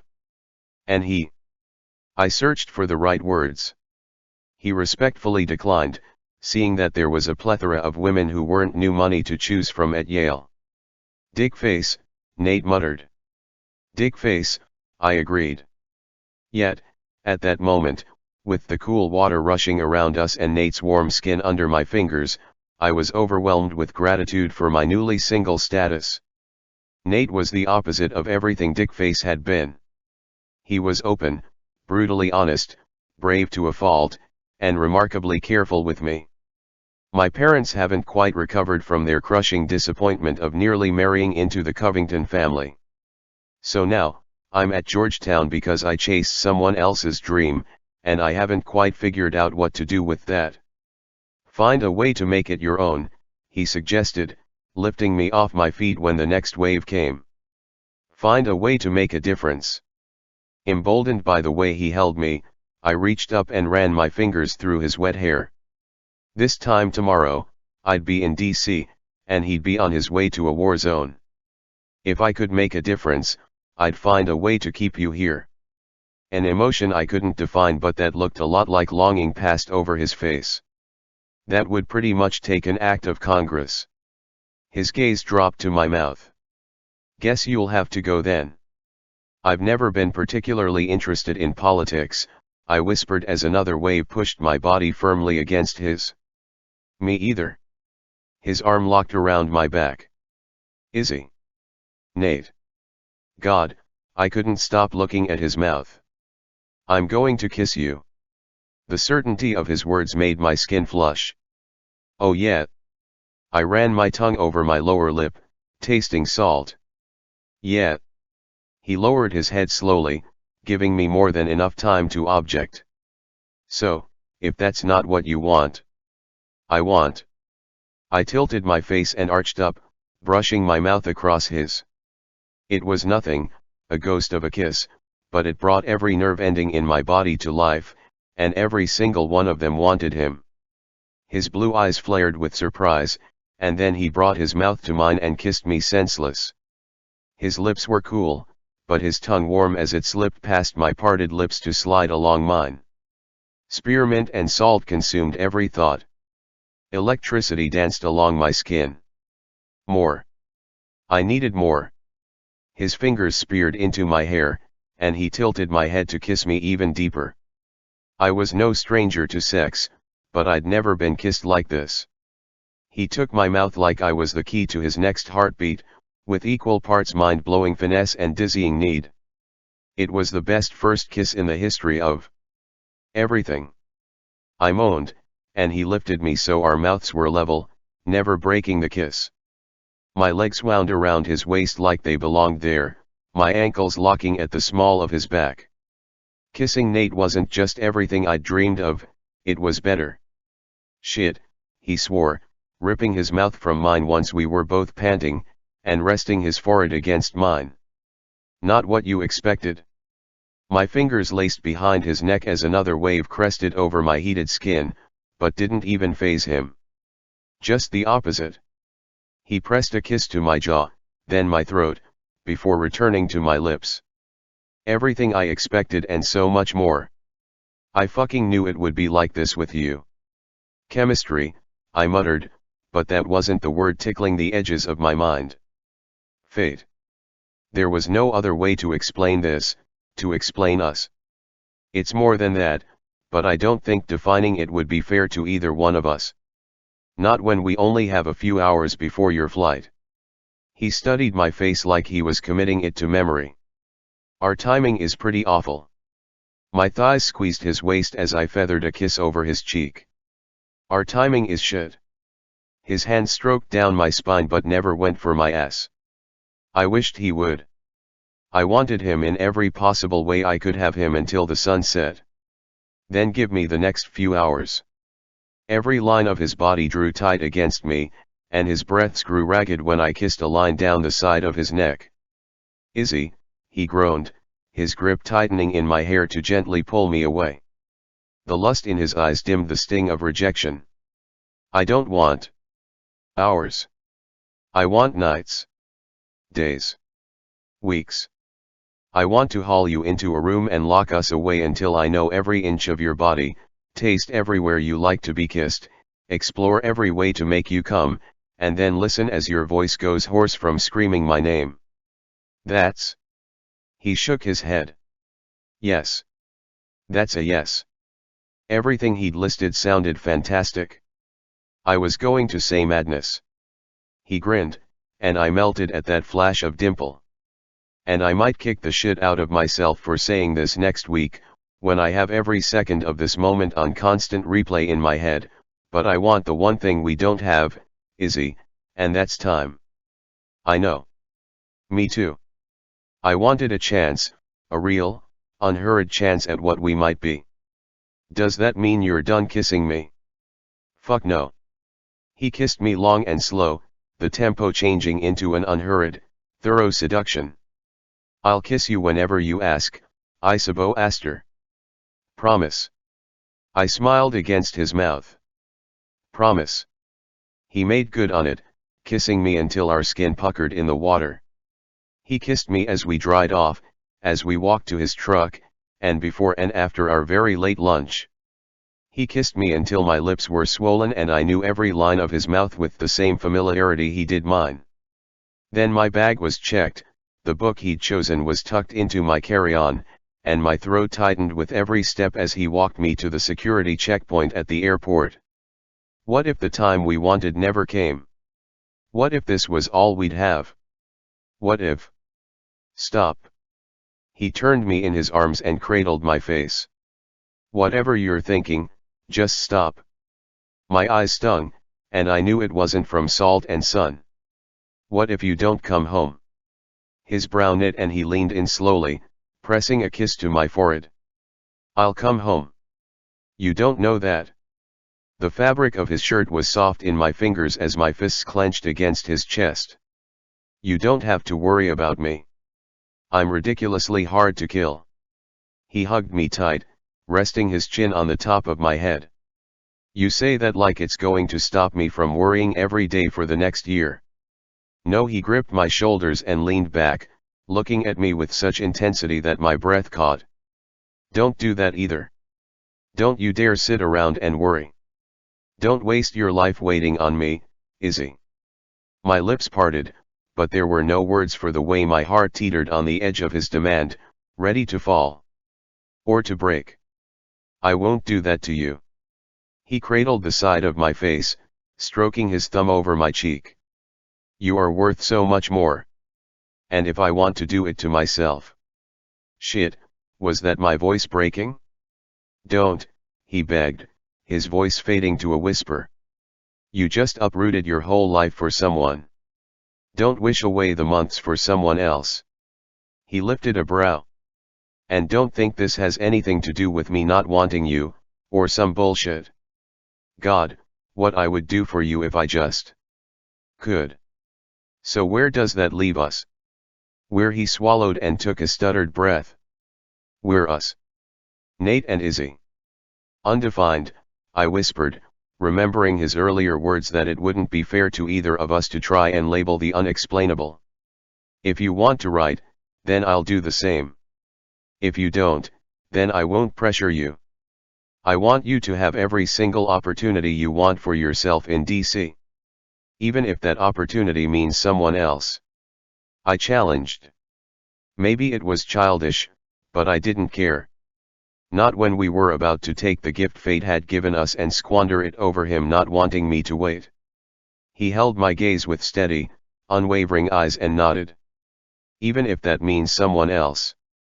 Every second I've had with you is a gift I've never deserved, and I refuse to think of you back here, missing out on anything because of me. And in a year. I leaned my cheek into his palm. Could be less. I just like to prep for the long haul. What happens when you're home? He sighed, then lowered his head and kissed me like we weren't in the middle of the airport. He kissed me like there was no one watching, and nothing waiting for us on the other side of tomorrow. You know the best part of not defining this? My begrudging freedom. I muttered. He laughed. No. The possibilities, Izzy. That's what we are. Possibility. Possibility. The same reason he loved the sunrise. Everything in me screamed to hold on, but I let him go, because that's what he wanted and, honestly, probably what I needed. I'd just gotten out of a 2-year relationship. Jumping into another when I was bound to sabotage it with my unresolved baggage was the last thing I wanted to do to Nate. If there was ever a shot to be had when it came to us, he was right, it wasn't now. I kissed him one last time and stepped back. Just don't die. They were the last words I remembered from the crash, but they seemed to fit this occasion too. I wasn't sure what that said about us. Not planning on it. A corner of his mouth lifted, but it wasn't a full smile. I blinked. That's what you said. I know. He backed away, shoving his hands into the pockets of his shorts. I remember everything about you. Now get on that plane so I can remember this too. Possibilities. My chest ached so deeply that it hurt to breathe. The very best of them. He gave me a grin, flashing that dimple, and disappeared into the crowd. Chapter 13. Izzy. Mazar-i-Sharif, Afghanistan, November 2021. Serena. I wrapped my arms around my shocked older sister, locking them above the backpack she wore, and held on tight, my heart beating so wildly I half expected it to jump out of my chest. It worked. She was here. Every string I'd pulled to take Newcastle's place had been worth it because she was here. It was almost too easy, too simple, but I wasn't about to curse my good luck. I was bringing my sister home. Serena tensed for a second before her arms closed slowly around me, her camera caught between us, secured by the neck strap. Isabeau. Her hands moved to my shoulders, and she pulled back, her brown eyes wide as she scanned my face. What the actual hell are you doing here? She shouted, something akin to horror etching her features, 2 lines appearing between her brows. Tell me how you really feel. There was no stopping my smile. I'd found her. Well, Nate had found her. She looked like she could use a solid month of sleep and might need to wash the very serviceable button-down shirt and blue headscarf I'd inadvertently pulled down by hugging her so tight, but those were all easy to remedy. I'm not kidding. Her fingers dug into my shoulders, and her voice pitched higher in panic. You shouldn't be here. I blinked. Thinking she might have been annoyed at my interference and actually seeing it were 2 different things. But I came for you. You what? Okay, she was a little more than annoyed. She was pissed. A commotion erupted behind Serena, and she whipped her gaze over her shoulder. He's with me. He's my interpreter, she said to one of Nate's teammates. White? Gray? Brown? Whichever one it was. The operator, to use Nate's terminology, lowered his weapon and let a lightly bearded man in. He quickly moved to Serena's side, looking between the two of us with surprise and obvious recognition I didn't share. "Izzy, this is Taj Barek, my interpreter," Serena said. "Taj, this is the sister I've told you so much about, the one who is supposed to be in Washington." She bit out every single one of those words in my direction. "It is a pleasure to meet you," he said with a nod and an energetic smile.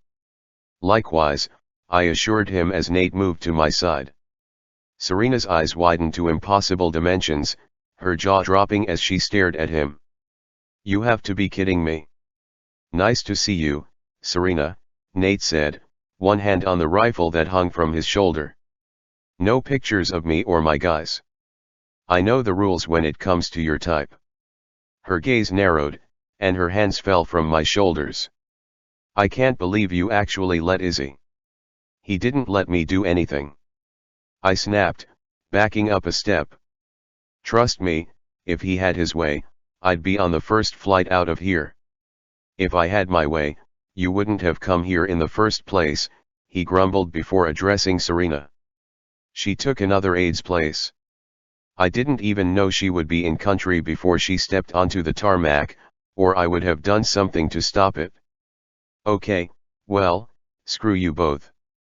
I folded my arms across my chest. "I'm a grown woman who makes her own decisions, which is something neither of you seem to understand. It was a bad decision, I suppose." Serena's voice rose again. "Do you have any idea how dangerous it is here?" "I'm sorry." "What?" "I can't walk 3 steps outside my bedroom without Sergeant Sauer here shadowing my every move." I gestured toward Nate. "So, yes, I get just how dangerous it is here." "Do you?" "Because I don't see armed guards with you." Taj glanced between the 3 of us and cocked his head to the side. "This seems like a family matter. I'll be somewhere else." He backed away slowly, but it wasn't like there were a lot of places he could go in the nearly empty room. "Look, as fun as it is to finally have someone on my side regarding Isabo's field trip to Afghanistan," Nate started. "Assuming I'm on your side about anything is a gross error." Serena glared at Nate. "We have to get on the bird," he finished, completely ignoring my sister's jab. "They're waiting on us." "So, get her out of here already," Serena countered. "Great, then let's go," I said, turning toward the exit. "We can finish fighting at the embassy." "Hold on. Do you think I'm going with you?"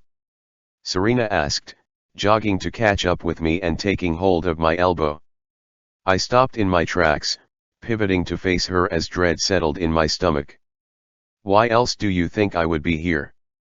Her anger melted, but the look of pity that replaced it wasn't much better. "Izzy, I can't leave. I have a job to do here.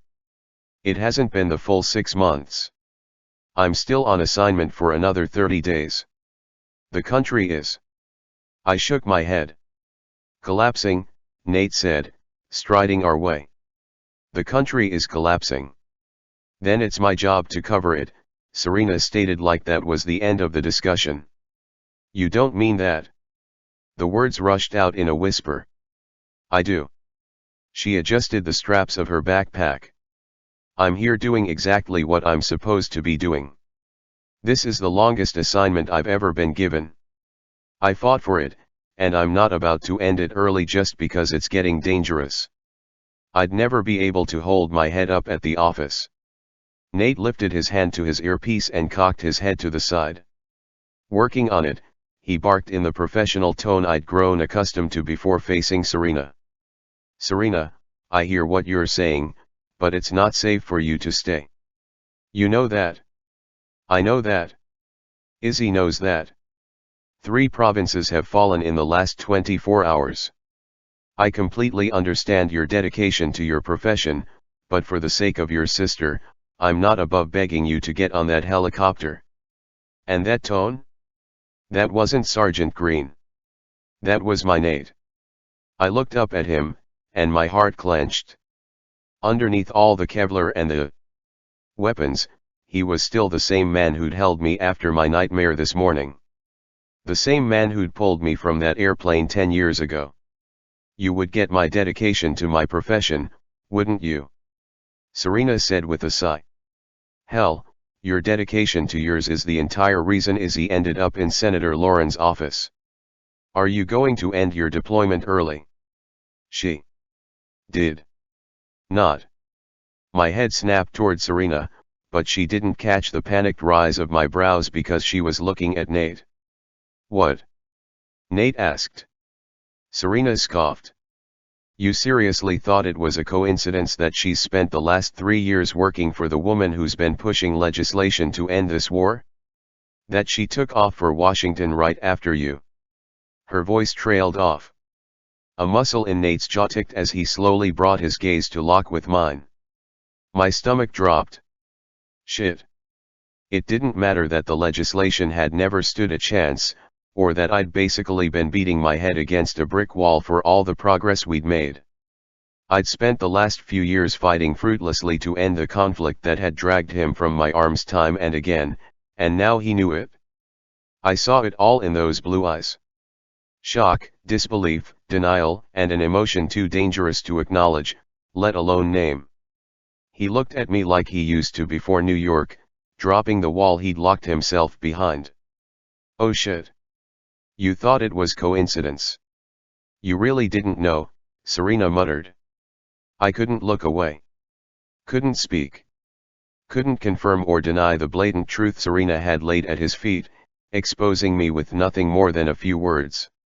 All the Kevlar in the world couldn't protect my heart from its own foolish longing to hurl itself at Nate. Izzy, I'm so sorry, Serena said softly. Nate blinked and looked away. I know. ETA 5 minutes.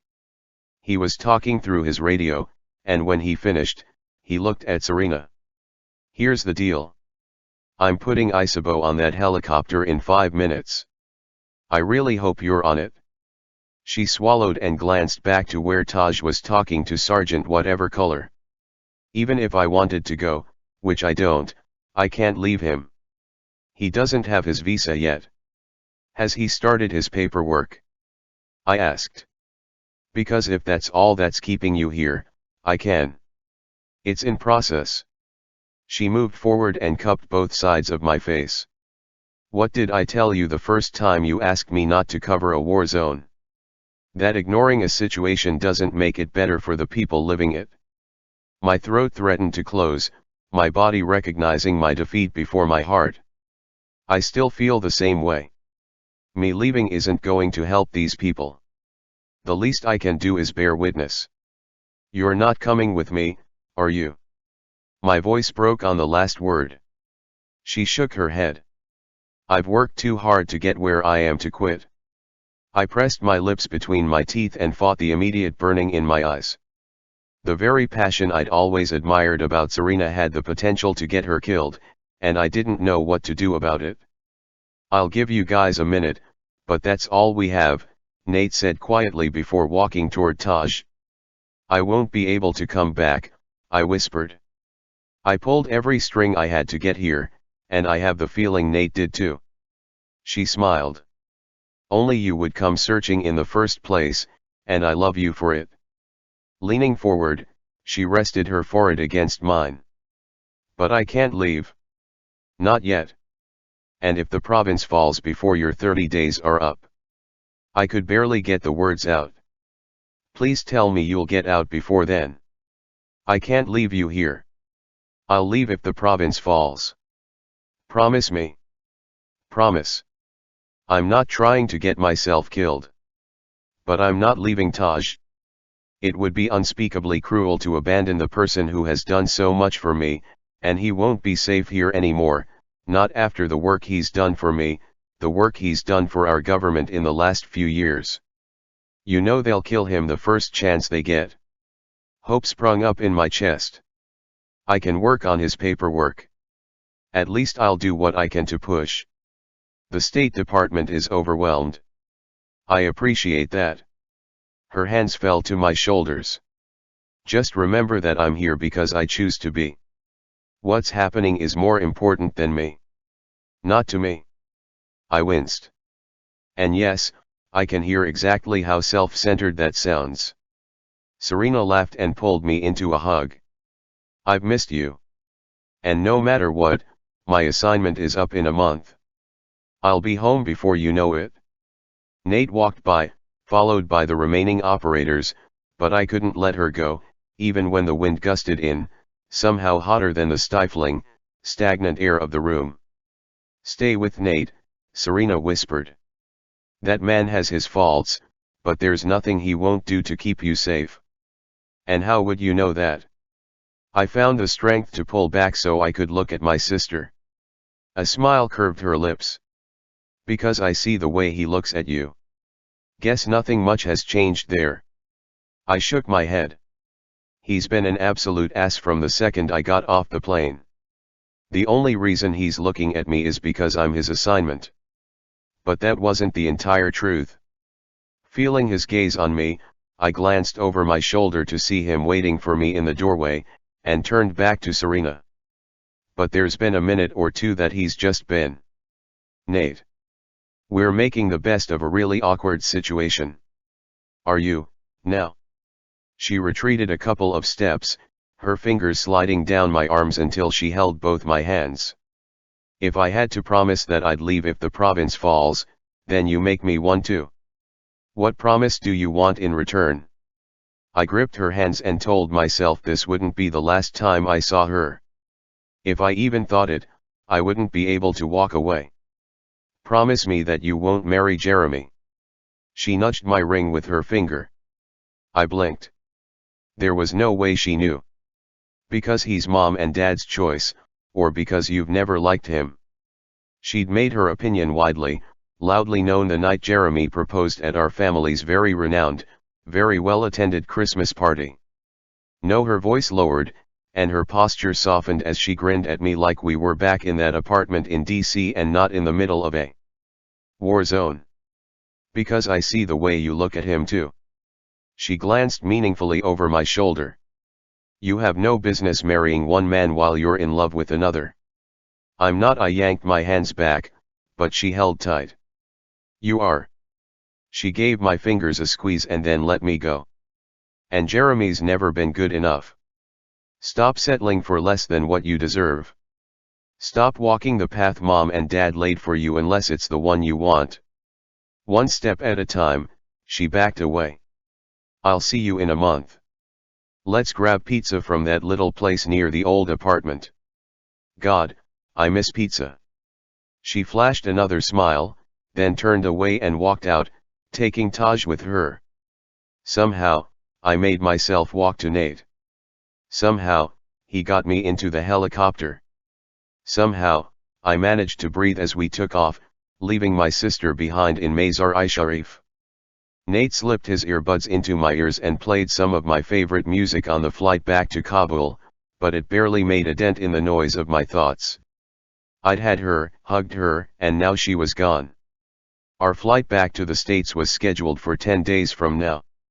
Was there any way I could convince Serena to leave by then? How did I let this happen? You didn't fail, Nate said quietly as he opened my car door once we reached the embassy. I'd been so consumed by my thoughts that I hadn't even noticed we'd arrived. Why would you say that? At least the seat belt didn't stick as I got out of the car.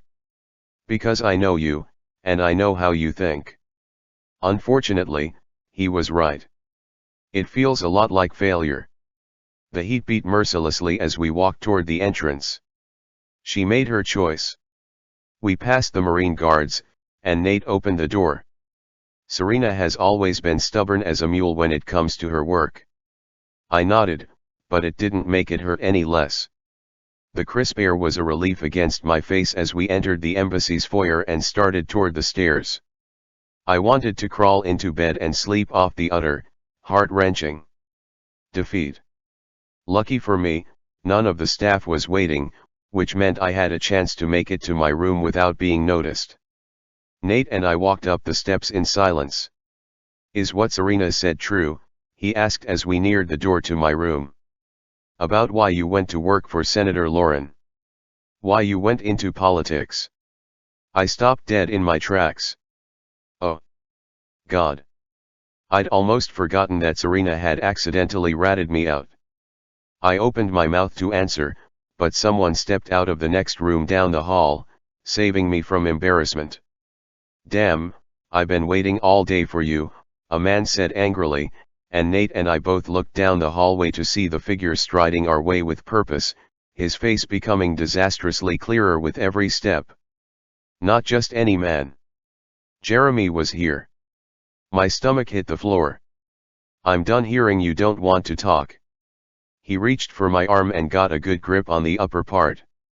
I just flew all the way he started, abruptly halting when Nate ripped him away. Jeremy's body slammed against the wall beside me as Nate put his forearm against Jeremy's windpipe. Didn't anyone teach you not to touch a lady without her consent? Every line of Nate's body radiated threat. Oh shit. No. I put my hand on Nate's shoulder. If he hurt Jeremy, the consequences would be dire to the career he'd fought so hard for.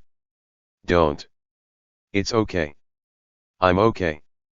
Issa, Jeremy managed to squeak out. You know him? Nate asked me, his eyes narrowing with accusation. Yes. I nodded, trying to swallow the huge boulder in my throat. Jeremy had never grabbed me like that before. Of course she knows me. Jeremy croaked, stretching his neck melodramatically.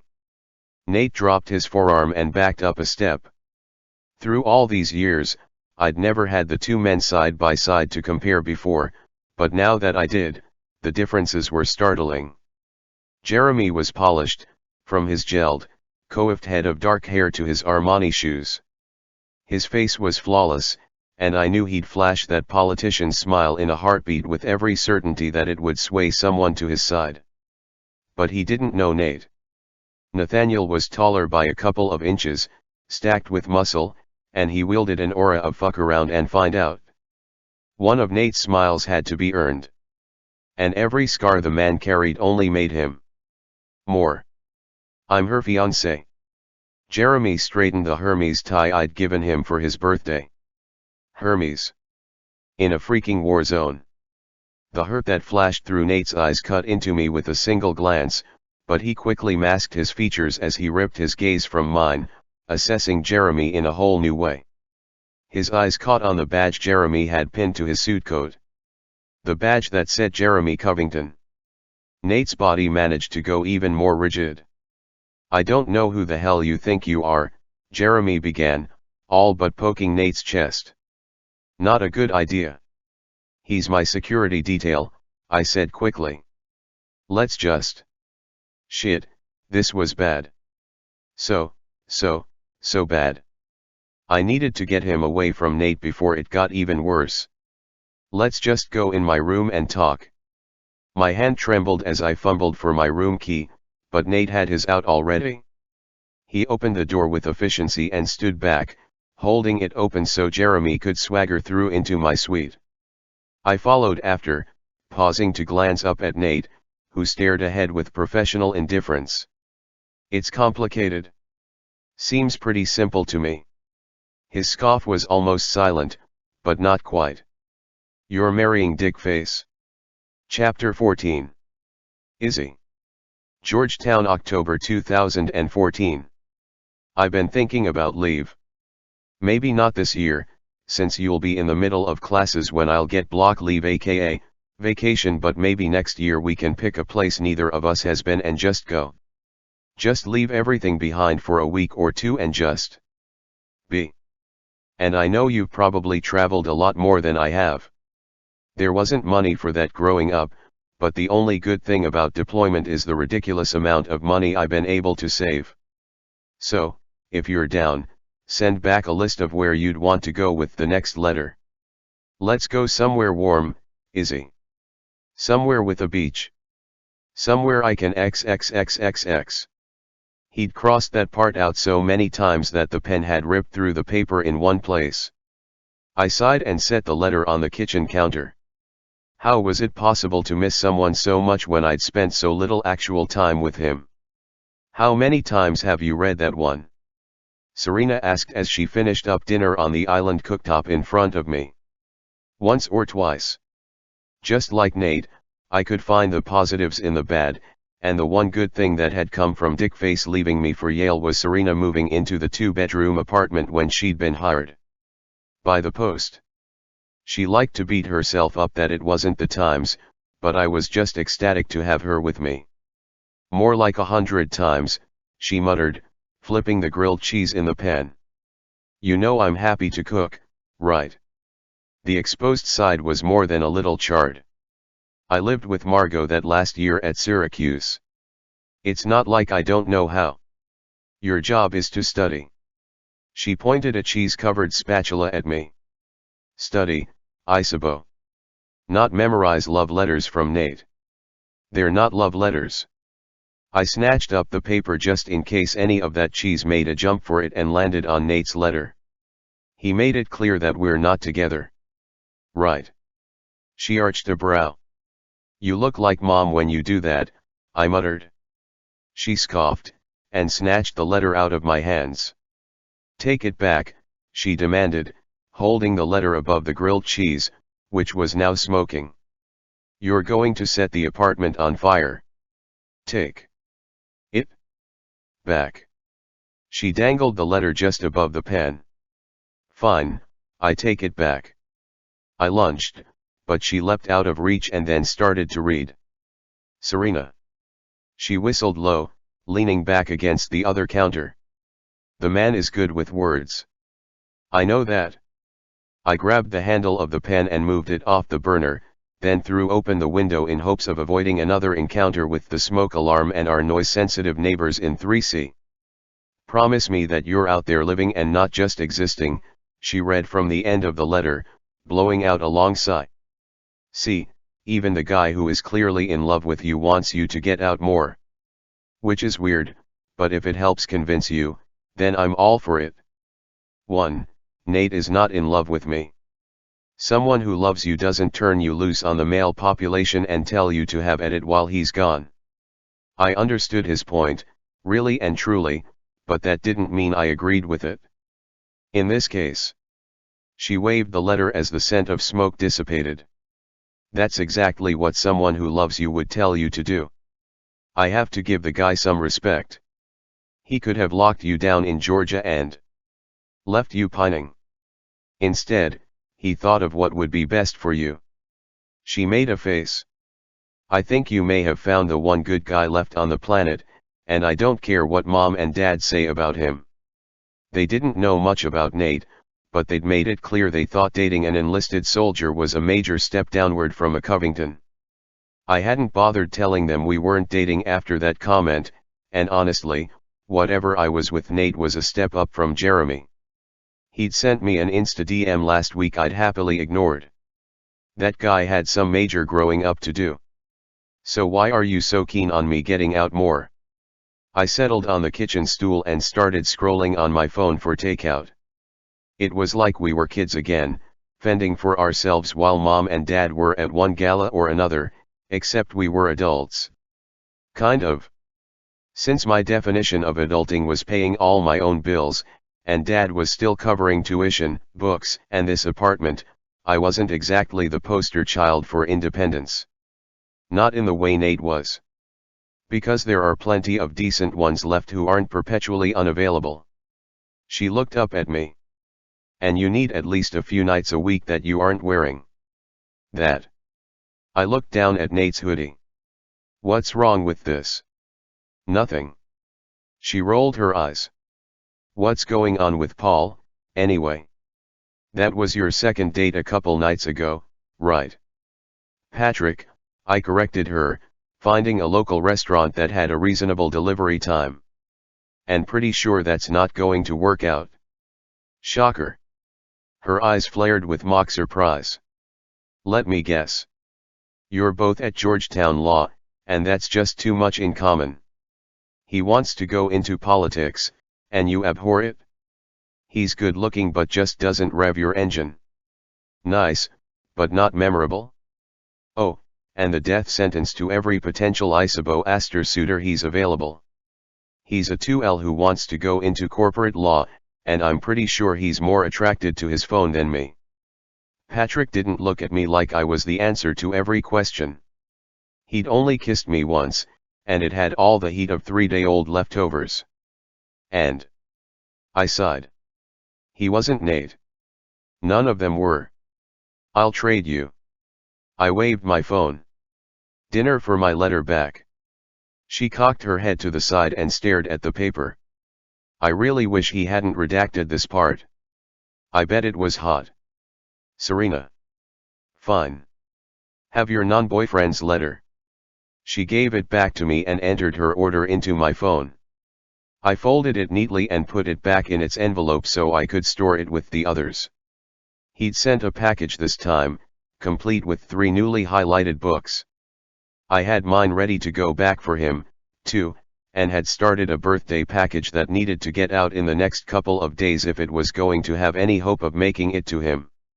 So far it had spearmint gum, the brownies he'd revealed a secret weakness for, and a Georgetown hoodie to wear around the base, or the fob, as he called it, on his downtime. You know, you should really watch the congressional race back home, Serena said, handing my phone back. Someone interesting. I slid the phone into the back pocket of my jeans.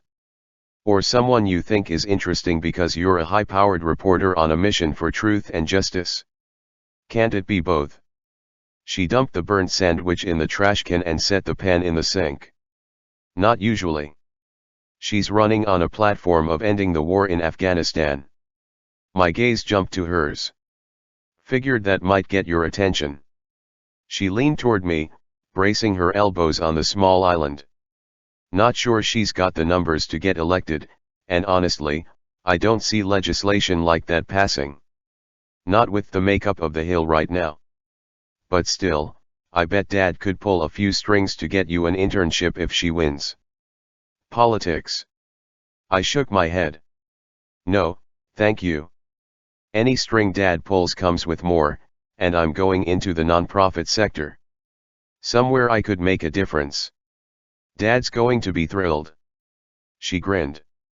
You should tell him at Christmas, just so we can watch him turn red like one of the decorations. He took your journalism major, okay?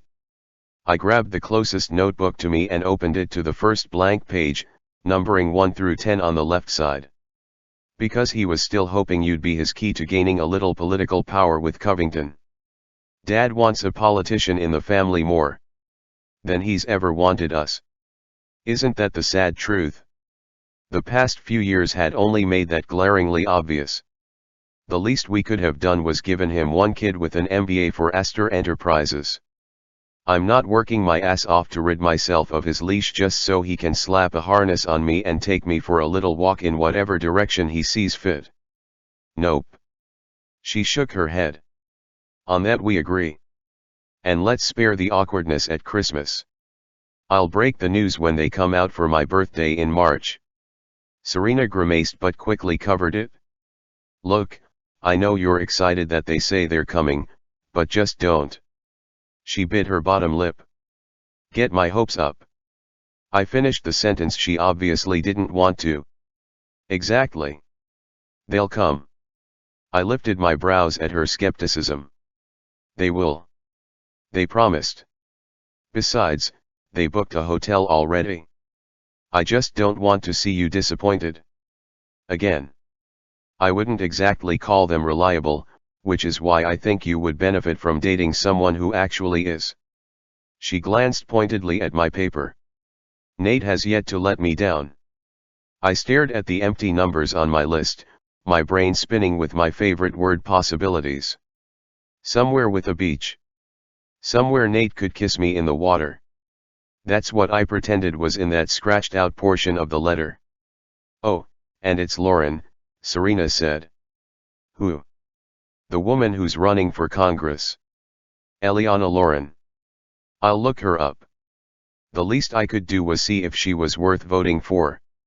I tapped my pen next to the number 1, then wrote a single word. Fiji. By December, my collection of letters had grown exponentially, as had my stress. Law school was even harder than I'd expected. Finals left me almost no time to read, and I wasn't exactly holding up my end of the conversation with Nate. And true to Nate, he didn't say a single word about me ghosting him for nearly a month, just kept writing, telling me how proud he was that I was conquering law school. Christmas had been an awkward extravaganza of overpriced gifts and awkward, two-pad hugs, but January arrived, and I got my rhythm back. Never apologize for doing what you need to. That's what Nate said when I got a letter at the end of January. February, I managed not to screw up a relationship for all of 3 weeks. By the 4th, I cut him loose. It just happened to be the same week Mom and Dad canceled their trip to DC for my birthday in favor of opening Dad's new Chicago offices. I didn't know Nate's dad, and he'd never told me why he feared becoming like him, but I was starting to feel the same way about my own. I didn't need to be my parents' number one priority, but making the top 10 would have been nice every once in a while. Again. Margot asked in March on our weekly call. Hey, I gave it 4 dates, I told her, holding the phone between my shoulder and ear as I folded the last of my clean laundry and put it away. Not all of us are happily married at 22. You're not 22, she reminded me. Not until tomorrow. You get my point. I hung my favorite shirt and put Nate's hoodie in the drawer beneath my bed. I just don't see a reason to string someone along when I know it won't work. It's never going to work if you don't give it an actual shot, she lectured. I glanced at the box of letters on my desk. Totally agree with you there. A loud giggle sounded from the living room. Sounds like someone's having a good time, Margot said.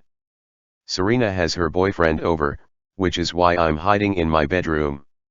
And how are classes? Fine, Mom. I smiled when she scoffed. Really, I'm oddly caught up, and it's Friday night. I have the entire weekend to binge TV or... Right, Nate, Margot suggested in a sing-song voice. You're starting to sound like Serena. Serena adores Nate. She went quiet. I tossed my empty laundry basket on the floor of my abysmally small closet. Just say it. I'm withholding judgment until it's a little clearer if you guys are some destined fairy tale or if it's the initial trauma of the crash that bonded you. And how are your classes, Psych Major? I asked, not that I hadn't wondered the same thing once or twice. But the way I missed him all these months later had to mean something more.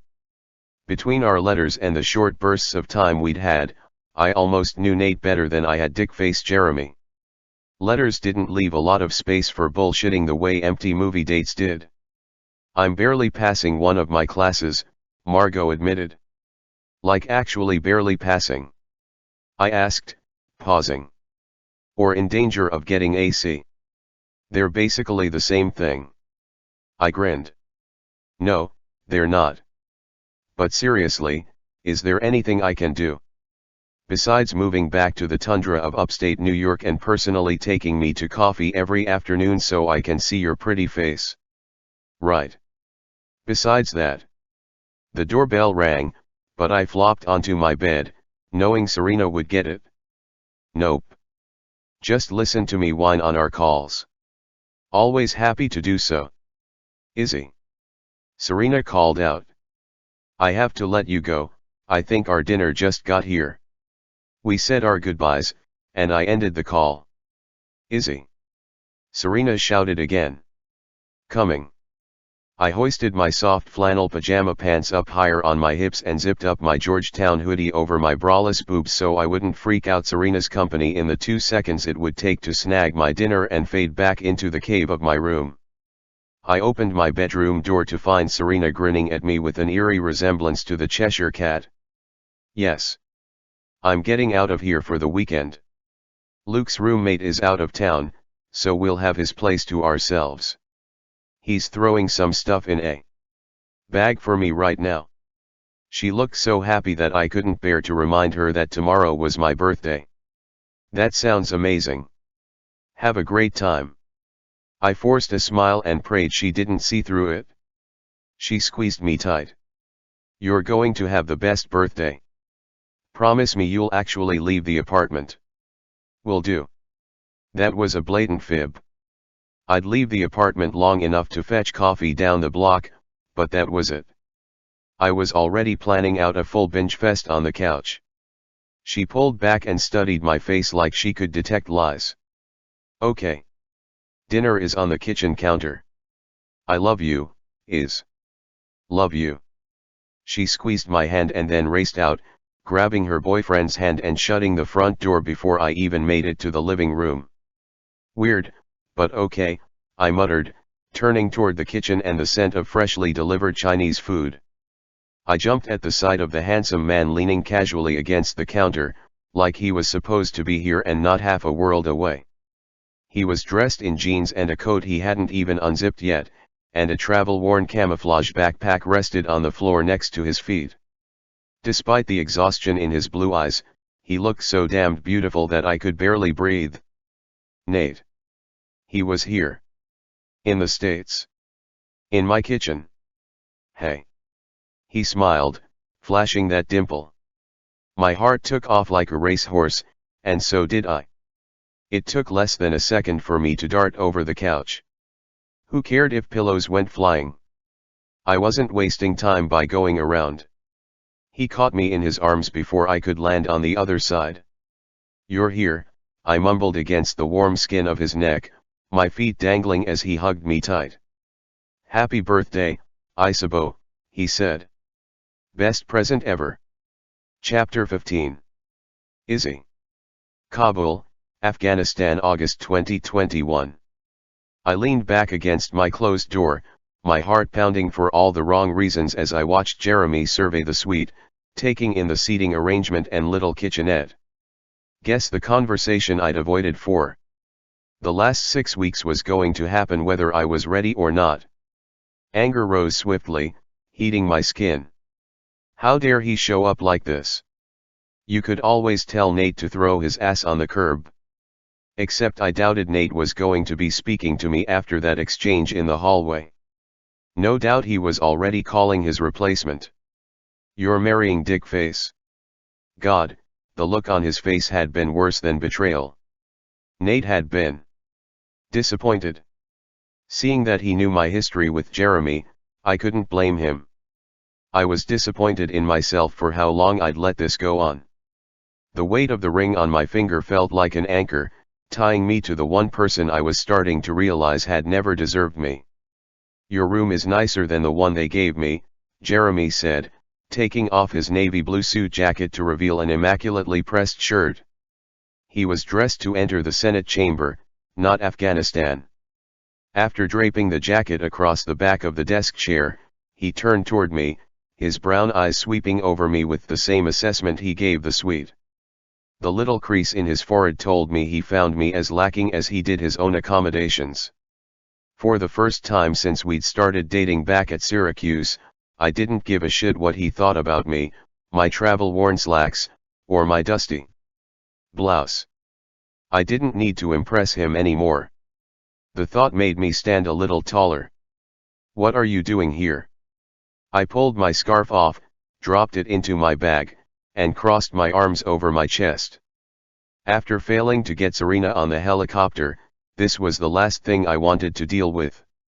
There were no words for whatever the hell was going on, or how I felt about it. Every failure in my life was rearing its head today. I was a tangle of crossed electrical wires in danger of going up with the slightest provocation. Never one to beat around the bush, are you, Issa? He walked forward, offering me one of his 5 practiced smiles. This one was number 4, his contrite but boys will be boys version. Issa. Because my father had been the one to introduce us. I held up my hand, and he stopped midway across the room, arching a groomed eyebrow. Let me guess, you borrowed Daddy's private jet. I cocked my head to the side. Or is this a campaign stop? As you can imagine, this little trip actually meant canceling 3 of my appearances. His smile faltered, and he scratched the point of his chin. Appearances you were supposed to attend at my side? That wasn't going to happen, whether or not I was in the States. I shook my head and made my way to the little table behind the couch, leaving my bag on the surface and rolling my stiff shoulders. And you shouldn't be here, Jeremy. I asked you for space, and you chasing me halfway across the world is hardly giving it to me. Come on, Issa. He offered me smile number 3, the boyish one he used whenever he was trying to get his way, the one that had fooled me into thinking we had a shot at a real second chance. I thought you loved all those romantic, bold moves in the books you read. I flew into a war zone for you. Doesn't that tell you how much I love you? How badly I want to make this work.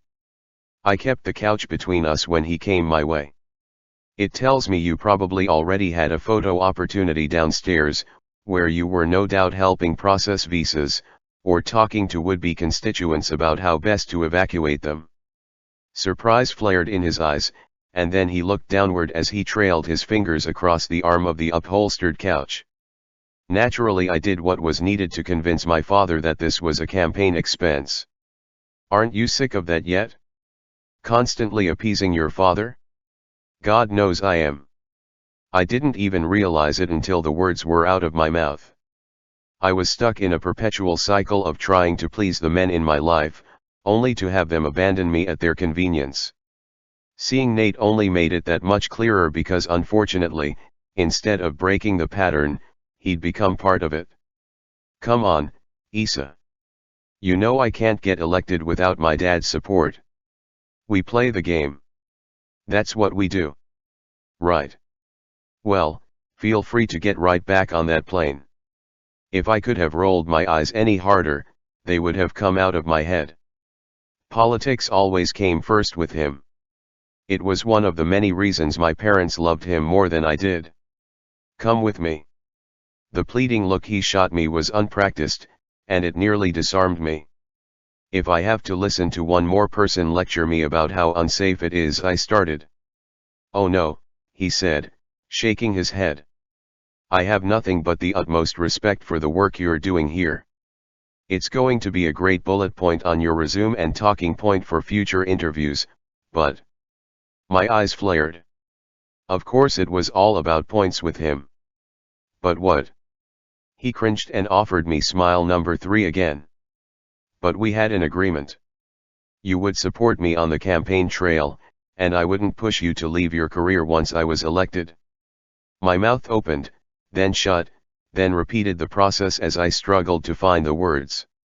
Are you so delusional that you think I would show up on your arm after I walked into your office to find Clarice Baterio splayed out on your desk like lunch? The memory made my stomach churn, but my heart didn't ache like it was supposed to. That was unfortunate, he admitted. But don't act like you were heartbroken. We know each other too well to lie. You were pissed. Probably embarrassed. Humiliated is more like it. My hands curled into fists, my fingernails biting into my palms. Everyone in that office knew what was going on, and believe me, they were more than happy to tell me it wasn't a one-time lapse in judgment. You've been having an affair for 6 months. The ink wasn't even dry on our engagement announcement. He took a slow, deep breath, and his eyes shifted, a habit he had yet to control that meant he was scurrying for an answer. I regret that you were embarrassed, Issa. Truly, I am. I blinked. But you don't regret cheating on me. Of all the tactics I thought he'd use, this hadn't been one. We agreed never to lie to each other. He straightened his shoulders. Right, because that was the only way forward after what happened after Syracuse. I'd been so incredibly stupid to trust him again. Are you never going to let that rest? He raked his hands through his hair, mussing the perfect brown strands. I thought we were past that. Yeah, we moved on to you screwing your staff. Big improvement. I gave him a thumbs up and kicked off my shoes. Thankfully I'd chosen flats for the meeting in Mazar-i-Sharif, but my feet still weren't ready to forgive me. Look, I thought we'd discussed having an open relationship. You discussed. I slammed my hand down on the table, the sound of the impact of my ring against the wood punctuating my disgust. I never agreed.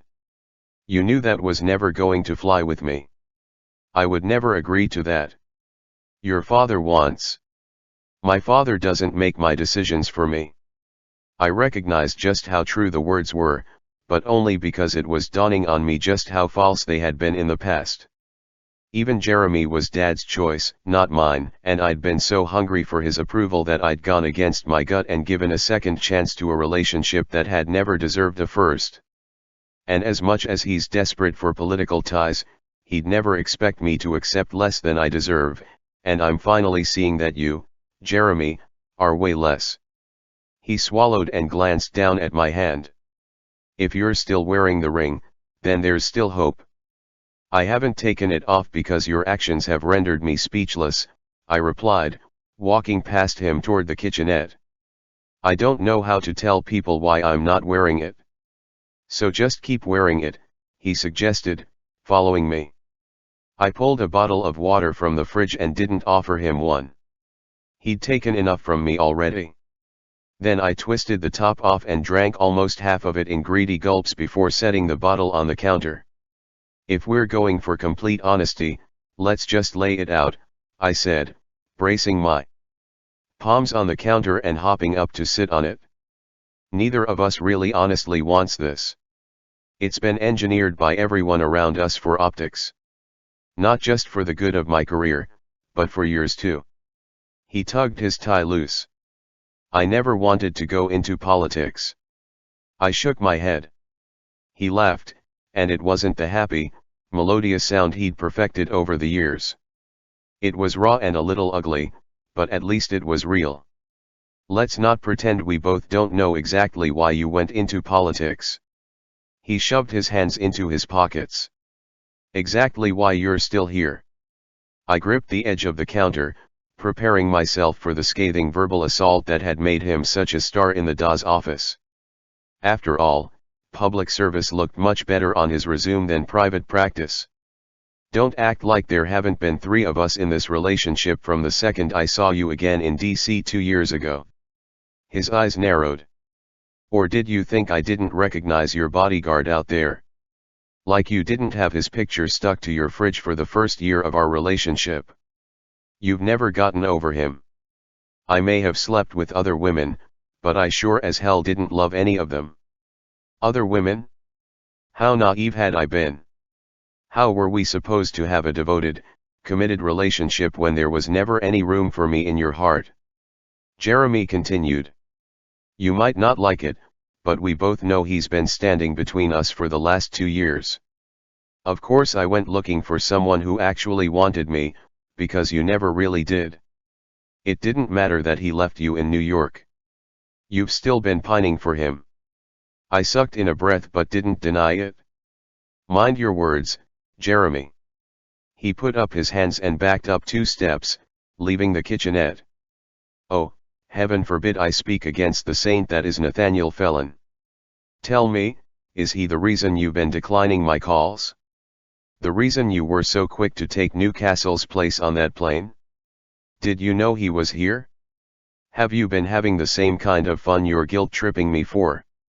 I don't owe you an answer, I said, lifting my chin. But just so you don't think I'm anything like you, no. I didn't seek Nate out. He just happened to be ordered here and assigned to me. Of course he was. Jeremy glared at the wall as though he could see Nate standing on the other side of it. That's the thing with you two, right? You seem to magically appear in the others' lives? Your point is. Nate and I had a connection I despised but also marveled at, and it wasn't up for discussion, not with Jeremy. He moved quickly, reaching for my arm, and I slid out of his grasp. Touch me again, and I'll scream. You'll be dead in seconds. Nate doesn't care who your daddy is. The threat left my mouth before I could think twice about risking Nate's career over a situation I should have been able to handle myself. Then again, the threat worked, because Jeremy took a step back. Have you fucked him? Jeremy's face turned a mottled shade of red. I mean, this time around. You're seriously going to ask me that? Like I'm the one who's been cheating in this relationship. I slid off the counter but left my arms loose at my side, ready to reach for the panic button in my pocket if Jeremy decided that grabbing onto me wasn't enough this time. He put me into the wall, Issa. A corner of Jeremy's mouth quirked upward but didn't quite reach smile number 2, the smirk. Pretty passionate response, if you ask me. Pretty dangerous one, too, if you ask me. He's my security detail. I bit out every word. Security would have held my wrist. Your man went for my throat. He blinked, and then his expression shifted, like he was calculating something. Hold on. This can work. I'm sorry. Every minute I spent in his company was convincing me of the opposite. As much as it chafes my pride, you'll see that I can compromise. I came here to get you back, and that's exactly what I'm going to do. You want to get back at me? Fine. Do it. You can have him, and I can continue with more discretion. There it was, smile number 1, the politician. My jaw dropped. Don't you see? He shrugged, the gesture disturbingly happy. It's perfect. Our families will get what they want, our careers will flourish, and we'll both find satisfaction elsewhere. It wouldn't be the first arrangement of its kind. Half the relationships in DC are staged. Think of it as less of a marriage and more of a partnership. An alliance. I stared in open shock as any feelings I carried for him shriveled and died. Maybe I'd always known that our relationship was remarkably convenient, but I'd still thought it was based on mutual affection and love. But that dull ache in my heart at the memory of Jeremy's infidelity was nothing compared to the way it hurt to even breathe knowing that Nate was on the other side of the wall. Damn it! I'd been fooling myself for the last 2 years. This is great, Jeremy continued, nodding enthusiastically. Everyone gets what they want. Except that I don't want you. I yanked the ring from my finger. No one has caught wind of what happened. We still have time to salvage this. We'll say that I flew here out of gallant concern for your safety, and the media will eat it up. He ignored me, staring off into the center of the room as he spat out how to spin it, how to control whatever fallout there might be. Jeremy, I said with enough force that he turned back toward me. What? His brow knit almost comically. I made a mistake, and I'm sorry. I reached for his hand. His face softened as our fingers brushed. It's okay. It's all fixable. I still want to marry you. I pushed the ring into his palm, and then curled his fingers, closing his fist around the heirloom diamond. But I don't want to marry you. I made a mistake thinking that what I felt for you could grow if I gave it enough time. I made a mistake giving in to what my parents wanted just because it was comfortable, because I thought I'd finally earn their approval. I made a mistake in settling for someone who obviously doesn't know the meaning of love, or devotion, or exclusivity. I will never be what you want, and you will never give me what I deserve. I made a mistake when I said yes, and now I'm remedying it. He stared down at his closed fist. You don't mean that? I do. I nodded, using the opportunity his shock provided to pass by him and walk toward the desk where he'd left his jacket. I took the expensive fabric in my hand and then moved to the door, grasping the handle. You don't, he argued, pivoting to face me, shaking his head emphatically. You aren't telling me no. That's not possible. I sighed and opened the door as a wave of pity washed out whatever was left of my anger at him. Oh, Jeremy. Someone should have told you no a long time ago. His eyes flew wide. Hey, I said into the hallway, then startled. It wasn't Nate standing guard at my door. It was Sergeant Gray. My stomach sank. Ms. Astor? Sergeant Gray asked, lifting his thick brows. Right. I forced a smile. Sorry. Mr. Covington was just leaving. Could you please make sure he gets back to his room? I asked. Isa. Jeremy argued. Sergeant Gray quickly squelched a smile. Absolutely. Mr. Covington, I believe your suite is next door. Fuck this. Jeremy stomped past me, snatching his jacket out of my hands. You'll regret this, Isa, and when you do, I might not be willing to take you back. Sergeant Gray stoically ignored the exchange. I let Jeremy have the last word, knowing the conversation couldn't possibly end any other way. He'd just keep talking. Thank you, I said to Sergeant Gray. When he nodded, I shut my door, locked it, and then leaned back against the wood, sliding down slowly until my ass hit the floor. I should have been angry about a lot of things.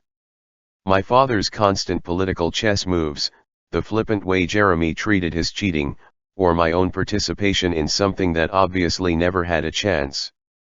But the ire that consumed my thoughts prickled my skin because Jeremy was right about one thing. It didn't matter who I met, who I dated, or who I tried to love. Nate would always be in the way, even if he was never physically there. It was impossible to give away a heart I'd never gotten back in the first place. Chapter 16. Nathaniel. Georgetown, March 2015. I only get 2 days with you, and you want to spend tonight at a bar. Izzy shouted over the pounding beat of the bass in the club as we surveyed the grinding bodies on the crowded dance floor. I promised your sister I'd take you out, I replied. That was the deal for her keeping my trip a secret. My pulse leapt at the crush of the crowd around us, its proximity, its numbers. There were too many people between us and the exit. Too many people to keep track of whose hands were where, who might be reaching for what. Too many fucking people in general. This had been a bad idea, and yet I'd fought tooth and nail for special permission to take a weekend pass before completing reintegration training with the rest of my unit. Not like that shit helped, anyway. I know you must be exhausted after not sleeping last night, she started, 2 little lines appearing between her brows. Damn, I'd almost forgotten how long her lashes were. Pictures didn't do her justice. I'm okay. We're not spending your birthday worrying about me.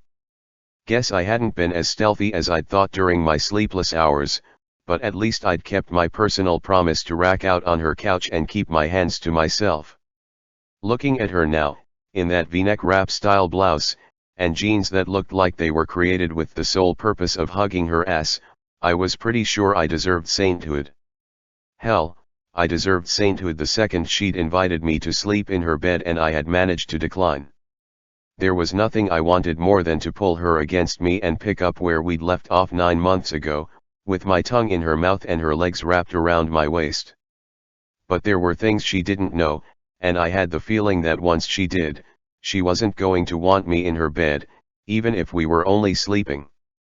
It didn't matter how badly I wanted Izzy, when I logically knew I could never have her. She was out of my league in every way. She would be out in the world soon enough, changing lives, and the only thing I was good at was ending them. I was turning out to be immeasurably more violent than my father was.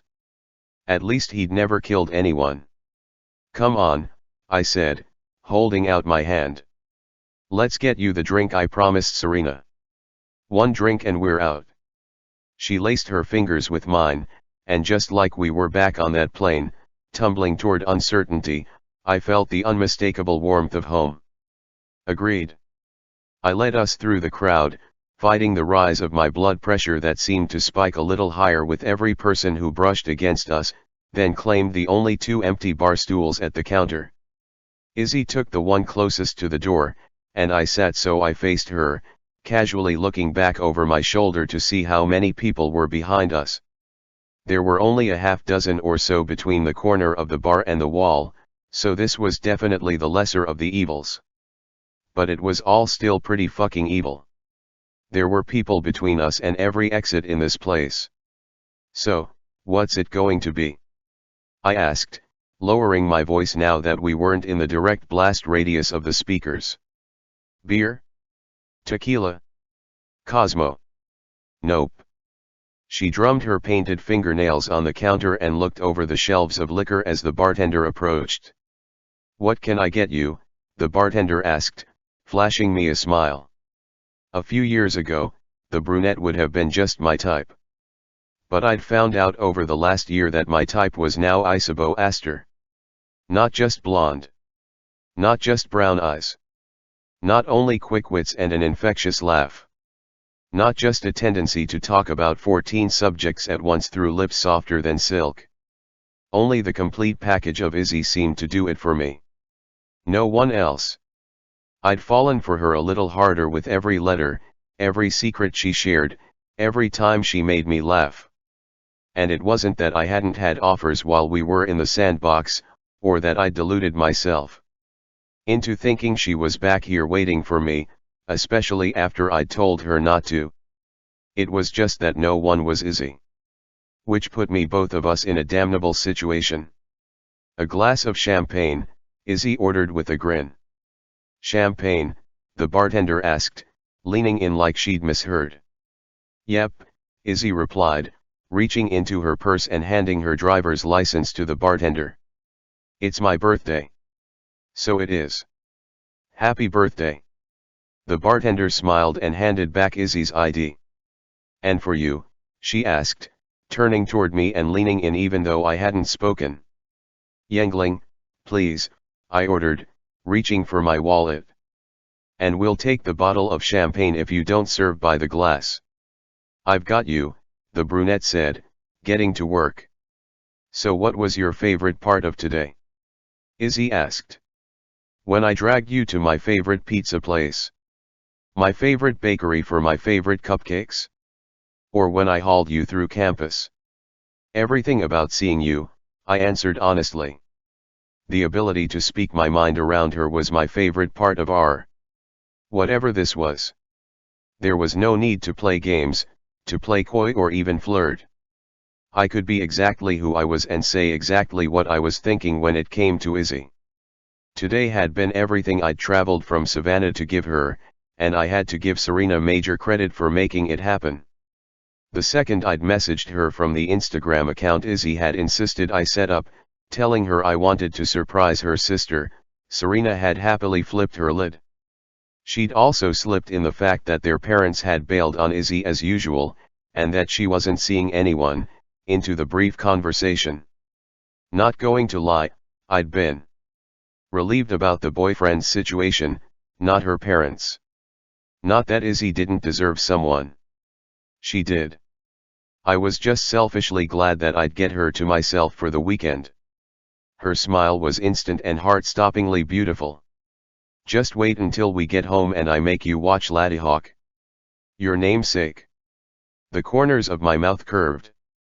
"Can't wait." I would sit around and watch someone read a phone book if it meant I got to be with Izzy.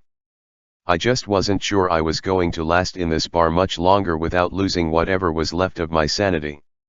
"If you could only watch one movie for the rest of your life, what would it be?" she asked. "That's a tough one." My eyes met hers, and I knew what she was doing, the same thing I'd done for her on the plane, distracting me with the questions. "Take your time." "Lord of the Rings, Return of the King," I answered. "But maybe my answer will change to Laddie-Hawk after tonight. Who knows?" She leaned in and brushed her mouth over mine, and every nerve in my body went on high alert. "Thank you for today." I threaded my fingers through her hair and pulled her in, deepening the kiss but keeping my tongue firmly behind my teeth. The first taste of her was a rush that flooded every cell in my body. Keeping myself in check was a struggle, but I managed. I wasn't about to kiss her the way I wanted in front of all these people, so I pulled away before we headed that direction. She smiled against my mouth as we broke apart, her hand rising to her chest. "You should feel the way my heart is pounding." Her fingers brushed over the little lock necklace I'd bought her for her birthday. The shit that came in the little blue boxes was expensive, and she'd protested, but I figured classy girls wore classy jewelry. Mine too. Maybe the admission wasn't smooth, but I didn't feel that kind of pressure around Izzy. "Here you are," the bartender said as she returned, putting our orders in front of us. Izzy leaned back, and I instantly mourned the loss of her mouth. Thank you. I put my debit card on the counter before Izzy could even try. For a tab. We won't need a tab. Izzy shook her head as she took the slim stem of the champagne glass between her fingers. We're only staying for one drink. She glanced my way. And thank you. I'll get your check. The bartender nodded and took my card to the register. You sure about only one drink? I lifted my brows at Izzy. It's your birthday. I'm down for whatever you want. I don't want to be drunk on the last night I get to have you with me. She shrugged. I would have argued, but I knew exactly how she felt. I wanted to remember every single second. Happy birthday, Isabeau. I lifted my beer. Thanks, Nate. She smiled and clicked her glass against mine. I'm so glad you came. Me too. After the bartender brought my card back, Izzy and I sat there talking about her classes for the better part of a half hour while she sipped her champagne, and I barely touched my beer. Every time she tried to steer the conversation to how the deployment had gone for me, I carefully altered course right back to her. I tried to sit still, to focus only on her smile, her laugh, the light in her eyes, the overwhelming way I wanted her and didn't have a damn clue what to do about it. But the walls closed in tighter and tighter, and the people came closer, reaching around us to get to the bar, bumping into my back, reaching into their pockets for wallets. Just wallets. Not weapons. Because I was stateside, not in Afghanistan. Fuck. It wasn't this bad last time. Then again, I hadn't spent 9 straight months in hell, facing extension after extension. Rangers were supposed to have shorter, more frequent deployments, but that hadn't been our luck. I hadn't been wounded this time, but I hadn't stood in 4 separate formations in front of makeshift memorials of boots and rifles last time either. Hadn't. Not here. I took as deep of a breath as my tight chest would allow and shoved all that shit back in the box where it belonged. I glanced back at Izzy to see her watching me in that way she had, like she could cut through all the bullshit with nothing but her beautiful eyes. If you had to pick a zombie apocalypse partner, who would it be? She asked, then threw up a finger. Present company accepted. That's just an easy way out. Raoul, I guess. Torres would have chosen his girlfriend, and it felt wrong to deprive the man of his love life, even in a hypothetical situation. We've fought our way out of some shit together. Fair answer. Now, let's get out of here, she said. You haven't finished your drink. There was no way I was forcing her out of her birthday celebration because I couldn't hold myself together. She rolled her eyes, down the last quarter of the glass, and set it on the counter. I have officially finished the drink you promised Serena. Slipping off her bar stool, she held out her hand for mine. And I'd honestly rather spend the rest of my night at home. With you. Not even a dance. I glanced toward the crowded floor, and every muscle tensed reflexively. Not even a dance. She wiggled her fingers, and I couldn't resist her. If she wanted to go home, I'd take her home. Our fingers twined, and I led us back through the crowd and out of the club. The brisk March air was a godsend as it hit my face, filling my lungs as I took my first full breath since walking in. You okay? She asked as we started walking down the sidewalk, heading the half-dozen blocks to her apartment. Okay is a relative term. I picked up her hand and pressed a kiss to the back of it. The touch was innocent enough, but the scent of her perfume had my thoughts dipping into flat-out carnal territory.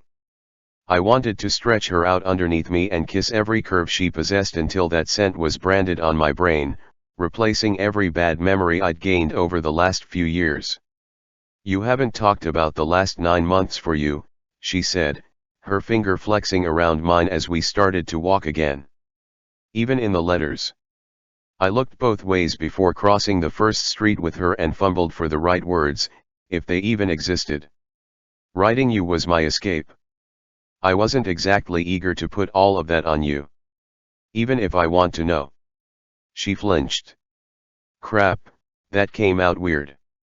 I mean, even if I want to listen. I know what you meant, I replied softly, pulling her closer against the bite of the cold. She'd been against bringing a coat, but I guess it gave me an excuse to hold her. But it's not a conversation for birthdays. Or ever. Oh. She nodded slowly. Right. We passed the rest of the blocks in an awkward silence that I loathed. Everything with Izzy had always been easy, and I'd just put up a barrier. It was for the best. I didn't want the ugliness of what went on over there to touch her in any way. But I felt that wall I'd erected like a tangible fence between us as we made our way into the apartment. I followed her into the kitchen, and she dropped her purse on the counter, grabbing the box we'd carried home from the bakery earlier. Cupcake. She put the box on the counter, then braced her hands and hopped up to sit next to it, her feet swinging gently. I always like sugar with my movies. Flicking open the box top, she revealed the 10 cupcakes we hadn't eaten earlier. Taking the olive branch, I leaned in to see what we had left.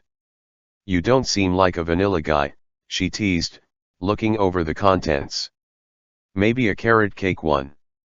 I shook my head, a smile tugging at my mouth. Those were always Torres's favorites. I swear, he had one every day for an entire year. I can't stand the smell of them anymore. It took me a second to realize she'd stopped breathing. Izzy. My gaze shot to hers. Torres. That's your best friend, right? Fear widened her eyes. Yeah. One of them. I nodded, my brow furrowing at the look on her face. Oh, no. Did he? While you were gone. She pressed her lips in a tight line, and the pieces clicked for me. No, No. He's not dead. I shook my head and squeezed her knee in reassurance. He just had to give up the carrot cake cupcakes when he decided to go for Special Forces selection. He'd spent the last few months trying to talk me into it, too, since I'd been wavering during the deployment. Her entire body relaxed. Okay. That's a relief. Fitz died, though. I took the one that looked like lemon, making sure there was another just like it before lifting it from the box. Fitz would have gone for the chocolate. I breathed through the stab of pain I recognized as grief, then shoved it in the box with everything else. What? Shit. I should not have said that.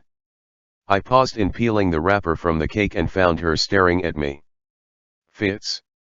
You met him? On Tybee. I remember, she whispered. He died. I nodded. About a month in. There was a firefight, my mouth snapped shut. Those were the things I deliberately kept separate, and here I was, shattering the only piece I had. Nate, I'm so sorry, she whispered, lifting her hand to my shoulder. Don't be. I continued peeling the wrapper, concentrating on the side of the cake and blinking away the memory of the blood pumping out of Fitz's body. You didn't kill him. The subject had to change immediately. Which flavor is your favorite? Silence stretched between us. I looked up and found her watching me with a look I'd never seen before. She looked like she didn't know what to say or how to act, like I'd destroyed the ease between us for the second time that night. Which is your favorite? I asked again. Movie time, remember. Red Velvet, she answered, slowly taking one of those. I put my cupcake down and then helped her off the counter, even though I knew she didn't need it. Her curve slid against me as I lowered her to the ground, setting my body on fire, but the way her eyes darkened was even hotter. We stood there for a long moment, my hands on her waist as she stared up at me, color rising in her cheeks, her chest rising and falling a little faster. Movie, I reminded myself. Right. She drew her tongue across her bottom lip, and I bit back a groan. "Prepare for greatness," she said and led me to the couch. She rested her head on my shoulder, and I savored the absolute peace. I hadn't ruined everything by keeping her out. 2 hours later, she looked up at me with expectation as the credits rolled. "What did you think?" "I think it's bullshit that they only got to see each other at dawn and sunset." I glared at the screen.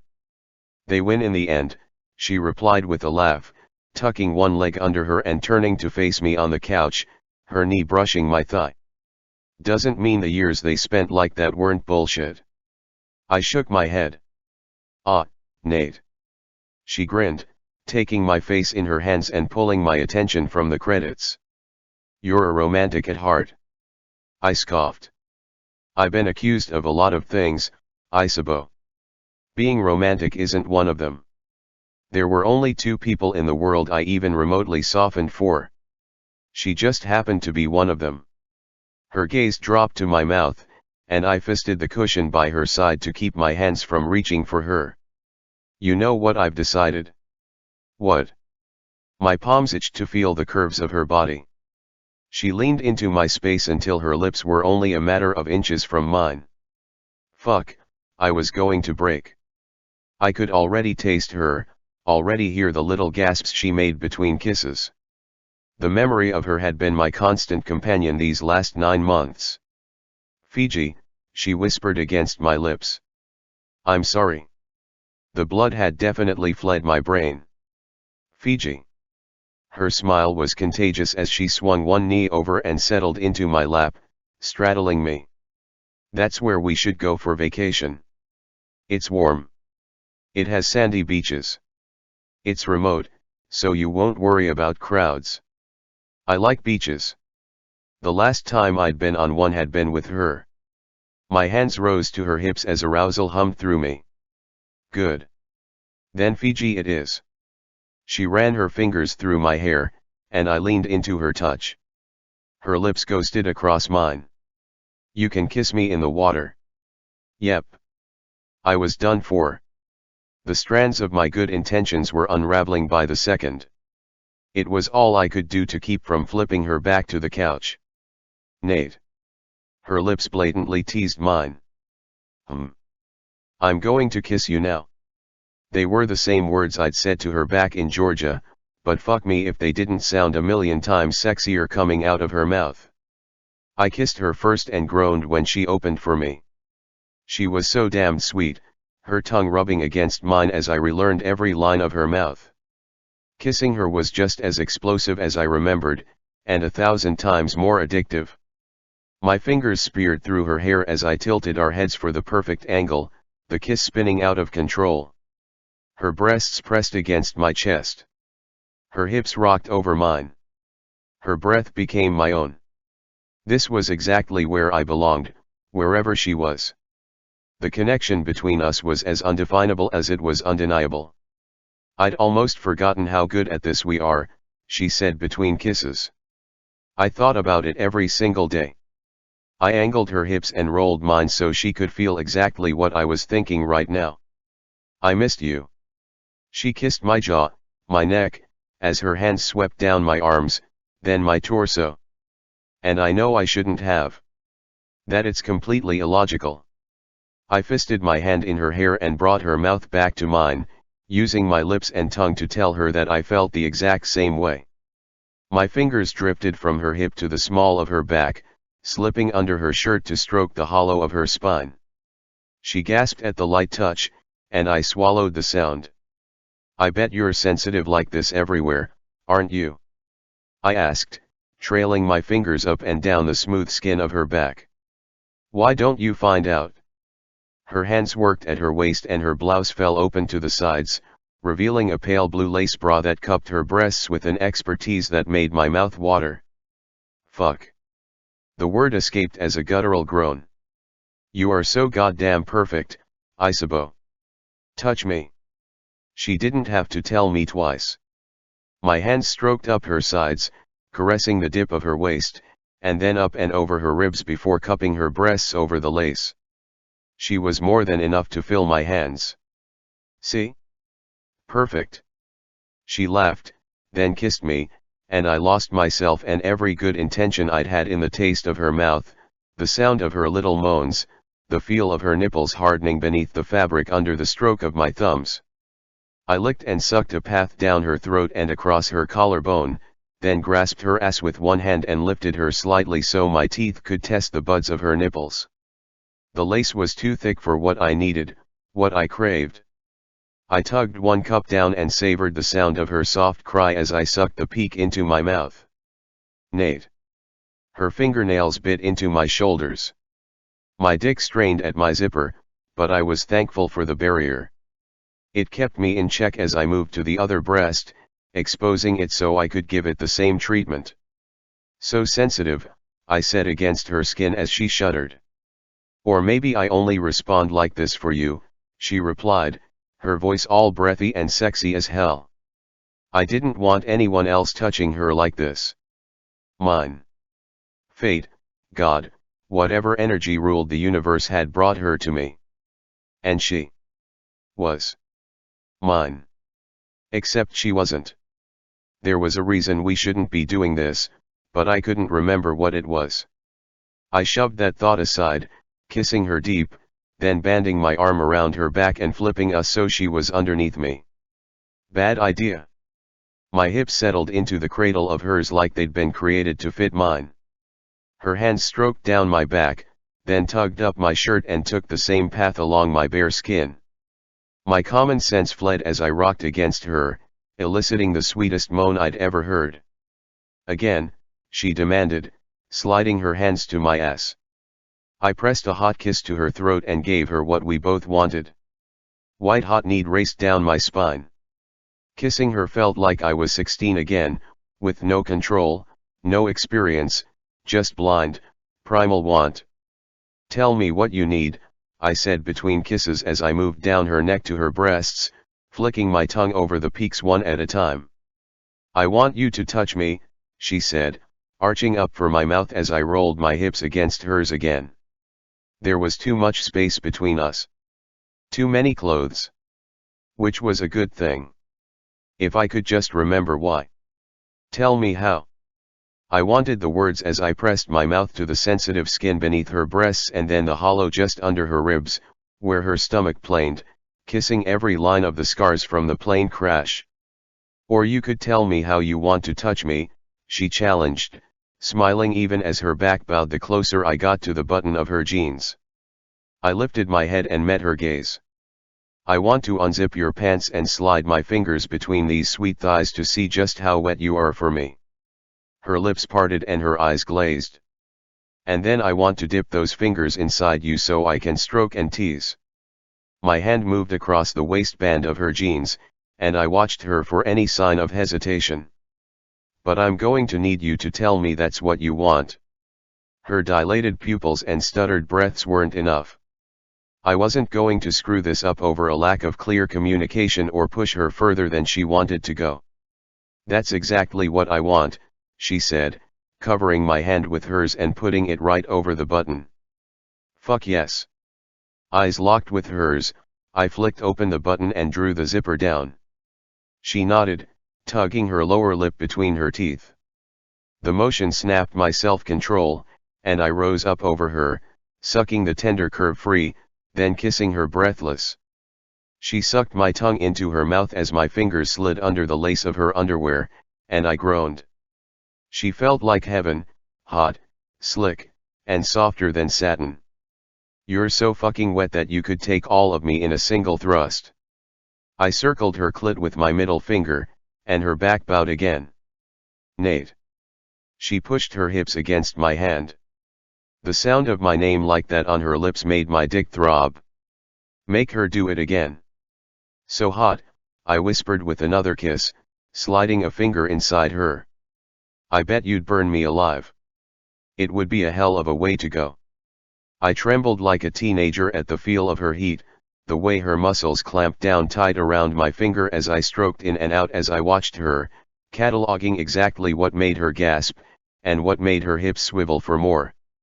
Oh my God, she moaned, her fingers digging into my back with a bite of pleasure when I pumped a second finger into her, wishing it was my cock. I wasn't a stranger to lust, but this was something else entirely. I'd never lived for the sound of a woman's gasp, never had my next breath depend on hers, never been so focused on her pleasure that mine didn't matter. My world narrowed to Izzy. I didn't just want her to come, I needed her to. My thumb stroked her clit, working her relentlessly as my fingers curled after every thrust, hitting over and over at the spot that made her hips jerk upward and her breath catch. Beautiful, Isabeau. I kissed her softly as her thighs locked, then quivered. You're so beautiful. It only took a little more pressure from my thumb, and she danced to the edge of her orgasm. I felt it in her quick inhales, the squeeze of her inner muscles around my fingers, and the tightening of her body under mine. Nate.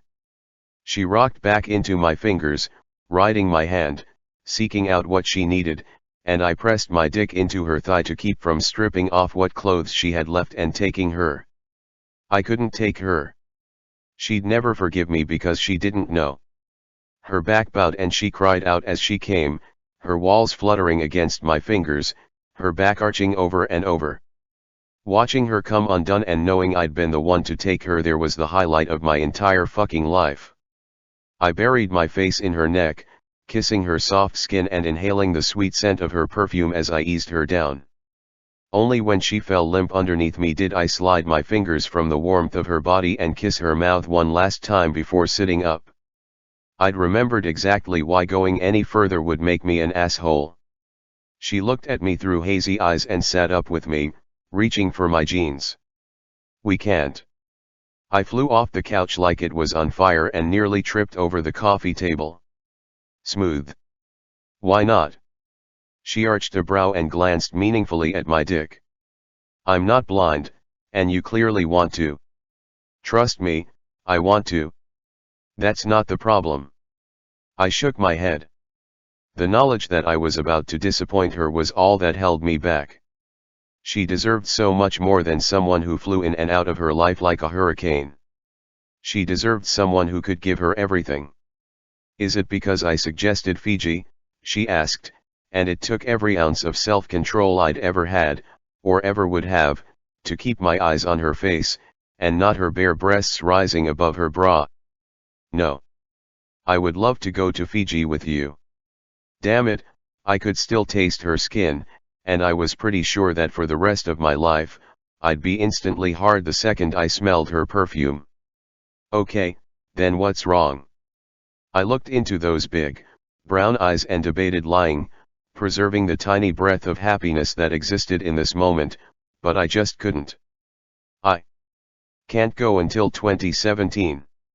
She clutched the sides of her shirt and tied it, covering her incredible body. Because you don't have time?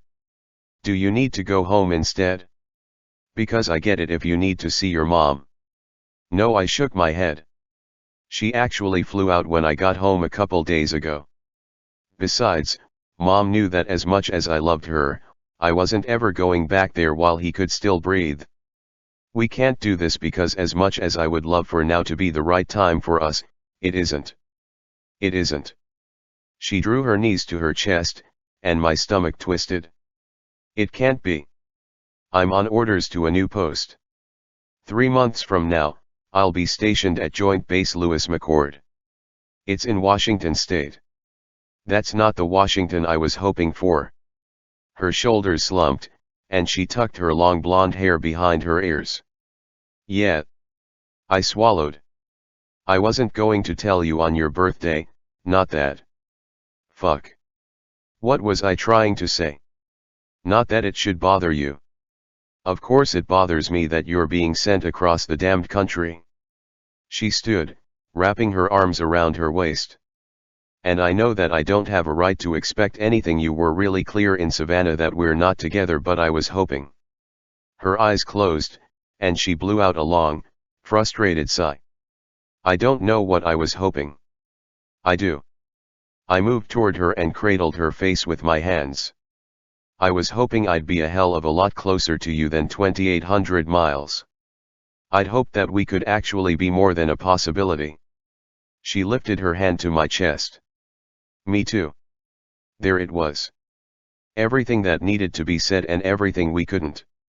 How long will you be there? She asked. Probably 3 years, I said as softly as possible. Her breath caught, and the war of emotions that waged in her eyes was enough to crumple my chest. 3 years. And that's not all. Shit. I'd avoided this since I'd walked through that door, and yet here I was, walking right into it. The unit I'm headed to is already on the patch chart for rotation in a few months. Another deployment. I could barely get the words out when it looked like each one sliced her to the quick. You're. Her lower lip trembled. You're going back. I ran my thumb across her lips and tried to ignore the crushing feeling in the center of my chest. I'm always going back, Isabeau. They're just shorter, more frequent deployments, as long as we don't get extended. You're in law school. You have more important things to focus on than someone who can barely get within 3,000 miles of you on a regular basis. And we agreed not to start something long distance. A sad smile lifted the corners of her mouth. We've already covered that topic once. Right. I won't do that to you. Even when I'll be in the States, I'll probably be at some school or another for professional development. All we'd ever have are weekends. Weekends I would live for, but I wouldn't accept the same for her. Maybe I could do weekends. Her hand fisted in my shirt. Until you couldn't. Until we couldn't. Until it got to be something that broke us both. The last 9 months felt like an eternity. I missed you every single second of every single day, Izzy, and we weren't even in a relationship. Imagine what 3 years would feel like. I leaned down, putting my forehead against hers. We'd kill the possibility of us before we even had a shot at succeeding. I don't want to waste our shot by taking it before we're ready. So why even come here? She asked quietly, her eyes searching mine. Because I couldn't stay away. The truth of it was simple, and yet it complicated everything. And is this what you want for us? One of her hands slid up to hold the back of my neck. To be what? Pen pals? Friends? You want me to date other guys while you date other girls? My jaw ticked. Of course that's not what I want, I somehow managed to say. She'd told me all about the guys she'd dated while I was gone. All law students. All here. All infinitely more capable of making her happy. But that's where we are. I want you to live, Izzy. I want you to go to class and get excited for your Friday nights. I want you to smile and laugh and not spend your months locked away in your room, waiting for me. It would kill me to watch you waste your life like that. I want us to get the shot we deserve, which means we both have to agree the time. To listen full and free in the likely event by Rebecca Yarros, please access website, novelsaudio.com and search keywords, in the likely event or click the link in the description of this video.